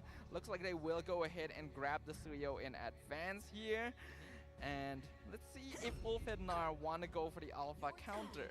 They do take the Harif. Alpha not on that radar for now. It comes down to whether Nightmare wants to ban that hero out. One thing is for sure up to this point, which is Nightmare Esports has not shown that they could put Oppa on that Cho XP, so that Matilda is definitely not a consideration at this point of time. I think Coach Osprey is very aware of that, so they go for the Bruno ban instead. Any heroes that could give Harif a hard time. Harif is a pretty common lane dominator style hero, not quite as strong in poking compared to something like a Bruno, but that's why you decide to get rid of it, so that Harif can still perform well against other matchups. There are of course heroes that can actually do pretty well against him. Natan can outscale Harif, Iritel can outmobilize Harif, Beatrix is also a safe fallback, so I think that there's still plenty for Nightmare Esports to pick up. How much homework did Osprey did for this series? Because there's also the Lunox, right? We always look back at Lunox as one of the direct answers to Harif if we get to that point. We'll see if Nightmare has experience with that hero. Nolan gets banned now as the jungler for Ofenar has not been picked yet. Tianzi's option are going to be limited just a little bit. He still has Hayabusa in the pool. The Ling is always there. We had the Julian as well. We've seen a couple of teams pick that up. I think if they're going to continue banning junglers, then Hayabusa is the most likely option here, because Ling and Alpha are both somewhat manageable when you have a Cho on your side. Hayabusa would be the hardest person to catch, so maybe, let's see if they agree with me. I would agree with you. I think Hayabusa needs to go. Yep. It's not just based off of Tianzi's performance, but at the same time is how annoying the Hayabusa can be, right? We know that Ofenar can accelerate the game very fast, and the performance in game 1, you don't really need Tianzi to do too much because everyone else has laid out the groundwork. So they banned the Joy instead. The Hayabusa True. We'll see if Tianzi will get it again. I guess Joy is also kind of annoying to deal with, but I do feel like it's a little easier to catch in comparison. So because of that, Hayabusa gonna get locked in by TNZ once again. And they're gonna keep Alien's pick a mystery until the very end. Let's see if he does go back onto the Terizla. There is a 1+ point for Nightmare's current draft. You have 2 heroes that have ways to do with Hayabusa. Well, Aurora has a passive. Suyo sort of have iframes and damage reduction with the Immortal form as well. So I suppose it's a bit more manageable compared to that game 1 situation. Now they gotta reveal the last 2 picks. First of all, is this gonna be a roam show for Jaspin? And what is the marksman gonna be? Is that Lunox a consideration? I think Lunox or would... Beatrix, I think. I actually do think Lunox would be a pretty good idea, because the Brilliance also helps you deal with Hayabusa somewhat, right? It's already known to be a counter to Harif in lane, but looks like they'll go for the more reliable Natan and the Edith. Still think Khalid is good for Ofenar. It is open. They do play that Khalid too. So you did point out that Gatot isn't the best engager alone, right? So you need kind of a secondary setup. I mean, there's still Terizla for Alien if he really wants that. Yeah, Terizla is open. Like you mentioned, the Khalid is still open. I'm trying to think if there's anything else that Alien could go for at this point. He could also pick up the Gatot and become the secondary initiator if they grab something else for Apex, since the Roam hero pool is actually still quite open at this point. That too. Unless they throw a curveball and go Matilda, but I don't see that happening. And he's not in this draft. So the Arlet. Me and LaFell have been talking about the Arlet yesterday. When will we get to see this hero, right? High skill cap, but also one of the biggest playmakers in the current game. And wow, Ofenar will give us the taste. First Arlet appearance on the wildcard stage. I think this is very Ulfenar type draft. You have the Arlet to start off the fight, then you follow up with the Gatot and high mobility heroes in the Hayabusa and Harif to really play around things. Nightmare Esports gonna have a pretty tough time here, I think, in this game, but they definitely have a solid scaling curve. If they can play well around the Suyo, Cho, and Edith in the early game, then that could set up the snowball they're looking for. And they definitely have a lot more early damage compared to game 1, so Nightmare have a chance to actually push us to a game 3, but Ulfenar is going to ride off the way from game 1. Let's see if that will continue in game 2. The land of Dawn shall bear witness to what could potentially be the conclusion of the conflict between these two opponents here at the M6 Wild Card stage. Ladies and gentlemen, make sure you guys stay in your seats because this is going to be a match worth watching. It definitely is going to be. Let the suspense build up just a little bit as we'll get a bit more time to talk about the properties of the draft. Again, Nightmare Esports didn't really have the most damage in that early to mid game in game 1, especially dealing with a Hylos that has an elegant gem. It's just such a tough cookie to cut through. But in game 2, you got good control with Aurora, you got good damage early with Suyo as well, and not to mention decent ways to handle that Hayabusa if push comes to shove. So Ulfenar will have to try and find ways to play around these angles, which gives a bit more breathing room to Nightmare Esports. Or lest we forget, this is a pivotal game. This is a pivotal match. A victory here is the only way they can keep their chances of going to M6 alive. Not just that, it also continues to put Laos on the map, especially when you look at the local region, at least for the Mekong region. Their biggest rival has always been Legion Esports or ex-Xeno Zenith, right? There's always been that mountain that they could not summit. And not just that, right now, you got another one to worry about before you even consider moving to the next step. Nightmare, like you mentioned at the start of the series, they always fall short at the finishing line. They always fall short before cutting that ribbon. And if history repeats itself, it is going to be at the end of this game with Nightmare being on the losing side. It would not be a good feeling, and that's why I hope that Nightmare will put it all on the line here.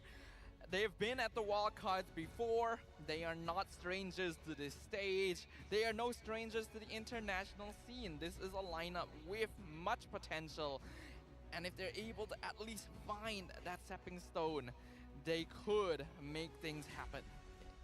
And it's going to come down to Jasmine on his signature pick, the Cho, which gave them the only game win that they have so far in the wild card, which was against DFYG yesterday at game number 2.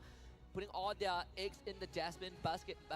This is the hero that made Jasmine such a feared roamer in the Mekong region, and to a certain extent on the international stage against some of the up-and-coming regions. But right now, putting it to the test against Apex 47, who has gotten his hand on the Gatot Kacha. It will be kind of that tug of war. It's like mind games, whether you can operate this show to its maximum capacity and find that opening for your team to capitalize on.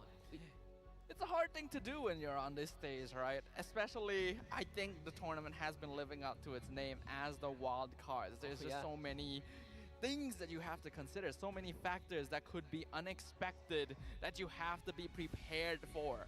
While some of the teams here haven't quite been able to live up to the opportunity, others have been able to shine and make surprises occur here in Malaysia. So Nightmare Esports, I'm hoping they can replicate that. And at the same time, we just want to inform everyone watching, there's going to be a bit of a troubleshooting from the side of Ulfenar. We appreciate the patience as we figure out the issue and we'll give everyone the best viewing experience. And not just that, make the players feel comfortable, right? You want them to be in the tip-top condition. That's how we deliver the standards of being greater than ever, especially on the world stage. But it also gives, I guess, Nightmare some time to start thinking about the steps to make when you go into that game 1. Again, we highlighted Jasmine so much. Game 1 felt like he had that glimpse of, I want to make that play, but I wasn't given the room. Now, he gets exactly what he wished for, so hopefully he can pull it off. But we also got a hot topic, and I want to ask you this one. Are we in the era of fighter junglers, or not really? If the era of fighter junglers refers to Suyo and Alpha specifically, then yes. Otherwise, no, I don't really agree because it's only these two particular fighter heroes that are actually being played in the meta right now. Otherwise, you still shift quite heavily into assassins, right? We have the Hayabusa, we have the Ling, we have the Nolan. Suyo kind of counts as half assassin as well. Yeah. So, you know. I think the only one I could think of as the third candidate for a fighter, well, not really even a fighter, is the Fredrin, right? It was slightly buff. I know Sujin played it in MPL ID, but I feel like with Alpha around, you just don't feel as good. Maybe Boxer, like that one was also kind of an old guard, right? Fredrin against Boxer was a thing, but right now we see these Alpha into Suyo. In fact, I think I heard somewhere that Baxia right now has the lowest pick rate of all heroes in pubs. In pubs. Yeah. And I thought Cyclops had the lowest pick rate. No, not anymore. I think Cyclops Wait. is actually pretty solid. Boxer has lower pick rate than more complicated heroes like Arlet. Yeah. Like, wow. I'm surprised. Because even Okay. even complicated heroes, people will try to play them. That- We're not talking about win rate. We're talking about pick rate. That is true. That is true. I could understand in that degree why Boxer isn't a thing, because I till today have no idea how to play Boxer. You just roll around. That's what they say, right? You roll with it. But winning is another thing. Though I do miss that era. Like if you ask me, the perfect scenario would be a mixture of having a decent amount of assassin and a decent amount of fighters / tanks in the jungle. I agree with you. I think When was the last time we had that? I don't think we've ever had that actually. I think this is the closest we've ever come to that because it's always been like assassin meta or tank meta. That's true. There's one in between though, the Martyrs, but that one is like a very isolated case, right? We see Yeah. that by Vamos and it was picked 2 times and it had like a 50% win rate. Very small sample size. Like I think generally whenever fighters are meta in the jungle, it's only like specific fighters, right? It's not really a fighter jungle meta. Except I guess when the game first launched, you know? I think that's the only time because there weren't really a lot of tanks in the first place then. Special mention to some junglers who still pull out fighter in the jungler, because we got Paquito jungle for BTK and Insidio, which they did pull out, Justinian and Mobazane, which is interesting. But for now, we are going to take a bit of time to troubleshoot the issues, so we will take a short break, but do not fret. When we come back, the MLBB action between Ofrenar and Nightmare Esports will continue. We'll be right back.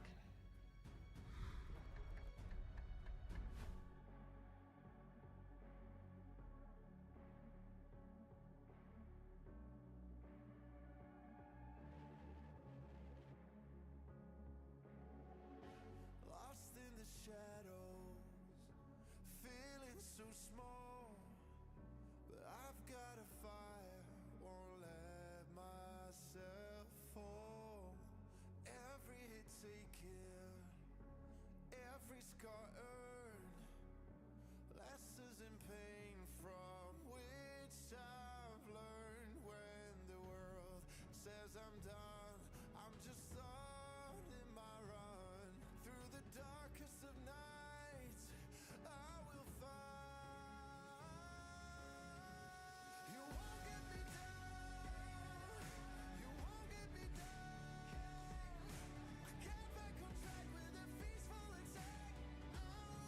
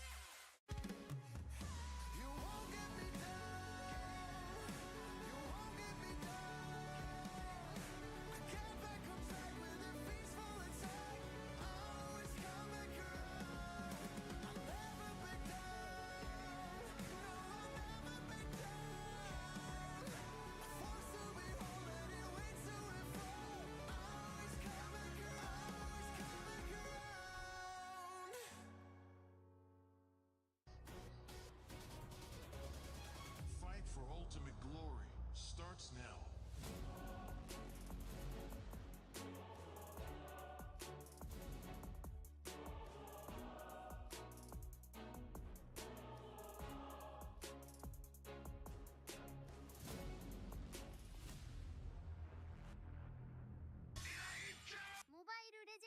M6 スイスウォッチ。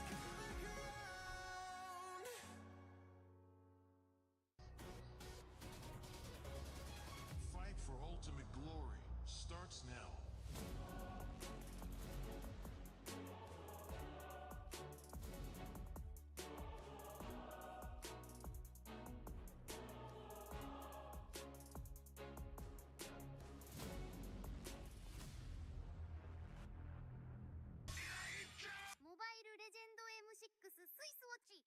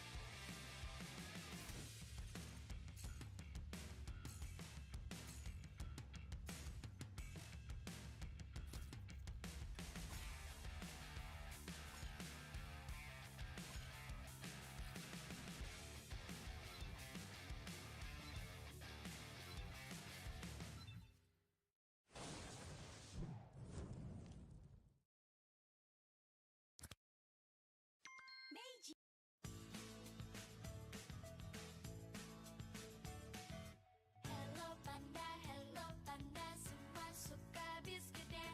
Biskuitnya enak isinya lezat rasa coklat dan strawberry. Hello panda, semua suka biskuitnya. Biskuitnya enak isinya lezat rasa coklat dan strawberry. Hello panda, biskuit isi yang enak.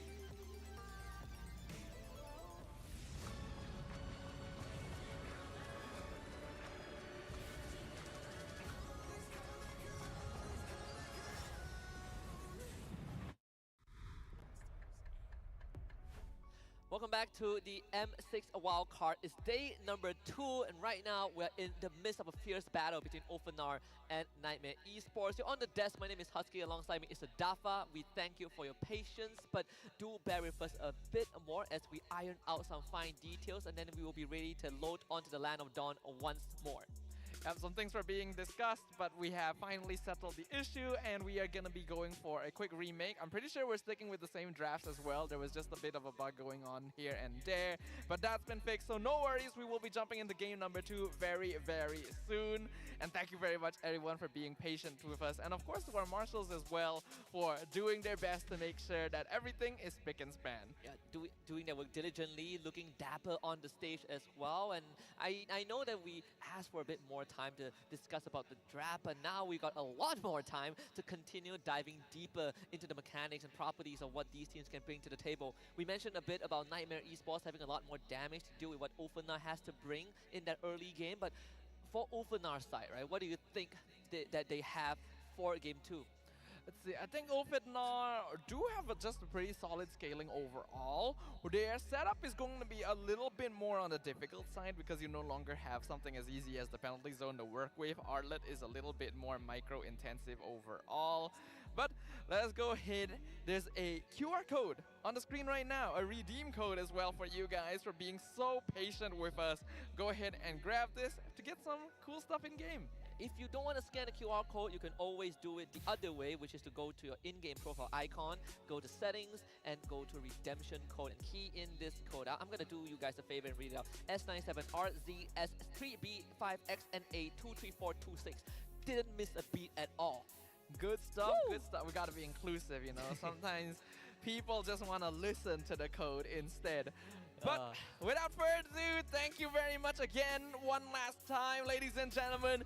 Let us jump into the Land of Dawn for game number 2. Ulfidnar on the red side versus Nightmare Esports on the blue. First and foremost, we're seeing a bit of an interesting approach from the side of Ulfidnar. The first thing that caught my attention was the war cry on Rosa's Valentina instead of the Brace Might that we saw in game 1. But again, Jasmine on this show is so much easier to get that passive online, you cover so much distance with Jit Kundo. Early level Cho damage has been elevated thanks to the recent nerfs to base HP. And the wave clear for Ulfidnar is definitely matching up. Yeah, but they're still gonna go aggro anyway. Rosa and Apex going very far and dropping Soul down to 10% already. Jasmine able to return the favor just slightly, but we're not gonna see anything too aggro early on, I'm pretty sure. And even when you want to slowly transition to the aggro side, bottom lane. Speaking of though, too easy for Lexi. On top of Alien, misses the snipe. Good sidestep. Here comes the rest of Ulfidnar. A nice taunt onto Jasmine. Into the Ogi Shadow Kill. Jasmine flickers out, able to avoid it, but now too easy for Lexi is the one who eats dust in his stead. First blood for TNZ. Yeah, they wanted to jump out of the frying pan, but straight into the fire. Sacrificing the jungler. Jasmine definitely regretting doing that flicker. Might as well take that to the chin. Very unfortunate for Nightmare Esports, but perfect for TNZ, who is also running Warcry, so Ulfidnar wants to amp up that early damage. Well, you could also make the argument that if Jasmine didn't flicker, that could have been a double kill, right? So, in the end, you just gotta accept what has happened, but giving a Hayabusa advantage over a Suyo is not something you want to have. Oh, beautiful! Flicker final slash into 2! Into the AOG!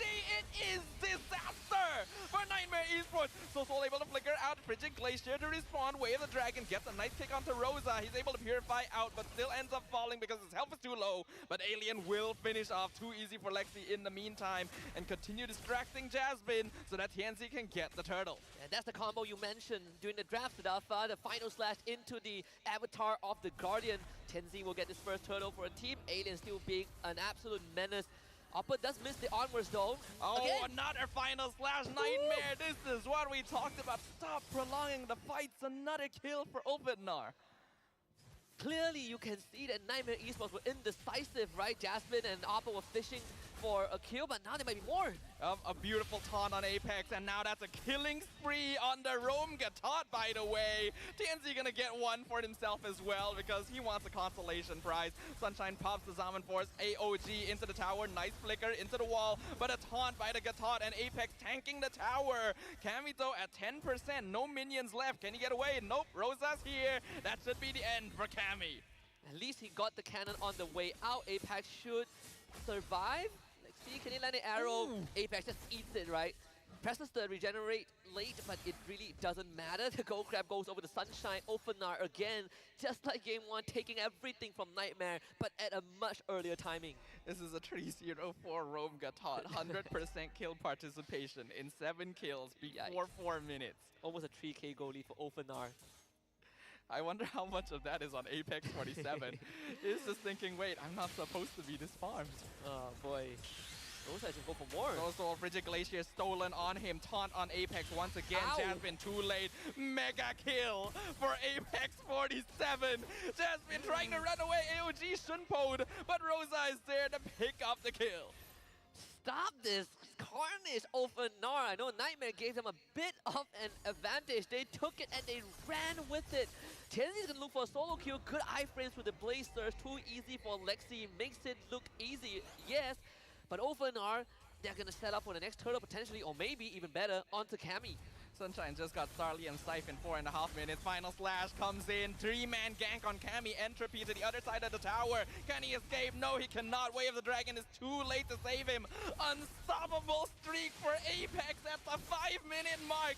Revitalize comes out. Freeze doesn't even bother him. How many shots did he took from the turret? Good aggro management. Oppa, I'm not sure if you want to stay there. Dodge that? How did they know even? And the final slash just to add a bit of insult to injury. This is, I want to say slowly, but it is getting out of control way too quickly that Nightmare Esports could spell Nightmare. And Ofenarde will get the second turtle for sure. There's no way that Nightmare can contest any objectives. Sunshine is so strong, look at that! Almost solos Cammy. Oh, Jasmine, can he get the kick this time? He does, but they're still purified. It's a 3-man gank this time on Sunshine, and Nightmare finally bites back with a kill of their own. Finally, a big shutdown. That is almost a 2k goal swing just off of that one kill. Going over to Lexi, who needed that goal to recover. They'll get more than that though. Top tier 1 will be given over to the minion wave turtle for Ofenar. But at least Nightmare Esports finds a way to stabilize the game. Yeah, Sunshine needed to be dealt with. The Apex already got so many kills. TNZ is online. You cannot have a Harif to deal with on top of all of that. So that'll at least slow him down just a little. But Nightmare Esports needs to up the ante more. Jasmine needs to find more pickoffs. He's been getting some pretty decent kicks. It's just Nightmare were not prepared to take a lot of these early skirmishes. Alien's gonna make it hard as well. Alien Rosa both very comfortable of just walking forward and zoning Nightmare out of the brush. There is a very notable EXP difference between them. Especially right now, Arla doesn't have mana requirements, right? So you don't even need to bother about running out of that blue resource. He's been doing a very good man-to-man defense against Jasmine. Sometimes it's Alien, sometimes it's Apex 47, but 100% of the time it's Ofenar being able to keep up with Nightmare. Rosa in trouble here, does still have Purified though, so Jasmine not gonna find the kick he needed. TNC just got Sky Piercer a moment ago too, so Ofenar definitely wants to make something happen. See if they can continue this. I mean, Jasmine has to wait for the Way of the Dragon. At least he knows that Rosa won't have Purify for another minute. Alien. 1v2, absolutely fine. They don't have enough damage yet on him, and the AOG comes in, catches too easy for Lexi, into the taunt, and here comes TNZ, final slash. Not needed, but why not? Unstoppable for the Hayabusa. Just got a goal swing and got taken down right after that. This does not feel good if you're the Suyo. You're on a road to recovery, and Ofenar just stifled that growth. Now they are gonna lock out the entire bottom side to set up for the third turtle of the game. We see a conceal play. I think Jasmine wanted to find TNZ, but he's obviously not going to overextend himself at this point. This is being accelerated heavily by Ofenar. They're very comfortable with going for a 3-man roam around the map while allowing TNZ and Sunshine to farm. At the same time, Rosa does have the Primal Wrath. Find Alien, but no way in. Noppa will disengage. This should be the end of it. You just have to hand it over to Ofenar. There's nowhere for Nightmare to go in, but it seems like they want to try. I don't agree with their positioning here, Alien. 2-man final slash outside of the Avatar Guardian, but it still works out because Opper is now isolated. Primal Wrath not gonna save him. Killing spree now for Rosa as well. Entropy by Cammy forward, but he gets stunned and taunted. A bad play. Monster kill for Apex 47. What was Cammy thinking that you took Flicker, no Purify, and he decided to Entropy when he only has a Feather of Heaven to try and fight Ofenar in that mid lane? That tower was gone no matter what Nightmare did. I agree with you, Sadafa. I didn't like how Nightmare were positioning. They have to understand that there is a big red zone that they cannot get close to due to the amount of setup and lead Ofenar has. But Nightmare kept stepping across the line, and right now it might be the point of no return. We are 9 minutes into the game. It's almost a 7k gold lead for Ofenar. Yeah, look at Rosa just standing there, doing damage. Very, very comfortable in Nightmare's half of the map. Nightmare, this is a massive issue with their gameplay. They keep trying to contest objectives when it's clear that they're not able to. Playing the map would have way more value for them. Conceal is used, trying to look for any avenues, but again, there's nothing for them. such an awkward angle for Nightmare Esports. They try to do something, Ulfhednar is just perfectly far enough away. Apex eating so much, Frigid Glacier on Alien, and he just survives all of it. I think they stole the purple buff as well. Wave the Dragon purified by Rosa with the Primal Raft used, whittling down Jasmine, and forcing another flicker with the Avatar, the Guardian. Man, Apex is just eating shots after shots. That's why he is truly the Apex Predator. He's 6-0-7, man. 100% kill participation. He has 6 kills as a roam Gatot. Ogi Shadow kill unfortunately just clears the wave, so too easy left for Lexi will be able to get out there, but the structures are whittling down. Only inhibitors left standing for Nightmare. Oh, I saw Apex 47 stretching his arm a little bit. He's like, ah boy, get in this backpack. I am not just Gatot Kacha, not just a local hero, but I'm also the avatar of Opener in game 2. The damage taken as well, right? He does the most damage, takes the most damage as well. He can dish a punch and eat a couple more. He's just stretching his arms, you know, he's tired from the way he's been carrying the game so far. It's like muscle of iron, bones of steel. That's Gatot Kacha right there. And that is Apex 47 for you. The Cho should be able to outmaneuver a Gatot most of the time, but he's just at the perfect place on the whole game. It's going to be tough. So 9k gold lead with a Lord about to barrel down that mid lane. All outer tier turrets has been taken out. So Nightmare only has a base and a dream. I'm not sure if Cammy is even ready to defend this. He has the Stardom Scythe. I'm not sure if the damage is enough. And look at the wave sync as well. The way Ulfhednar is matching up the wave in every single lane. This is only the first Lord, but Nightmare has so much to deal with. Entropy popped early by Cammy to deal with it as soon as possible. Mid tower should survive. And because of the pulses from the towers, they will be able to clear things up. But that means no more defenses. It's all Nightmare for now. Next Lord will be an even stronger one. The one that runs straight into your building. And Ulfhednar, they can keep doing this unless Nightmare Esports finds one of the kicks of Jasmine's life. Yeah, Jasmine has a lot of pressure. Just look at how much Wow. damage a single auto attack from Sunshine does to him. These towers are not going to survive. Ogi Shadow Kill used up top, and he gets it! Mega kill for TNC with the Sky Piercer proc right in front of Soul. They catch out one, kick Alien into the crystal, so that's their consolation at least. Wow, okay, so it's a bit of a punish, but I'm not sure if it's gonna do too much. Holy Crystal online for Sunshine. He, just like game 1, he got that as a third item. It's gonna be so strong right now. Such good dodging. You can see how easily Ulfhednar are sidestepping things. A taunt on the What? Jasmine! Immortality's gone! Ugi Shadow Kill comes out! Unstoppable streak for TNC! Oh my goodness! Cammy is gone! Godlike streak for Apex 47! They don't even need a minion wave! And he just got a Winter Crown. Good luck trying to take him out. If it already wasn't impossible, now he's even tougher. Rosa, the Thorn Queen, just got herself a Holy Crystal. That's a statement right there. Not an item you'd usually grab on Valentina anymore, but when you're this far ahead, why not have some fun? The second inhibitor mid lane falls to Ulfhednar without even needing to wait for the next Lord. Big items being purchased left and right. It's only a matter of time now before Ulfhednar cements their dominance. You know, it's a big, big problem. When the Roma on Ulfhednar's side has more net worth than the Natan. Yeah, How that is this possible? Well, when your roamer is 708, I think that does mean something. I'm so stunned. Opper been final slashed away, can't even prop the Primal Wrap, he's just gone. But Apex 47 finally gonna get shut down here with the kick into the tower. And the shutdown actually went to Cammy, so maybe a little bit of catch-up gold for Nightmare. They didn't have the chance to even press the Winter Crown due to the crowd control. That's gonna be a big swing, big goal injection for Cammy. They should be able to contest the Lord for now, stop Ulfhednar from taking that objective, but only momentarily. TNZ looking for Cammy, unfortunately gets disrupted, so has to back off, and the Lord actually does get reset. Much needed breathing room for Nightmare Esports.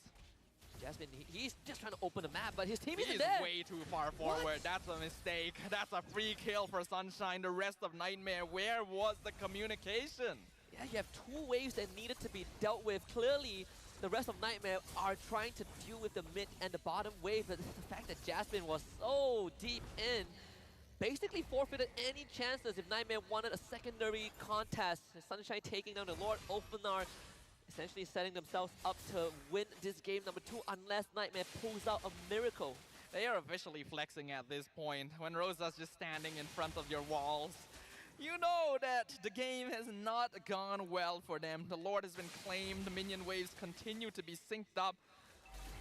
What can Nightmare even do? I mean, Her Majesty demands respect, right? You have to bow down to someone who's literally the queen right now. Ophenar just have one more inhibitor to deal with, but they might not even need to do so with the Lord coming in. TNZ already, Ogi Shadow kill on too easy for Lexi. Will he pop? Oh. Nope, just outside Sky Piercer range, luckily for Nightmare. Oh, that is monstrous from Ulfhednar! A masterful combination of beautiful chemistry as they take down Nightmare Esports and make a statement that they are here to play and that Swiss stage ticket belongs to them. One step closer to qualifying for that Swiss stage and one step closer to that path to glory. Is all raised and sunshines, this green field on the other end, but for Nightmare, this is something that they will have to sleep through tonight. A crushing defeat at the Turkish Giants. This is not even the full force of Ophenar. Of course, sportsmanship still obeyed, fist bumps on the stage, but you know, behind the curtains, Nightmare Esports, so much to think about after such a devastating loss. It was a beautiful performance by Ulfhednar, which unfortunately sang the swan song of Nightmare Esports once again, cut down right before the finish line. The goal of M-Series so close in sight and yet so far away. So far, and the run essentially ends for Nightmare, right? One more match tomorrow to kind of redeem that honor just a little bit, put on one final show, one last ride. But you know that they will never cross the finishing line, at least not for this year. And we can see that Ulfhednar, there is a reason why they were the fan favorites already coming into the wild cards. They are main stage ready, and they're not afraid to show it. Yeah, they have always been main stage ready. It's only a prolonged journey that they had to play through the wild card, and that's why they are so feared when people saw that S2G took them down at MTC and the rest of the world just waited with bated breath like, oh my goodness, who is going to top Ophenar in the wildcard stage? So far, Coach Osprey is true to his words. No one looks to come close. Before this tournament even started, I think a lot of the Turkish fans already knew this is the year they get 2 teams at M6, and it's looking more and more likely with every passing a moment. A 15-minute game, but a 22 kill score to 4. 7 of those on the roamer. Yeah, 7 of those on the roamer, who still ended the game with more net worth than all the cores except for the jungler on the enemy team, and has obviously more items than almost everyone on Nightmare Esports side. So overall, it is just a snowball, an avalanche, if I may say, for Ophenar. And a big part of it came from the early game. We say that Nightmare Esports has a draft that has a lot more damage output, a bit more pressure, a bit more initiative with this Cho, Aurora, Suyo. But it's just the decision to keep on sticking around when Ophenar is standing in front of them that costed them the lead. So much underestimation on Apex 47. He had been playing high-lows the entire time. They got used to that. Then the Gatot comes out and just shows them why he has those muscles of iron. Having more kills than anyone else on your team in the first 5 minutes is an insane thing to happen, and the chemistry between Apex and Alien is so good. How many times have we seen the perfect final slash into AOG? Regardless, either it hits the target or it forces battle spells from them. Although I would say Apex, the one final flex that he would have been able to do if they got more time is going for concentrated energy. As we look at the emblems and talents, nothing too out of the ordinary except for the fact that we see 2 war cries on the side of Ophenar that really helped them accelerate that early game.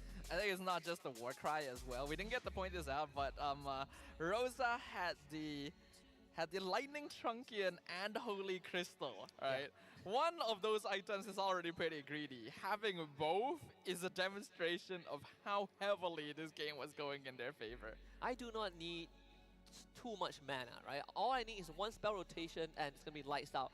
This one we can confidently say it's a landslide for Overnar. Every single objective to them is almost a 14k gold lead, 9-1 turrets, all 3 turtles, all 2 lords, and even in terms of jungle buffs, Nightmare just could not put up a fight.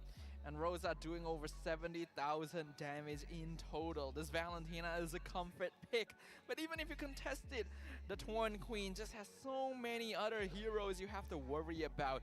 Wolf Ednar looking to be a well-oiled machine and a true threat that even the teams in the Swiss stage, I think, are already worried about. Nightmare Esports tried their best, but they were up against the full brunt of their opponents. Yeah, I think so far at this stage, we haven't really seen many teams. In fact, not aside from Ofana, no one has really gone for Valentina first pick that consistently, but we gotta give props to Apex 47, our MVP, the cheerleader of the team, but also the guy that puts everyone on his backpack as the Gatot Kacha 7-1 and 12. Nothing went wrong for him. How do you have 7 kills with a build like this? It is full tank. There's not a single damage item. He didn't even go like concentrated energy like you mentioned, which would have been an insane item to go for. And still, he is destroying people left and right. I would say a lot. Actually, a couple of these kills came from the concussive blast, right? He lands a taunt, the concussive blast procs and takes out his victim. But the fact that again, Nightmare Esports keeps trying to take these scrappy fights is kind of mind-boggling, considering that they didn't really properly gauge, they didn't have the resource to fight Ofenar this early on. You can tell that there's a desperation that ends up feeding into disconnect from Nightmare Esports. They want to make something happen. They want to get kills. They want to get something at least that will tell them that they can stay in this game. But doing so is forcing unnatural plays from every single one of their players. There is a clear bridge. There's a clear gap between their calls that Ulpenar is slotting cleanly into and spreading wide open. Yeah, and again, the final nail in the coffin had to end with such a majestic execution of that combo. Ulpenar really showing us what a flawless performance is like, or an embodiment of that, and because of that result, Ulpenar now stands in first spot in Group A, and over Dianfeng Yaoguai just because they won both their series 2-0. Nightmare Esports unfortunately would join GK Esports and the Mongols in the pool of eliminated teams who will not have a chance to go to Swiss stage. This means that the only team with a possibility of ending Ulfenar's dominance now is going to be Dianfeng Yaoguai from China. They will be playing against Ulfenar tomorrow, and that's definitely going to be a match we want to keep an eye on. But before that happens, we'll have one more best of 3 series to close out day 2 of the wildcards, and that is going to be between RQ Akira and Legion Esports of Group B. It's going to be RQ Akira, another fallen empire from the Latam region, falling to Maycamp Evolve, up against the first seed of MCCM of the Mekong region, and comes at a time where Legion Esports decide to field a full local Vietnamese team, which is already a very rare sight, but the fact to see them play on the stage is an honor in its own. But based off of yesterday, it's going to be a tough fight against RQ Akira. Yeah, it's another battle that's going to be difficult, because even though RQ Akira isn't quite as consistent as they used to be, they are still a team with a lot of international experience. So uphill battle there as well, especially with their fellow Mekong team just eliminated. Yeah, and at the same time, you see these players, they want to give their best performance, but you also want to stay comfy, right? And you can stay comfy with Secret Lab. You can play better for longer with ergonomic chairs designed to keep you at the top of your game. The Secret Lab Titan Evo is designed to adapt to different postures across various activities. So not only is it great for PC gaming, you can also enjoy ergonomic support while mobile gaming as well. So treat yourself to the same match-winning comfort enjoyed by the best Mobile Legends Bang Bang team. Right here, look at this. Oh, this is so nice, so comfy. You can't deny that they look pretty cool too. I would fall asleep, but I can't. It's pretty comfy. Yeah, we can even remove these. That's nice, right? That's Yeah. convenient. You know, you don't have to use it on your chair. You can use it on your bed. And it's so cozy. Look at how soft it is. Yeah, but the craziness doesn't stop here, right? We got Secret Lab to make you comfy, but also you could get comfy at M6 because the regular sale tickets are up online. You can grab your tickets right now and you get to witness 16 of the world's best team clashing it out on day 1 and day 2 of the Swiss stage. So what are you waiting for? If you haven't gotten a chance yet, if you are one of the few that kept saying, oh my goodness, I can't get the tickets, now's your opportunity. If the festivities didn't trick you into thinking this was already the beginning, this is only wildcards. The Swiss stage, the main teams that everyone is watching out for, haven't even taken the stage yet. So you want to grab those tickets as soon as possible because you know that everyone's gonna be clamoring over them. I can't wait to see what the atmosphere is going to be like after 5 years back in Malaysia. But coming up next, we have RRQ Akira taking on Legion Esports. We've already seen, unfortunately, half of the MCCM representatives decimated, their hopes dashed in the wild card, and let's hope that it would not end the same in the coming series, because there's a chance we see the entire MCCM region run end here. Yeah, and that's something that we want to avoid having happen. We want to see the rest of the world. We want to see the other regions show their potential on the world stage.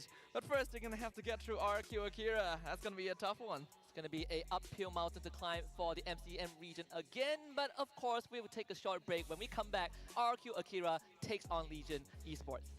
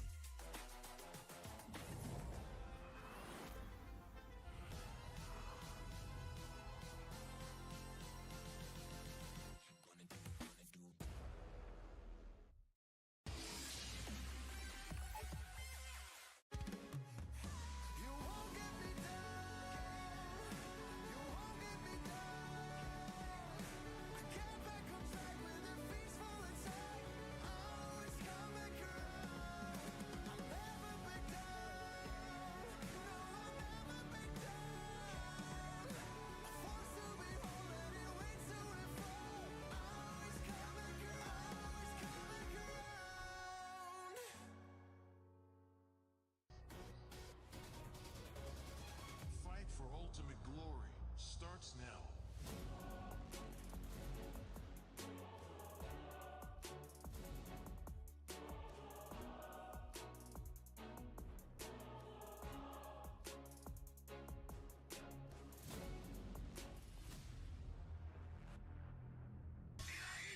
Mobile Legend M6 Swiss Watch.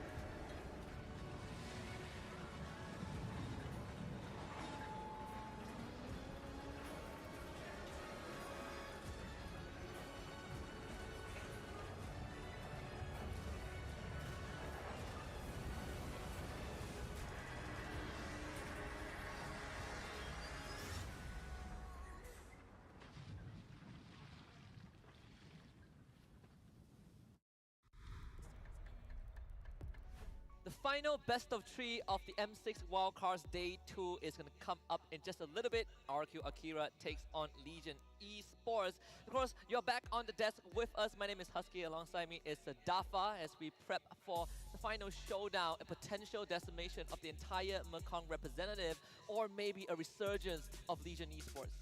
It would be quite devastating for both Mekong representatives to go down on day 2 of the wildcards, but that is the nature of the competition, right? We do want to see the potential dark horses. We want to see other regions show the world what they can do besides the usual favorites that always stand up there on top, but they got to be able to prove their way there and earn their spot. As the wildcards this year has been tough.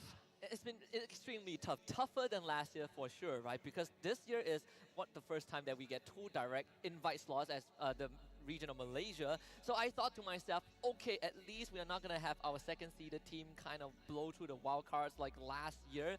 But I didn't expect that we get RQ Akira and Ofenar coming into contention, which really changed up the game a lot. But I think it's also a sign that other regions are constantly evolving.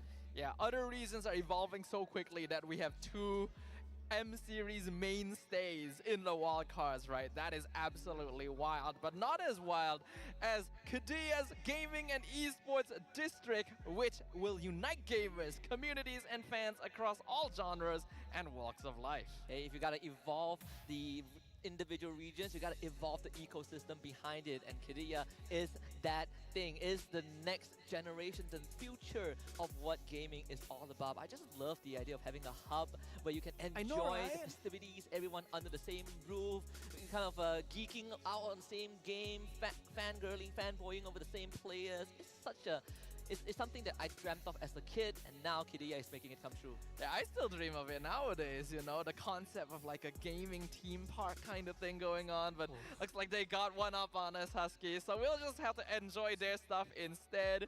But speaking of enjoying things, let's have a look at how we've been enjoying the wildcards so far and what kind of scores we're seeing. Of course, just a quick recap for those who might have missed out our previous series. For Group A, Openar and Dian Feng Yao Guai both stand in the first and second spot, only separated by the game's win and losses. Nightmare Esports, unfortunately, will be eliminated alongside GK Esports as they have fallen into the 0-2 red zone. For Group B, Incilio still stands at the top with a flawless record in terms of Smash wins. RQ Akira will be taking on Legion Esports in just a little bit, but we have to bid farewell to the Mongols as they are the third team eliminated.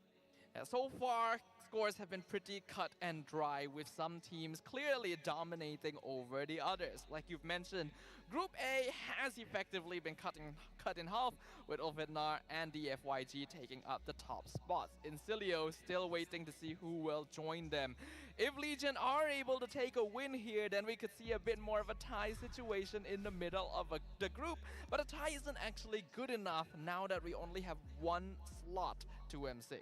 Even to fulfill the requirements to go to an eventual tiebreaker that requires you to play one more game is a windy journey that we do not need to get into right now until it actually happens. But it's pretty crazy to look at Group B and look at RQ Akira against Legion Esports, because a part of me feels like Legion Esports coming into this, because I had the pleasure of doing MCCM. I was expecting them to be a lot more explosive, but yesterday wasn't it. Yeah, it does feel like some of the teams here have not been willing to go out of their comfort zone, right? Or take certain risks or play more specialized styles that made them more popular in their own regions. It's understandable, because coming here to the M6 stage, you want to try and adopt the more popular strategies, the meta strategies, the one that works for all of the bigger teams. But I do think that you gotta kind of rely back on your own identity sometimes, right? It's what got you this far. Yeah, you don't want to lose yourself in the pursuit of becoming other people, right? Becoming those that you idolize.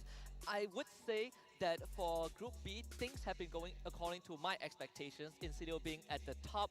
But at the same time, we also had the pleasure to talk to Coach Sabo from the side of Legion Esports regarding the loss against Insidio yesterday. And he said that in their first match, they planned to play around Joe for the early game, but unfortunately, Joe wasn't having a favorable time. So the situation shifted to late game, and the team also was having trouble countering certain heroes. So for the next game play is to fix their in-game mistakes and play with the heroes that they feel most comfortable, which directly coincides with what you pointed out.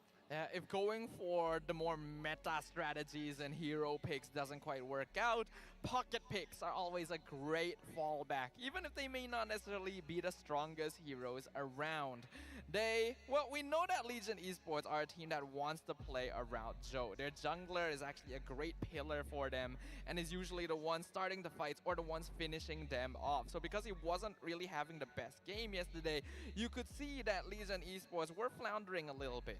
And the patience from Insidio Esports also paid off, especially in that game 1 where it went, I think, 27 minutes max with 5-6 Lord takes. And game 2 was a complete stomp where Insidio got their hands on heroes like Luo Yi. They just started playing really fast. The comparison of Legion Esports being the unstoppable force against Insidio as the unstoppable, immovable object kind of played itself out with Legion Esports not able to overcome that barrier.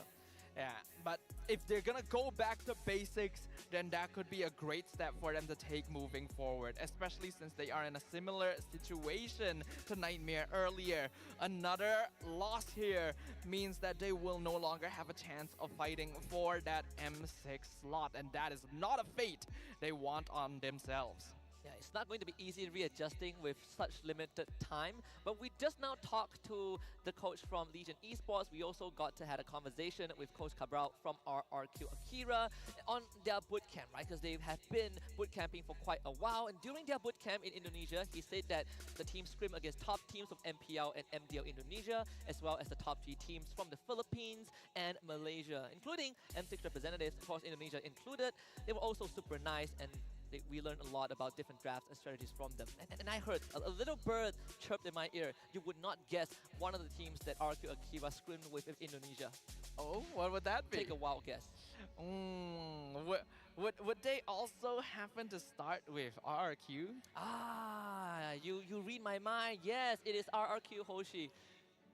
That's all I got. Yeah, that's all you got. I mean, I they are have no sister follow-up on teams, that. right? They're Dang it. obviously going to scrim against each other to trade knowledge and get a little bit more insight. I think this is a great way for you to approach the overall global meta by having practical experience and knowing where you're strong and where you're weak. And that is where RRQ Akira will have the advantage. With Gusta Lagusta, Luis, Sagan, King, and Takashi yesterday, they showed ferocity on the battlefield, completely dismantling their opponents and making quick work of the Mongols. And special mention to Takashi, who has been so active in looking for plays, one of the few users of that Cho XP lane thus far in the wildcard. Yep. RQ Akira, definitely not as consistent as their glory days, but still a threat upon the land of Dawn. While their games here in the wildcard haven't been the cleanest, we know them to be a very aggressive and microcentric team, where even though they like team fighting, you can expect them to still go for very formless lineups that catch you by surprise. And if you want And if you want a team that loves it scrappy from the Mekong region, you have Legion Esports fielding Daylight, Nart, Joe, and Meow. For the first time ever, a full local Vietnamese squad. Of course, Meow, who has been the sixth man now in the main lineup. It makes communication easier according to the team environment overall. And now is to translate that onto the stage. Can they match the ferociousness of RQ Akira? In their own region, Legion Esports was well known for being a team that likes to write their own textbook, with each player liking to break the mold and bring something new to the table. However, the willingness to do so, or at least the ability to do so, has dwindled now that they are on the world stage.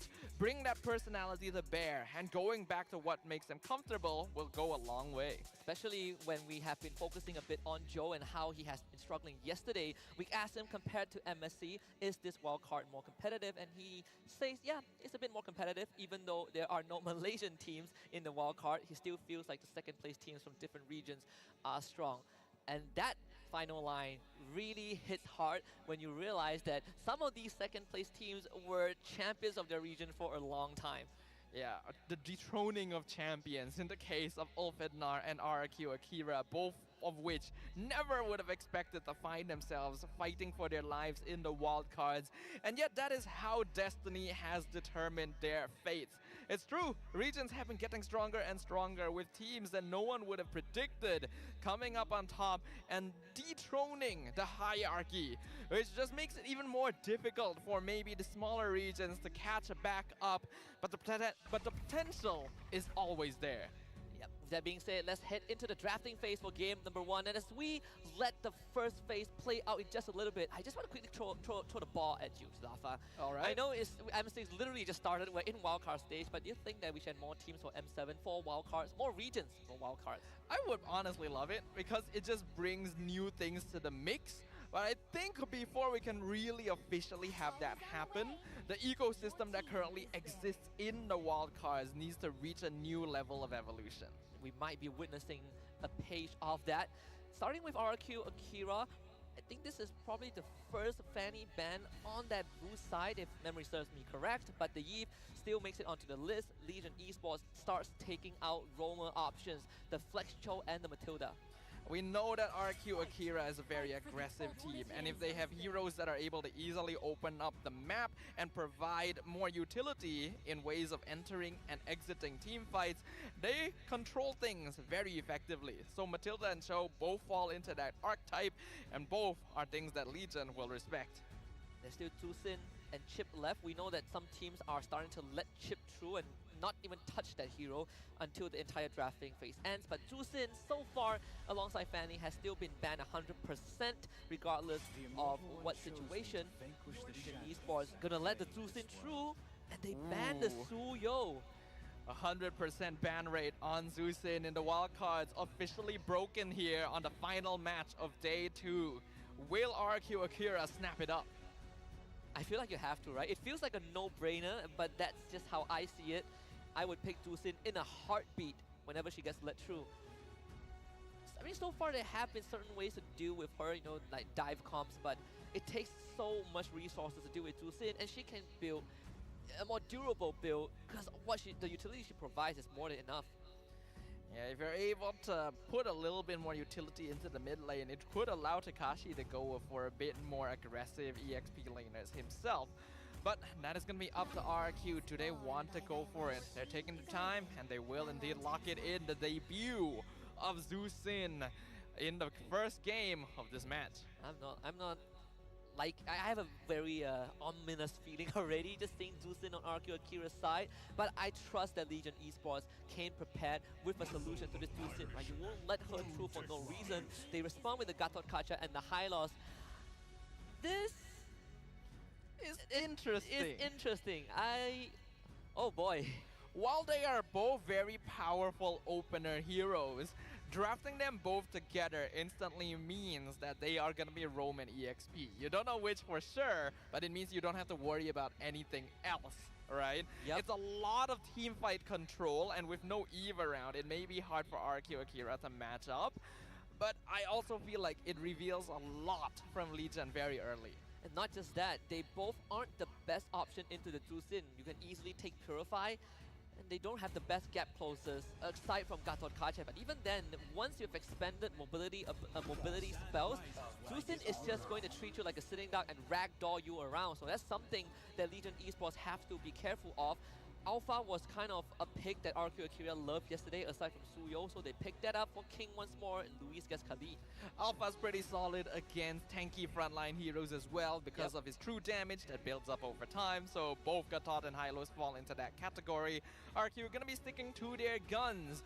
With a Gatot and Hylos as well, it seems pretty clear that Legion will want to go for a more team fight oriented front-to-back lineup. Okay. So RQ may want to stick to a more skirmish style composition. See the Hayabusa out, that's one way to get to the Tusin. If you can stick the quad shadow on her, that would be the best case scenario, and follow her around with the shadow kill. I was thinking of the Tigreal for RQ Akira. I like that Legion Esports banned that out, but if you're RQ Akira, you're probably looking at mid lane options. The Aurora, the Vexana would be a good option to ban out as well. If you want to go down the Valentina route, I think it would be okay too, since He does play that. But yesterday he did show that Vexana compared to Valentina, so I think Vexana should be coming up.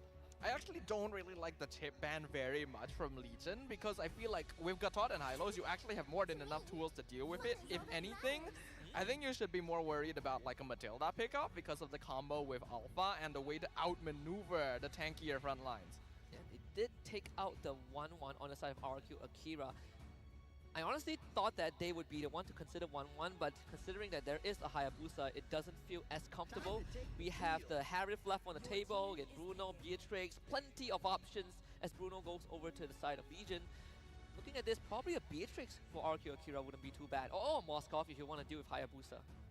Yeah, I think maybe not so much Beatrix. I do like the Moskov potentially here. Claude also kind of an option to maybe get away from the Hayabusa and deal with the tankier heroes once you get the Trinity completed. So we'll see if RQ wants to go for that, because that is one of Gusta Lagusta's comforts. Claude did receive a recent buff to Art of Thievery, now does 100 more base damage. The Blazing Duet base damage also went up, doesn't need mana, so laning phase at early to mid game feels a lot more comfortable, but it's about getting to the late game. And if you want late game, Natan always feels like a better choice in the current meta. You see RQ Akira, they are going to go for the Beatrix and the Fovia, so this is going to be a Khalid roam. Okay. I still thought that it was going to be a Matilda to kind of outmaneuver Legion early on. It was banned out though by Legion. Oh yeah, it was banned banned out early. I didn't even notice. My bad there. So pretty standard composition coming in here from RRQ Akira, but good amounts of early game damage that they can play around with this Zusin. The final pick is going to be Vexana, which I did point it out. It was a very comfortable hero for Hehe. Yesterday when they picked up the Vexana, it was quite tough to play again into Incilio. We'll see if this one is going to work out. You do have decent targets to go for, you know, like Takashi wants to be in your face, Luis wants to do the same, so that Terrify and the Eternal Guard is going to be crucial, especially when it comes to the timing. Well, personally, going into game number 1, I actually kind of like Legion's draft a little bit more. Both of these are pretty standard 5v5 front to backs, but when you have Avatar the Guardian and Glorious Pathway, it'll be very easy to separate the Phoveus and Khalid from RRQ's backline. So this is going to be a bit of skill coming into play once we enter into the mid game and team fighting becomes the major focus. And for me, RQ Akira, the fact that they have a Tusin raises my confidence, but I do agree, right? That full combo from Legion Esports will be deadly, but RQ Akira have plenty of control. Well, the land of dawn, we are back once again, ladies and gentlemen, and hopefully you guys got your popcorn and you're buckled into your seats, because this is going to be RQ Akira on the blue side versus Legion Esports on the red. The Fallen Empire in Group B looking to rebuild that kingdom. Of course, alongside this Mekong representative has the first seat of MCCM for quite a long time. Eternal rivals of Nightmare Esports, but also the spearhead of the Vietnamese region as a whole. We're seeing that early oppression from this Tusin, even in lane. There really isn't nothing much. So we're seeing Legion Esports do the exact same thing yesterday against Incilio, where they do that lane swap, putting that Vexana in the XP lane. It can be very effective in the correct matchups here, and this means that Hehe will just be able to hold lane against Tekashi and not really allow him to get aggressive advantage. Joe able to get the litho as well, so a good start. Very, very good start for the side of Legion. I'm going to remind you guys quickly, again, if you don't know yet, the M6 Pass is available from 18th of November to 29th of December. During the event, you can level it up, play games, support your teams, and get skins like the Baxia special skin, the Claude M6 exclusive skin, and even exclusive borders, portraits, recoil effects, even a statue. And Luis gets out of that. Oh, a bit unlucky for Joe. Luis was able to jump into the bush just in time, which meant that the Ogi Shadow kill bounced over to the crab instead. He did get the crab, right? So it's not too bad for Joe, but it does expand the flicker from Luis. Thankfully, he has the Quicksand Guard, so he heals back up. And I like the fact that RQ Akira, they are mobilizing this Tusin to constantly put pressure on to Legion Esports. Make sure that if they want to move around, they can't do it. I mean, that's why you pick up a Zeus in, right? You want to take advantage of her pressure on the map, especially in the first couple of minutes, because it's hard to beat the displacement this hero has. With the 2 tanks in the mid lane, though, Legion are able to start harassing the turtle very early on. Here comes Sagan and Takashi, building up the Lantern Flare stacks, gonna be able to pull up the high lows, but Nard is dealing with King by himself. Spirit of Alpha used to jump behind him. Will he be able to get the turtle away? Huh? No! Finishes him off. First What? blood given to the Vexana, but Louise still steals the turtle away. Such a weird interaction. First of all, our Akira completely ignored their jungler who is getting gone on by Legion Esports, so King ends up going down, but they salvage it by taking the turtle off of Luis's damage. A pretty awkward moment, awkward sequence for both teams, but Legion Esports will really hope that they get that objective. As we get a bit of a slight pause, we will get back to you guys what the issue is, but for now, I say this Zuzin is starting to show her fangs already, and at the same time also we're pointing out that the Zuzin, instead of going for Impure Rage, has gone for Brave's Smite. So he wants to remain in the fight for as long as possible, which I think makes sense, right? When you look at the draft from Legion Esports, they are more burst-based, and they're basically playing around cooldowns and having Gatot and Hylos hold the front line for them. The best way to deal with this is to make sure that your lineup has more consistent DPS over time. So Alpha, Beatrix, Zeusyn all fall into that, and the goal is to remain in the fight for as long as possible and potentially overpower their Revitalizers. It's so easy to proc the Brave Smite if you're a Zuzin. So it's confirmed that will be RQ Akira's side as we go through a bit of troubleshooting. Our marshals will handle that for us. And gives us some breathing room to talk about that. It's just the first turtle, of course, almost 3 minutes into the game. But we're seeing RQ Akira's response to Legion Esports, right? They studied that early lane swap that we saw yesterday against Incilio. But I want to get your thoughts on this, because I talked to LaFell about it. This Vexana lane swap, does it achieve what Legion Esports want? And is it significant enough? To be honest, I think it is. I think it's a really great idea of breaking the meta, because the idea is you always want to unlock your EXP lane from the lane so that you can join team fights, right? What better way to do that than by putting him in the mid lane so that he's already not bothered with unlocking that, and putting your mid laner against a melee fighter that is very easily poked. That as well. So far, it hasn't really affected RQ Akira that much. Again, no lead, as I believe you did mention to me that RQ Akira isn't really the fastest team as well, right? There have been signs of passiveness yesterday, which is pretty interesting because Legion Esports have been known to go fast, but perhaps the adjustment after yesterday have forced them into a more cautious approach. I think a cautious approach is good though, because RQ Akira, when they start fights, have a tendency to go too far at times, which causes inconsistency, right? When they take the fights they want, they're really good at it. You can see their micro skills on display. But when they mess up a little bit, it gets so messy. Legion Esports have been doing a fantastic job of just mirroring the movements. I think a lot of that focus will definitely be on that gold laner. Joe clears up top side with this shadow Q. He's not going to have it for the next turtle. Gusta La Gusta just got the Malefic Gun. Oh, Malefic Gun First very item, early wow. on. Yeah, first item. I think that indicates that RQ Akira wants him to join fights pretty early on too. Joe's still able to get his orange buff despite King's attempts here. It's kind of the setup for this turtle. Again, no Ogi shadow kill, something that RQ Akira needs to keep in mind. But Daylight is also brought into the fight, and Gusta La Gusta ready to respond. So Legion Esports, they gotta be careful about this turtle skirmish though.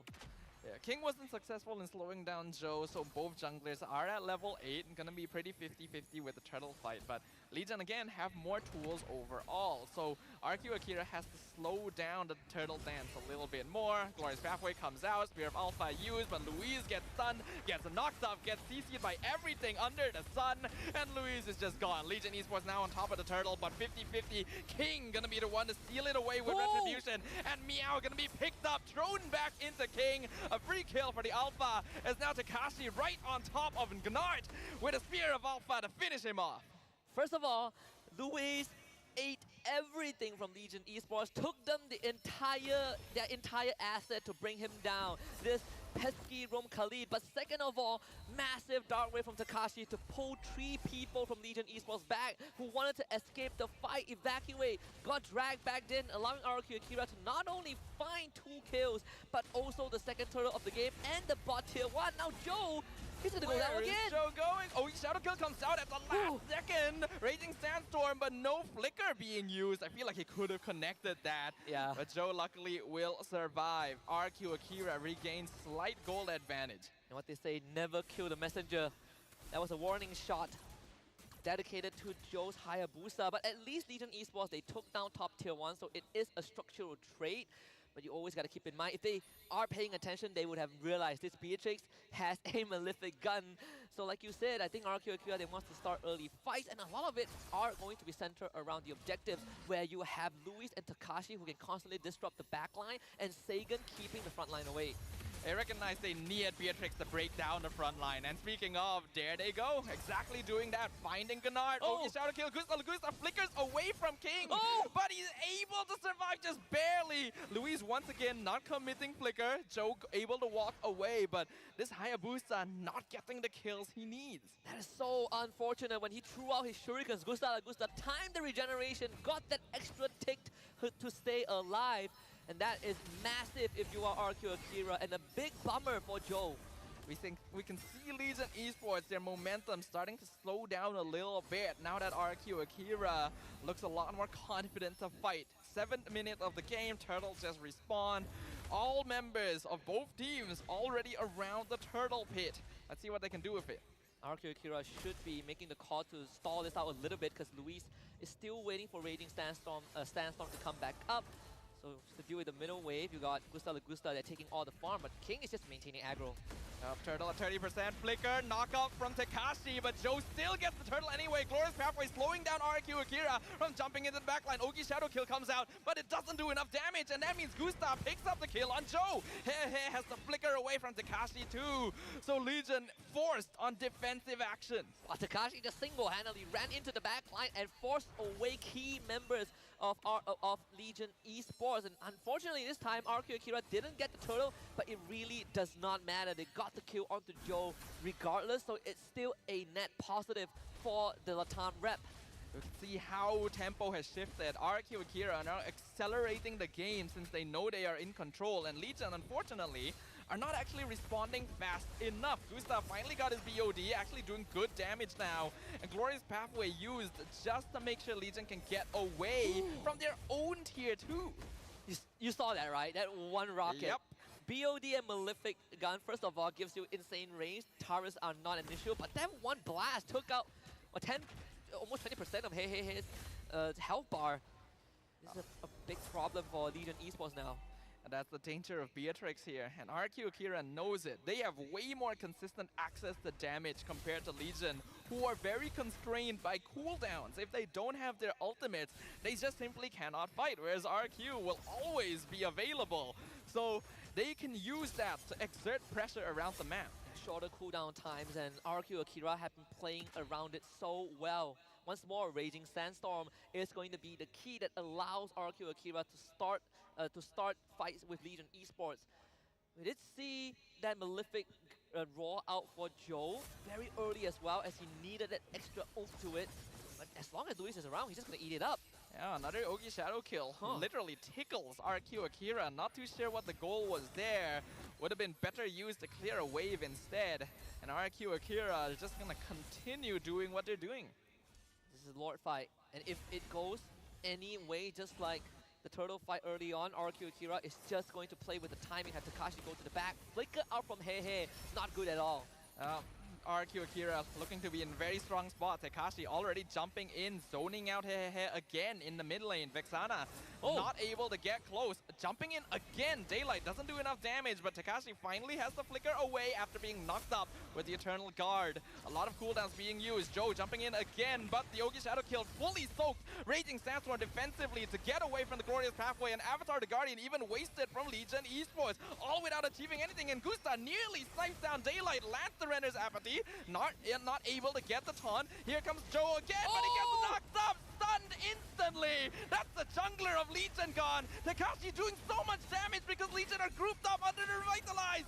And they've taken out 2 double kill for Gusta Lagusta. Oh my goodness, Joe really wanted to make a play happen, but Bovia's passive just bonks you in the head with that big totem, and RQ Akira finds the objective, the first lord of the game, finally after a drawn-out dance. Legion Esports got to go back to the drawing board. They had the right idea. The dragged-out fight would benefit them, but they have to always remember it's a push and pull. Legion Esports got impatient and paid the price. Gusta Lagusta just got Blade of Heptases as well, so fully intending to target the squishier members of Legion. Game slowly slipping out of their hands as RQ Akira, they're just so good at making a 5v5 look like 5 individual 1v1s.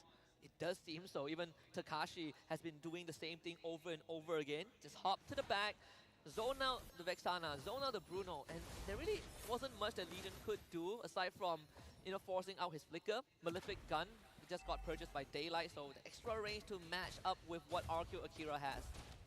Yeah, Legion in a tough spot now. Their utility should allow them to be the ones controlling team fights and splitting up RRQ Akira, but now with a 5k goal lead, even if they do that, it's unlikely that they'll be able to pick anyone off. Joe hasn't even been able to go for Skypiercer as the Hayabusa still 0 kills. I think Sagan was building components either for Holy Crystal or Blood Wings, but pivoted to a Winter Crown, which is going to allow RQ Akira to have an extra layer of utility. The survivability for Dusin matters so much. A push on the top side. Glorious Pathway just to make sure RQ doesn't engage, and all they have to do is wait until the minion wave connects and the Glorious Pathway is gone. Legion, at the very least, able to defend their inhibitor. Not too much damage to worry about for now. Honestly, it doesn't feel good when you use everything and barely take the hell bar. Takashi though, punish. Yep, finally an Ogi Shadow kill out, but a beautiful flicker Raging Sandstorm into 3 members. RQ Akira though, too far behind to follow up, and that means Luis is punished for his overextension. King now by himself in the mid lane, uses ult to get away. Legion finding a breath of fresh air. Get him. Come on. So close, yet so far. And that's kind of the overzealousness that you mentioned earlier on from RQ Akira. Luis saw the angle for the big play, but his team did not respond to it as they were not ready at all. Legion Esports finds some room to breathe. They keep all inhibitors alive. 50 seconds until the next Lord, but even then RQ Akira have gotten a pretty sizable network injection from the first one. Yeah, this is not going to be a big obstacle for RQ Akira, but they got to avoid making mistakes like that going forward, because it's a way that Legion Esports could use to slowly claw their way back into this. Takashi has been doing a good job of basically 1v4ing the entire game, but in that particular situation, you are just making yourself an easy target for the Ogi Shadow kill. Yeah, the only reason that he's been able to pull it off is because his team was there to back him up. Hold on, that Luis taking a lot of damage. Quicksand Guard, Raging Sandstorm defensively. Here comes Joe again. Careful, sir. Half of his HP gone in an instant. Both teams disengage. So 2 big ultimates eliminated right before the Lord spawns. No AOG for Legion Esports. No Raging Sandstorm for RRQ Akira. Bottom way pushing in. RRQ Akira will have to deal with it. And that's going to be a job for Gusta Lagusta. To be honest, despite RQ Akira's dominance so far, the game is actually still pretty 50-50. Daylight has been farming pretty evenly with Gusta, just a little bit behind because of his 1 death. The Bruno still scales pretty well into the late game, and if Legion can continue playing like this, RQ could be in trouble. Once more, RQ is waiting for timings. Flicker, in particular, Takashi gets run over the wall. Gets pulled over by Joe's Quad Shadow, but he's tanky enough and his team is here. Glorious Pathway comes out the Daylight. That's what we're talking about. Sagan is gone. Football right to the face. It is now a 5v4 in favor of Legion. The Malefic gun is so good. That extra range, so deceptive. Fear of Alpha connects on Daylight, but Wind of Nature comes out. Killing spree for the Bruno. A flicker, Raging Sandstorm once again, but Stop you're missing fighting. your DPS. Double kill for the Bruno. The RQ Akira making mistakes, prolonging fights where they don't need to. Why is RQ Akira fighting that? You should not be fighting. You should be keeping your resources for a potential push. Legion Esports, they're going to turn onto the Lord. Surely, there's no way to contest this. King isn't even back for another 15 seconds. Conceal, they want hair, but a Terrify instantly puts a stop to their plans. And Joe gets the Lord. The game is instantly reversed. This is what we were worried about for RQ. It all started with a bit of an interesting interaction with Takashi. He might be the master of following mobile heroes, but he certainly has no control over that passive that gets brought over the wall. But the fact that RQ Akira committed to a fight after losing Sagan and I think Luis is a big red flag. Sagan and King, excuse me. The fact that Luis went for the counter engage, committed a flicker just for the Raging Sandstorm like the previous one in front of Legion's base is a massive, massive blunder. It jumped the gun way too much. They already lost Sagan and King, like you mentioned. And when Luis jumped in, Gustav wasn't even close enough to follow up on it. So again, disconnect there. The players playing too fast, a little bit too hyper to try and make up for their mistakes. Glorious pathway now to escort the Lord down. Bottom inhibitor gone. AOG lands in the center. Raging Sandstorm defensively. Sagan gone to Joe's Ogi Shadow Kill, who almost finds Gusta too. Has to use his Wind of Nature just to survive. And now Legion are officially in the driver's seat. And Legion Esports fired up after yesterday's loss. We talk about this team liking to play that fast game, and they finally found that moment to step on the pedal. Once again, going in, Nimid inhibitor this time, but the minion wave is cleared up, and they're not close enough to follow on top either. So RQ will keep mid and top inhibs alive, but for how long? I know we say that this all happened because of a blunder from RQ Akira, but one small detail was also the fact that Legion Esports didn't lose that top inhibitor to that pesky cannon minion, which got retributed by Joe, because that would have allowed RQ Akira to set up a pretty good wave before they contest that second Lord on the bot side. Legion Esports have completely swung that goal into their advantage. I believe it's almost a 5k goal swing. Yeah, it's even now, and that means Legion looking a lot more comfortable, since that means they'll be able to survive longer and go for more efficient fights. Even Joe now starting to become effective, even after being rendered completely inexistent for most of the game. Oh, letting that Dusin through and beating it after almost entire world not daring to let it happen. And even with the right idea, right, Malefic Gun, you outrange the Dusin to a certain extent. Daylight chasing her down every single time she is spotted. And to make it even better, the next Lord is going to spawn on the top side, and RQ Akira are missing a bottom inhibitor. Yeah, things are looking tough, but again, the game is actually pretty 50-50. A single team fight could determine things for either side, and that means positioning becomes that much more crucial. You cannot jump the gun anymore. Every decision has to be made with impetus in mind. This is one of the hurdles that Legion Esports tripped over yesterday against Instillio. They had an inhibitor lead, they had Lord control, but they could not close out the game. Let's see if that adjustment that they have made since yesterday is going to pay off. This Lord fight is pivotal. Daylight dropping Lord to 50, but probably will reset it now that RQ Akira are walking forward again. A very good way of winning this out is baiting RQ Akira into them, which has worked so far. They will find Luis isolated. Ogi Shadow Kill on him. Quicksand Guard comes out. Raging Sandstorm. He will escape, and that's a lot of cooldowns used by Legion Esports. They're gonna pull Meow back. Revitalize comes out. Eternal Guard and Avatar the Guardian misses, but Daylight almost takes out Gusta Lagusta. He's still chasing them down. All of RQ Akira is so low. Unstoppable streak for Daylight on the Bruno. Gusta Lagusta now trapped outside, and the bouncing balls is doing so much damage. Double kill. Wind of Nature. Triple kill for Daylight on Legion Esports. Daylight is the true assassin from Legion Esports, comes in from the flank with a sliding tackle and absolutely broke the ankles of RQ Akira, taking out two crucial members.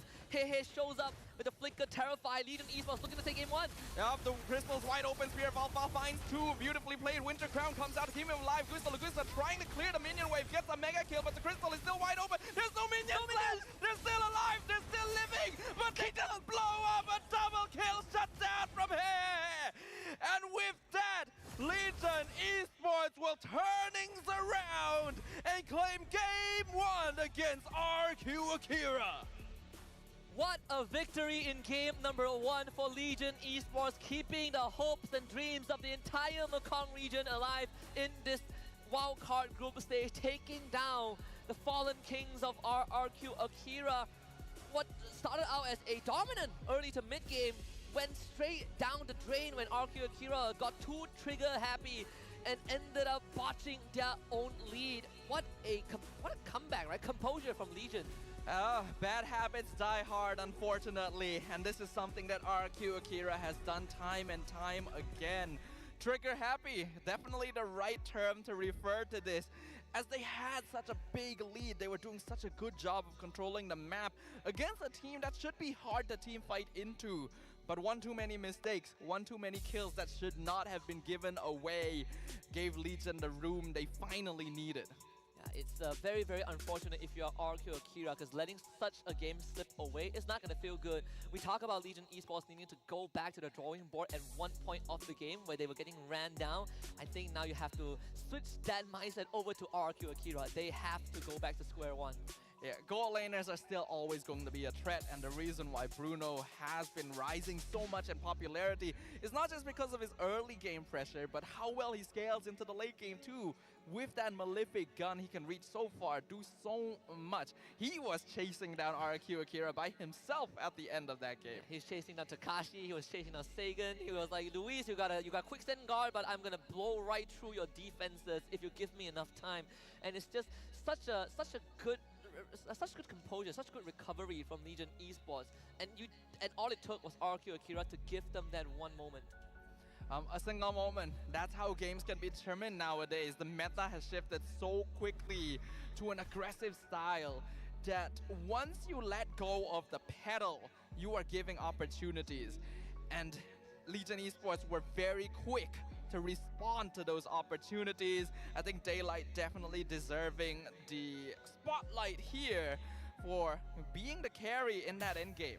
Yeah, and throughout the entire game, Daylight only went down once, right? Almost a perfect game, a perfect KD for his Bruno. He did have a slightly hard time in the early game when Gusta Lagusta decided that, you know what, I'm gonna go for Malefic Gun into BOD, into Blade of Hestasis.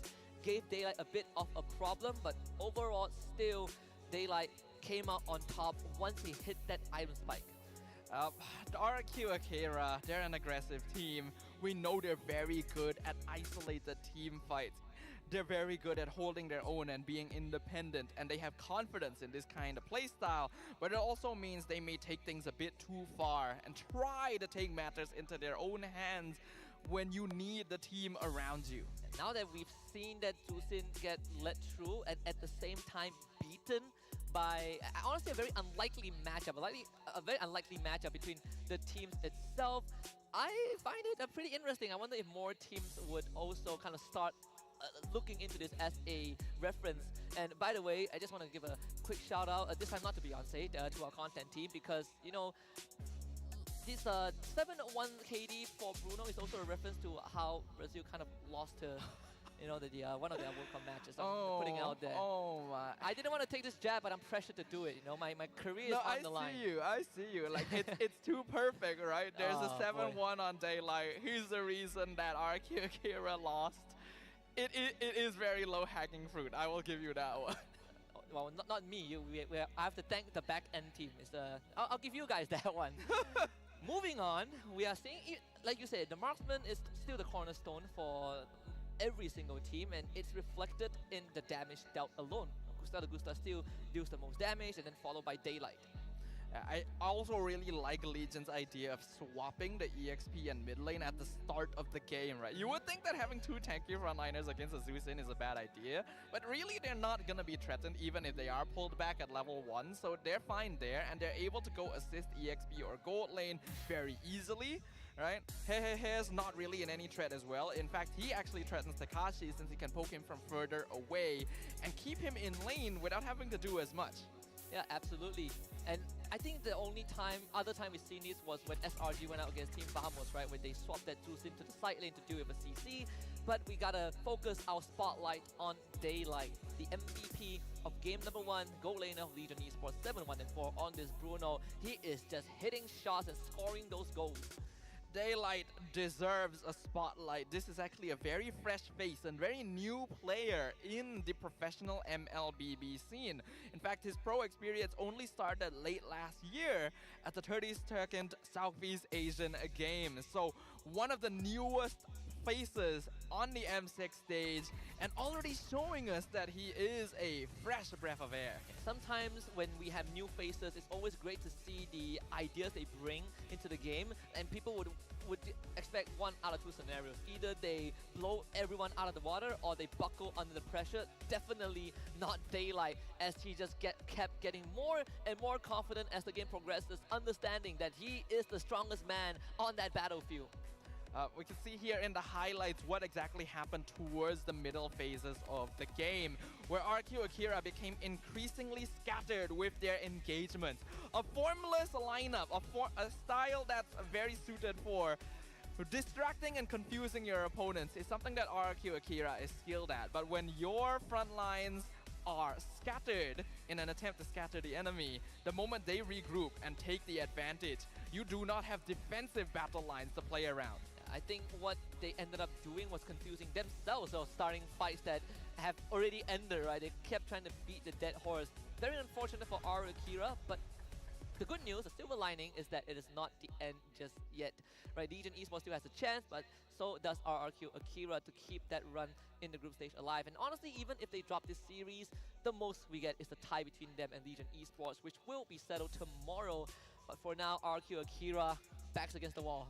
Well, I am at the very least glad that not everything is going according to plan here in the wildcards, right? Because we definitely went into this match with the expectation that RQ Akira would be the favorites as the M-Series veterans, and Legion Esports has just upended those expectations. Wildcards have been going pretty straightforward so far, so a little bit of spice always makes things interesting. Yeah, and if you cannot handle spice, there's something sweet and savory for you. I know exactly what they need as they reset. It's something called Hello Panda right here. I've been spending some time learning the jingle. Forgive me if I butcher it. I only learned until the third line, so it's something. It's Hello Panda, and a Rasa biscuit. Yeah, I probably say the wrong lyrics, but it's something along that line. And I think you were close. I think I was really close, right? I've been listening it during the break, and I've been trying to memorize it. This one is strawberry. Me and LaFell had chocolate yesterday, but strawberry also is one of my favorite flavors. I do quite like strawberry myself. I think it's pretty nice. Hello Panda is great. It's a good snack. Oh, thank you. Yeah, I appreciate Hello that. Sadafa. Here's a Hello Panda. Hey, okay, I'm gonna. All right. All right, it's yours now. We can proceed. We'll get more of that. Thank you very much, Hello Panda, for being a part of this. Well, now we gotta take a look at what's gonna happen in the second game, because RQ Akira once more down 0-1 in this best of 3. A very unlikely upset. I think a lot of Latam fans watching this game would have their jaws drop a little bit after that game 1. RQ Akira, we knew they've been inconsistent for a little while, but this is not a good sign. Let's go ahead and talk to Gusta Lagusta a little bit. We asked, between Inzilio and Legion Esports, which team is harder for RQ to beat? And Gusta Lagusta said, Inzilio is stronger, but Legion's early game is way more aggressive. We will overcome the aggression, of course, and win against them. So far, it hasn't really aged that well. I'm still waiting for it. There's still a chance. No, it is still accurate, right? Right? They said they'll overcome their early game aggression. They did. That is true. They did. They overcame the early aggression, but they didn't overcome their own mid-game aggression. So that's something. Well, we didn't ask that question. It's a food for thought, because I definitely wouldn't ask a team, how do you overcome your own aggression? Maybe they will have an answer in game number 2 as we head into the drafting phase, and you can already hear the bands popping out. The first one is going to be Matilda band now. I believe that will be by the side of Legion Esports again with the Cho, so not much deviation from game 1. Same for RQ Akira. I think it's very interesting as well that RQ Akira are choosing to ban out Fanny despite being on the blue side. This is a hero you always force red side to ban, and it immediately gives people the impression that they're just not comfortable playing the hero. Yeah, it's something you told me backstage in the green room, where Fanny is the must ban, and the only reason that you don't ban Fanny is if you know the enemy jungler have no idea or has very low proficiency on that hero. So RQ Akira sticks with the same 3 bans as game 1, Hilda being the 3rd. All right. Still pretty standard here. The Cho and Matilda specifically focusing on RQ Akira's early game so that Legion Esports doesn't get snowballed against is a pretty good shout. They did allow the Zeus in through earlier. They managed to handle the Zeus in. But it looks like, yeah, they're gonna ban the Loyi. All right, RQ Akira, do you have the guts to do it again? Because I think with how Legion Esports beat that Juicin in game 1, it's not going to come out this time, at least not as the first pick. Now Legion have an option to go for Juicin. Will they go for it? I want to see them lock it in, right? Me too. I just want to see the player go, hey, hey, hey, hey, hey. I walk right into that. I hate myself so much. It would be great, especially with the Hylos coming out now. Like, that's a hero that you can quite easily pick up. Yeah, we say that about the first game, right? When there's a Hylos and Gato Kacha, but I think circumstances were slightly different in game 1. The Bruno and Hayabusa were the big problems. Unless you go Hayabusa Juicin, which is a slightly rarer opening. No, they go for the Suyo, but the Juicin is going to be that option. If this was like a month or two ago and you saw a team get a Juicin Suyo opening on the red side, you would wonder what the blue side was doing. But because the meta has shifted, these two heroes have both become a little less prio than before. But being able to lock them both in at the same time this early on is still pretty surprising. And Christmas does come early for some people. We say that about the Juicin for RQ Akira. That one ended up being a loss. And of course, it's mostly due to their own blunders. I think if you are RQ Akira, you probably should be looking at your jungler. The Alpha is the most direct choice into the Suyo, the Aurora as well for the control. So we see the Aurora for our RQ Akira. Aurora with Hylos, so that's gonna be a pretty solid combination. And the Joy coming out, picking it before Legion has the chance to ban it away. This can be a very annoying hero to deal with if you don't have enough crowd control. Not the easiest hero to pick up as well, especially when Joy is so mobile and has insane burst damage to just remove you from the fight if you are a mage or a marksman. But the Gato Kacha might solve it, right? As now Electrifying Beast doesn't give you crowd control immunity, you get a good taunt with the Gato Kacha, you can still manage him. Yeah, it's somewhat manageable, but I'd still prefer something that has a bit more reliable crowd control for now. Gatot is fine, but you really hope to get some solid lockdown, and even better, a hero that can invade and mess with the Joy at level 1. The Khalid is still open, but probably will get banned out after this. I would be surprised if RQ Akira decides to, you know what, you can have Khalid.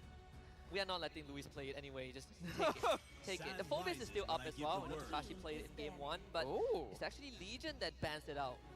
If Legion is banning it out, it means that they want to play an assassin themselves. So the Hayabusa is still open. I mean, they have Suyo, right? And unless you're telling me that Suyo XP. Yeah, my bad. I'm starting to forget what happens earlier in the drafts. Don't worry. Blackouts happen pretty often. Yeah. I think it's just I think we're just aging. Nah, Joy stole all my electricity.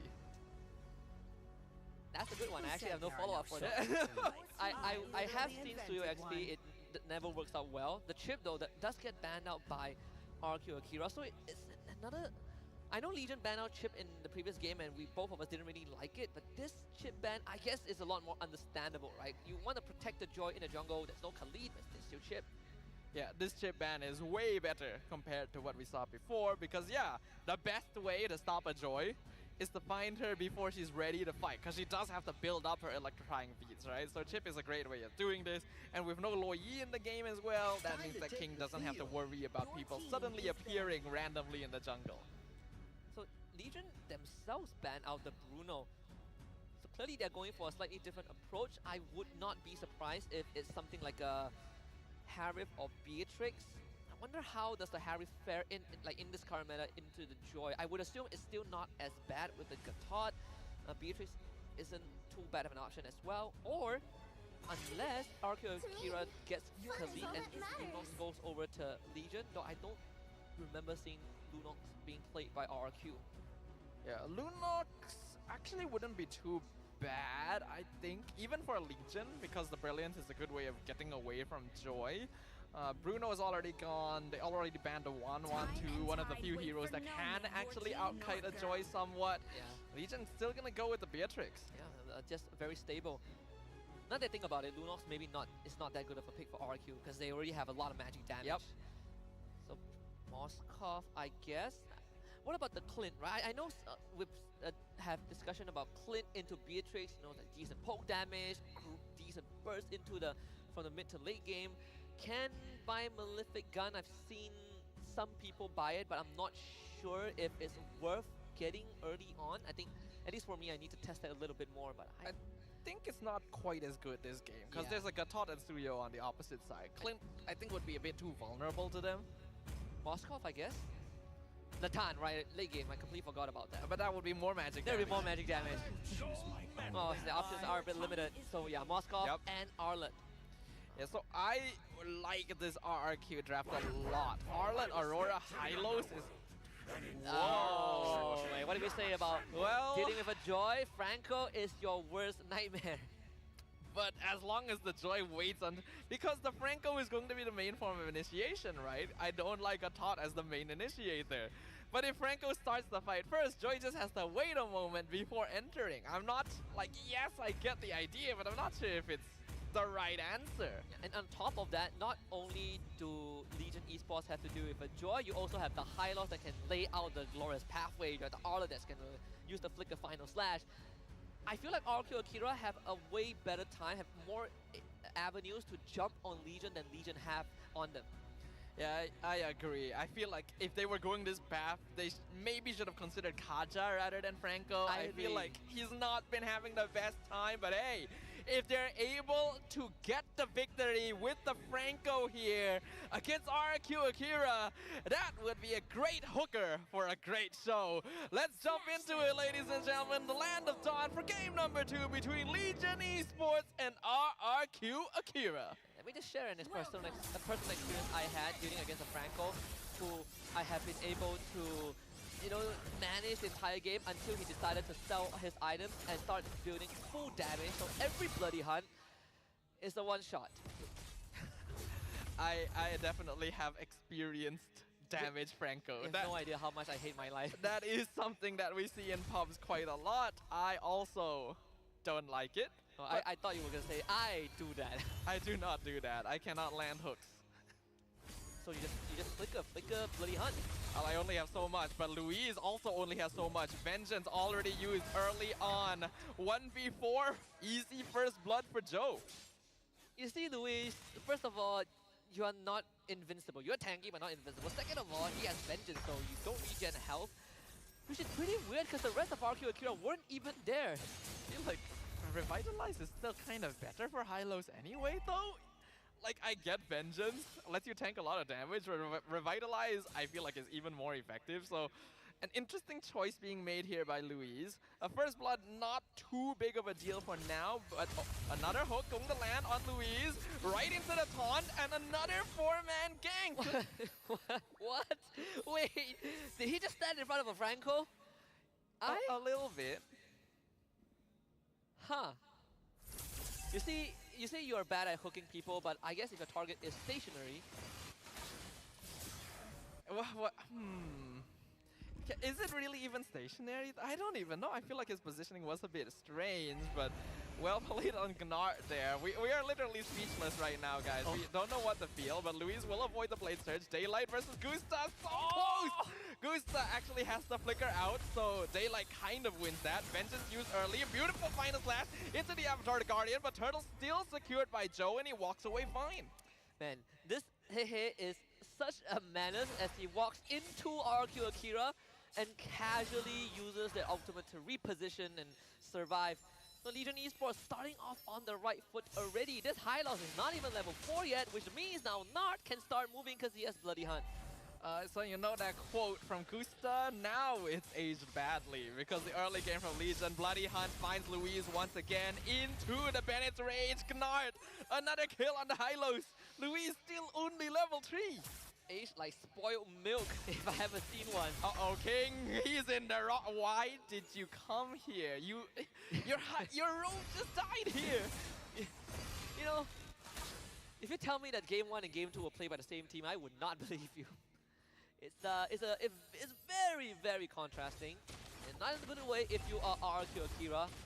But this was not the RQ Akira we saw yesterday. In fact, I say go back to the drawing board. They have not come back from the drawing board. I think they're still drawing. That's the problem. If anyone in the chat doubted us, so the many times we said that RQ Akira has been inconsistent recently, I think this is a very good example of what we mean, right? I don't know. I feel like if you are Joy right now, you are fuming because there's nothing for you. Top side jungle is gone. They lost the top tier 1 in under 4 minutes. That's before turtle number 2. And now your Arlet has to babysit the Joy, and the Hylos is just starving. I'm gonna check in on what the Hylos has. Guess what? Only boots. It doesn't even have the first, half component for an item. You could say that this does not spark joy No, for it- RQ Akira right now. Marie Kondo is not impressed. Yep, 4K gold lead, 4 minutes into the game, 4 kills for Legion Esports. 4 may be an unlucky number for us, Husky, but it sure looks good for Legion right now. Hey, good lord. Usually I would say that if you are the Hylos in such a vulnerable position, maybe the Elegant Gem is not too bad of an option. At least you get that extra regen, You can only tank so much damage with Vengeance proportionate to your health bar, and if you don't have health bar, then it really doesn't matter. At least you can get hooked elegantly, right? I mean, sure, but when that happens, I prefer to survive the encounter. Maybe so. Gustato actually getting quite a lot of gold up here. They're gonna trade gold shields in the top and bottom lane, so Daylight keeping up, still having the 1K gold lead, nearly taking out the tower by himself actually. RQ Akira has been forced into such a defensive style of play that they can only move together. And now Gusta actually in trouble, getting caught out, has to jump away from Meow. Glorious Pathway, Final Slash misses completely. Alright, that's the retreat right there. Another first item Malefic Gun, this time is by Daylight. You can see that he's out of range of the turret. Oh, the Bloody Hunt, they found the joy, and there he goes, blown up into a hook on Tekashi. Gnard showing us how Franco is meant to be played, and finishes off Sagan at the same time. That is the Hookmeister right there from Vietnam. Legion Esports delivering on a silver platter. We both agree that, okay, you are a Joy, sure, Blanco is a counter, but you gotta wait it out. Well, King didn't even bother waiting, ran straight at a Franco, thinking that Daylight will be a target. Ah, such a mistake there. You see Daylight, yes, that is a good target for you, but your team hasn't scouted the area out yet. You cannot be jumping the gun. It is the same mistakes from game 1. Oh, you see Daylight, but Nart puts you to bed, so it's forced nap time. You're grounded. You're grounded if you're a Joy. Level 9, 0 and 2, you're running the temporal range, so you're looking to fight early, but now that window has completely closed thanks to this monstrous lead that Legion Esports has. 6K gold lead, 6 minutes into the game, 6 and 0. They can spin the lottery wheel after this. Yeah, Daylight is getting accelerated so much, and now King, unfortunately the opposite. He's decelerating, getting pulled back a depth. Meow doesn't even mind standing in front. Free Turtle, Legion Esports is playing the entire map. You know what, I say that the Joy is not that easy to catch, but now I look back and I'm like, okay, it's pretty... King isn't hitting his second ability. Unfortunately, he isn't hitting the tempo of his dash as well, but now it's just a complete disaster. This Joy, as much as I would like to say, still has a chance of recovering. I don't see that angle. Moskov needs a lot more time. He's gonna get a recall back. Thank goodness. If he got found out, Joe would have easily gotten a solo kill. And King has the same amount of farm as Gnart right now, so that's not good. Because Joy recently has shifted more into a late game hero, so this slows him down heavily. But if RQ were able to delay the game another 10 minutes or so, they can actually even things up against Legion. So now is a demonstration of how good the Vietnamese team can push their advantage.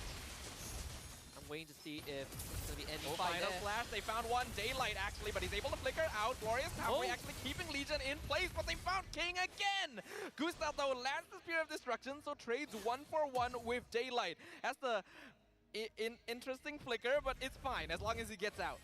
I think it's a well-spent flicker because he's aware that he's afraid that Legion Esports might catch up to him, right? But that flicker guarantees enough distance to save the recall. Could shut down onto Daylight.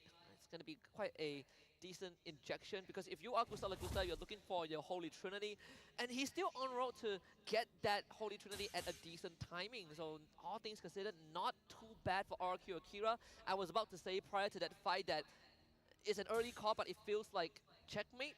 But apparently not. RQ Akira found some breath of life.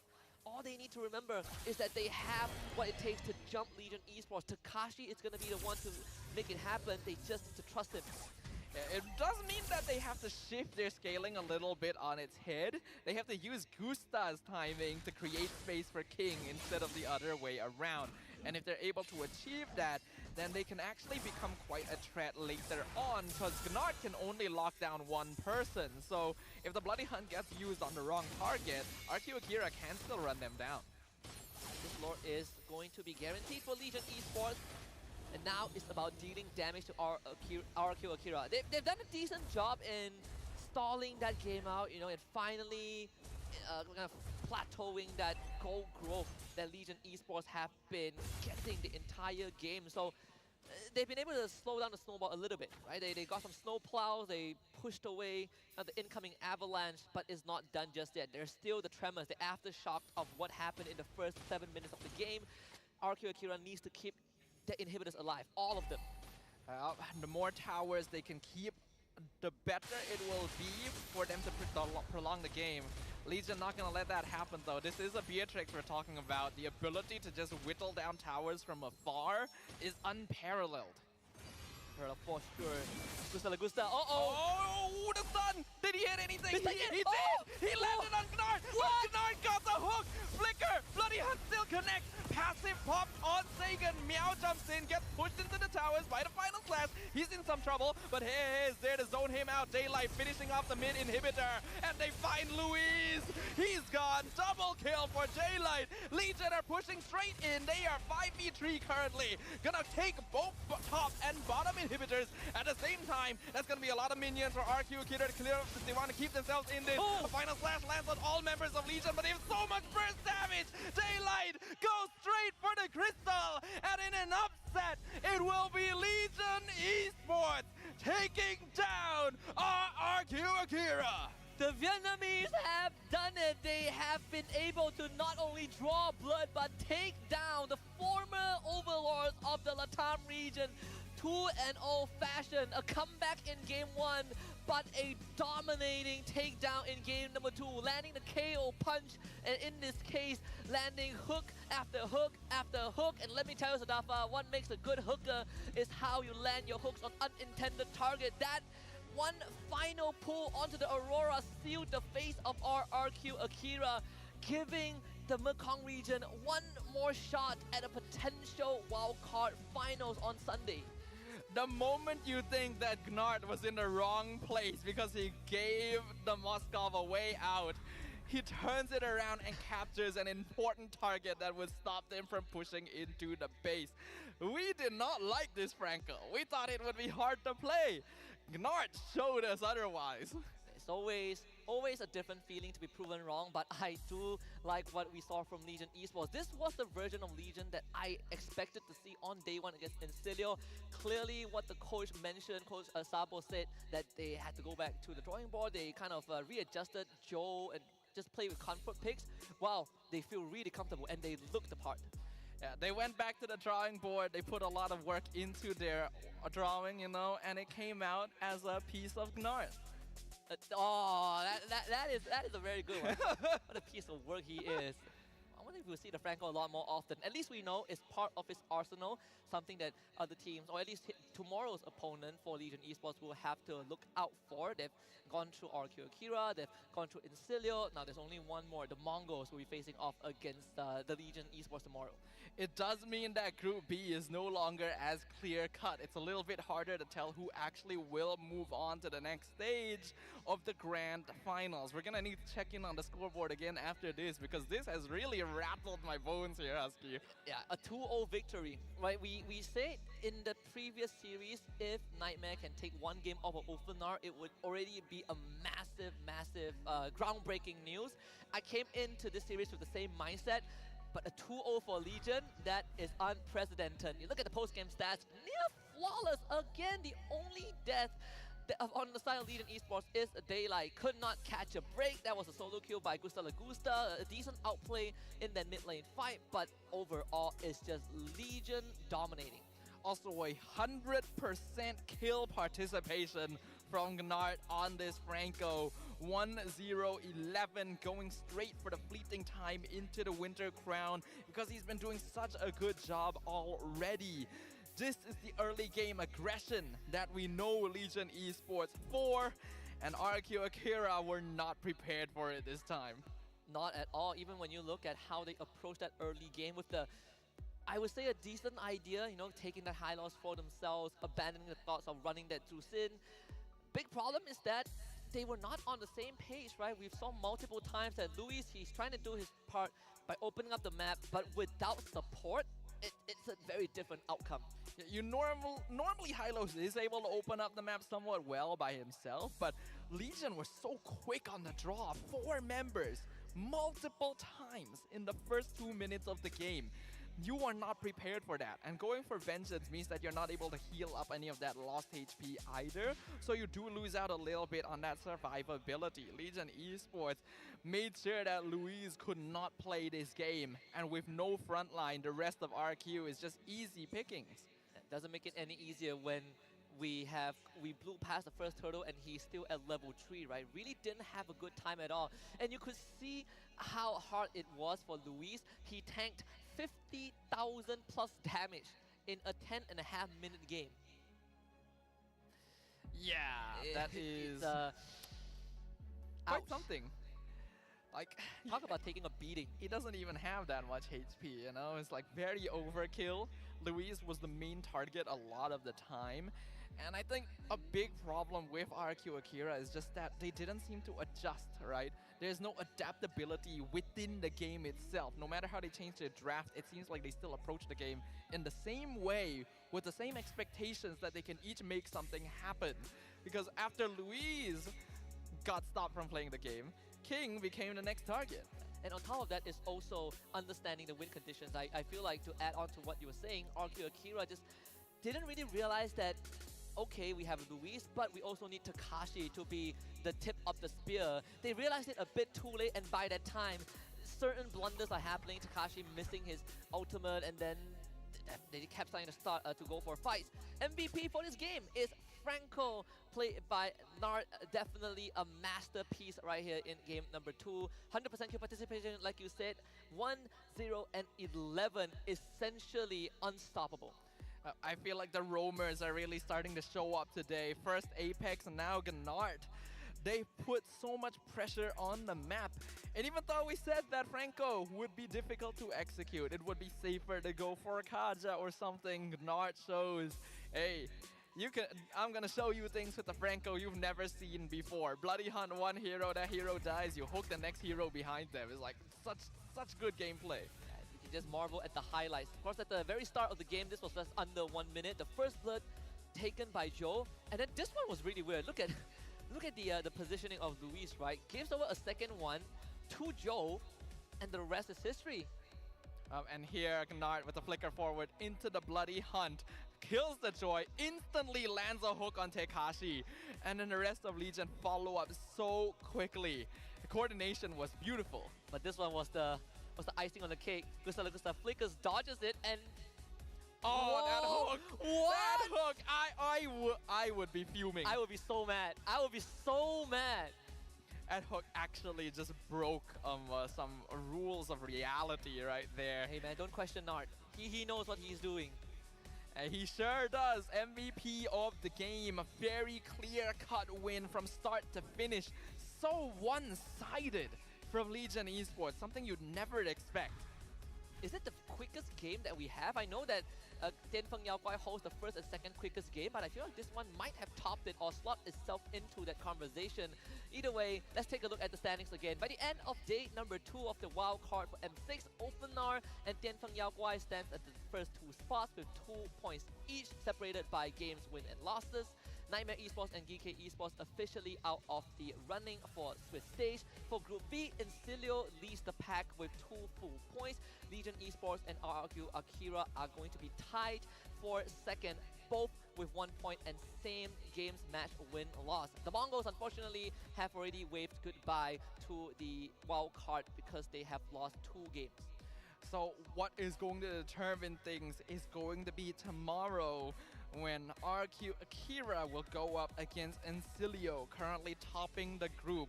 Group B definitely looking a lot tighter in comparison to Group A, but we still don't actually know who the 2 teams moving on to the grand finals will be. take a look at tomorrow's schedule. This is going to be the highlight for some of our teams and viewers out there. Starting off with our first match, Nightmare Esports takes on GK Esports, followed by the Mongols against Legion Esports. And then the third best of 3, we have RRQ Akira against Encilio, one of the most anticipated one. Top it all off with Ofnar taking on Dianfeng Yao Guai. Tomorrow we will find out which 2 teams will earn that slot to play a best of 5 on Sunday and eventually qualify for Swiss. The last 2 matches are definitely going to be the most exciting ones to watch, with RRQ Akira facing off against the team currently topping their group to try and make it forward and be another appearance at M Series.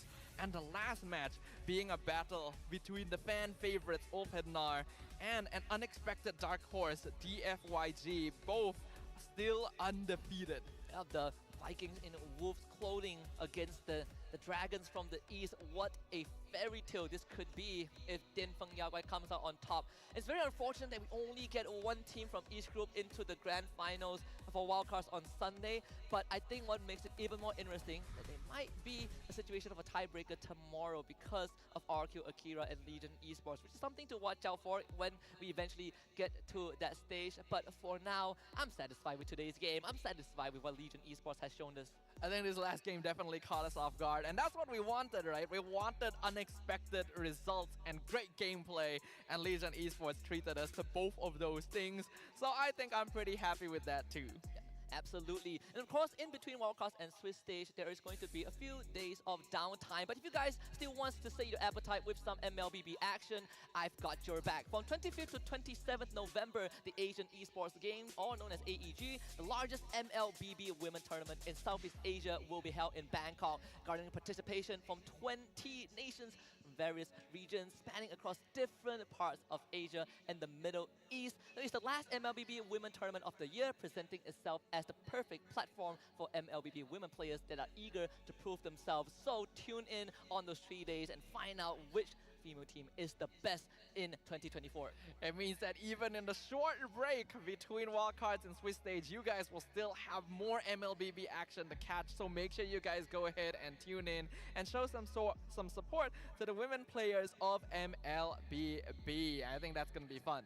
Yep. And of course, once more, I want to remind you guys to buy your tickets. Get them for Swiss stage if you haven't just yet, because you get to witness just 16 of the world's best teams duke it out, and not just in any event, in a world event with the very first time running a Swiss format, a very unique format that brings surprises of its own. So if you want to get surprised, get shocked, and get flabbergasted by what the teams have prepared, get them now and show up on that day to witness the best teams battle it out. The first ever Swiss stage format for an M Series, for the first M Series held back in Malaysia after 5 years. An event you definitely do not want to miss. We still only know 15 teams in the main stage, but the last one we will find out in the next 2 days, and I'm super excited to see who it's gonna be. Yeah, of course, once more we got the fan favorites, we got Ofnar, but now potential dark horse, right? Dianfeng Yao Guai, that's both from Group A, Group B as well. RQ Akira used to be, or at least at some point, is one of the favorites alongside Encilio, but doesn't feel like it. We also want to kind of look back at the play of the day today for day number 2. And let me tell you, we've had some insane one. This one in particular caught my attention.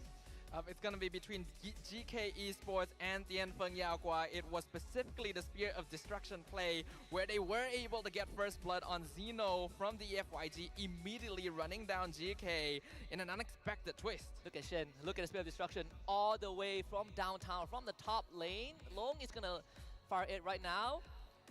We Come can see on. up there, Long, and there it connects. I think Adin put it very aptly, right? All the way from China, the Spear of Destruction lands and finds its target. Yeah, land on the vital points as well, the throat of the enemies, just like how they are here to get every single win that they can find. What an apt highlight to end the day, right? Truly worthy to be play of the day. Really, really good stuff here in day 2 of the competition. After day 1, I was a little bit worried that the wildcards were going to end up being very straight line, you know, Yeah. like a little bit predictable, a little bit like just everything is expected. But turns out that's not the case, right? The team still have some surprises in store for us. So we still got a little bit more, and hope that you guys will continue tuning in for the next 2 days of Wildcards 2. Absolutely. The teams have surprised us. A lot of them have broken the mold, but that's going to be the end of the day. Thank you very much for tuning in for the day 2 of Wildcards. My name is Husky alongside Sadafa. Shout out to our colleagues Lafel and Nadine. We'll see you tomorrow for more action.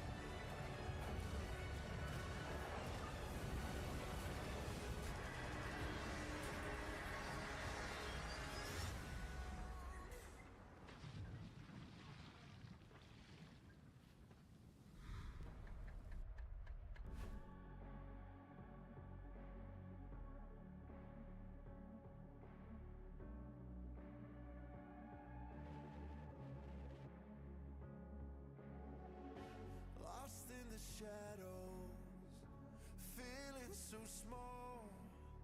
But I've got a fire, won't let myself fall. Every hit taken, every scar earned, lessons in pain from which I've learned. When the world says I'm done,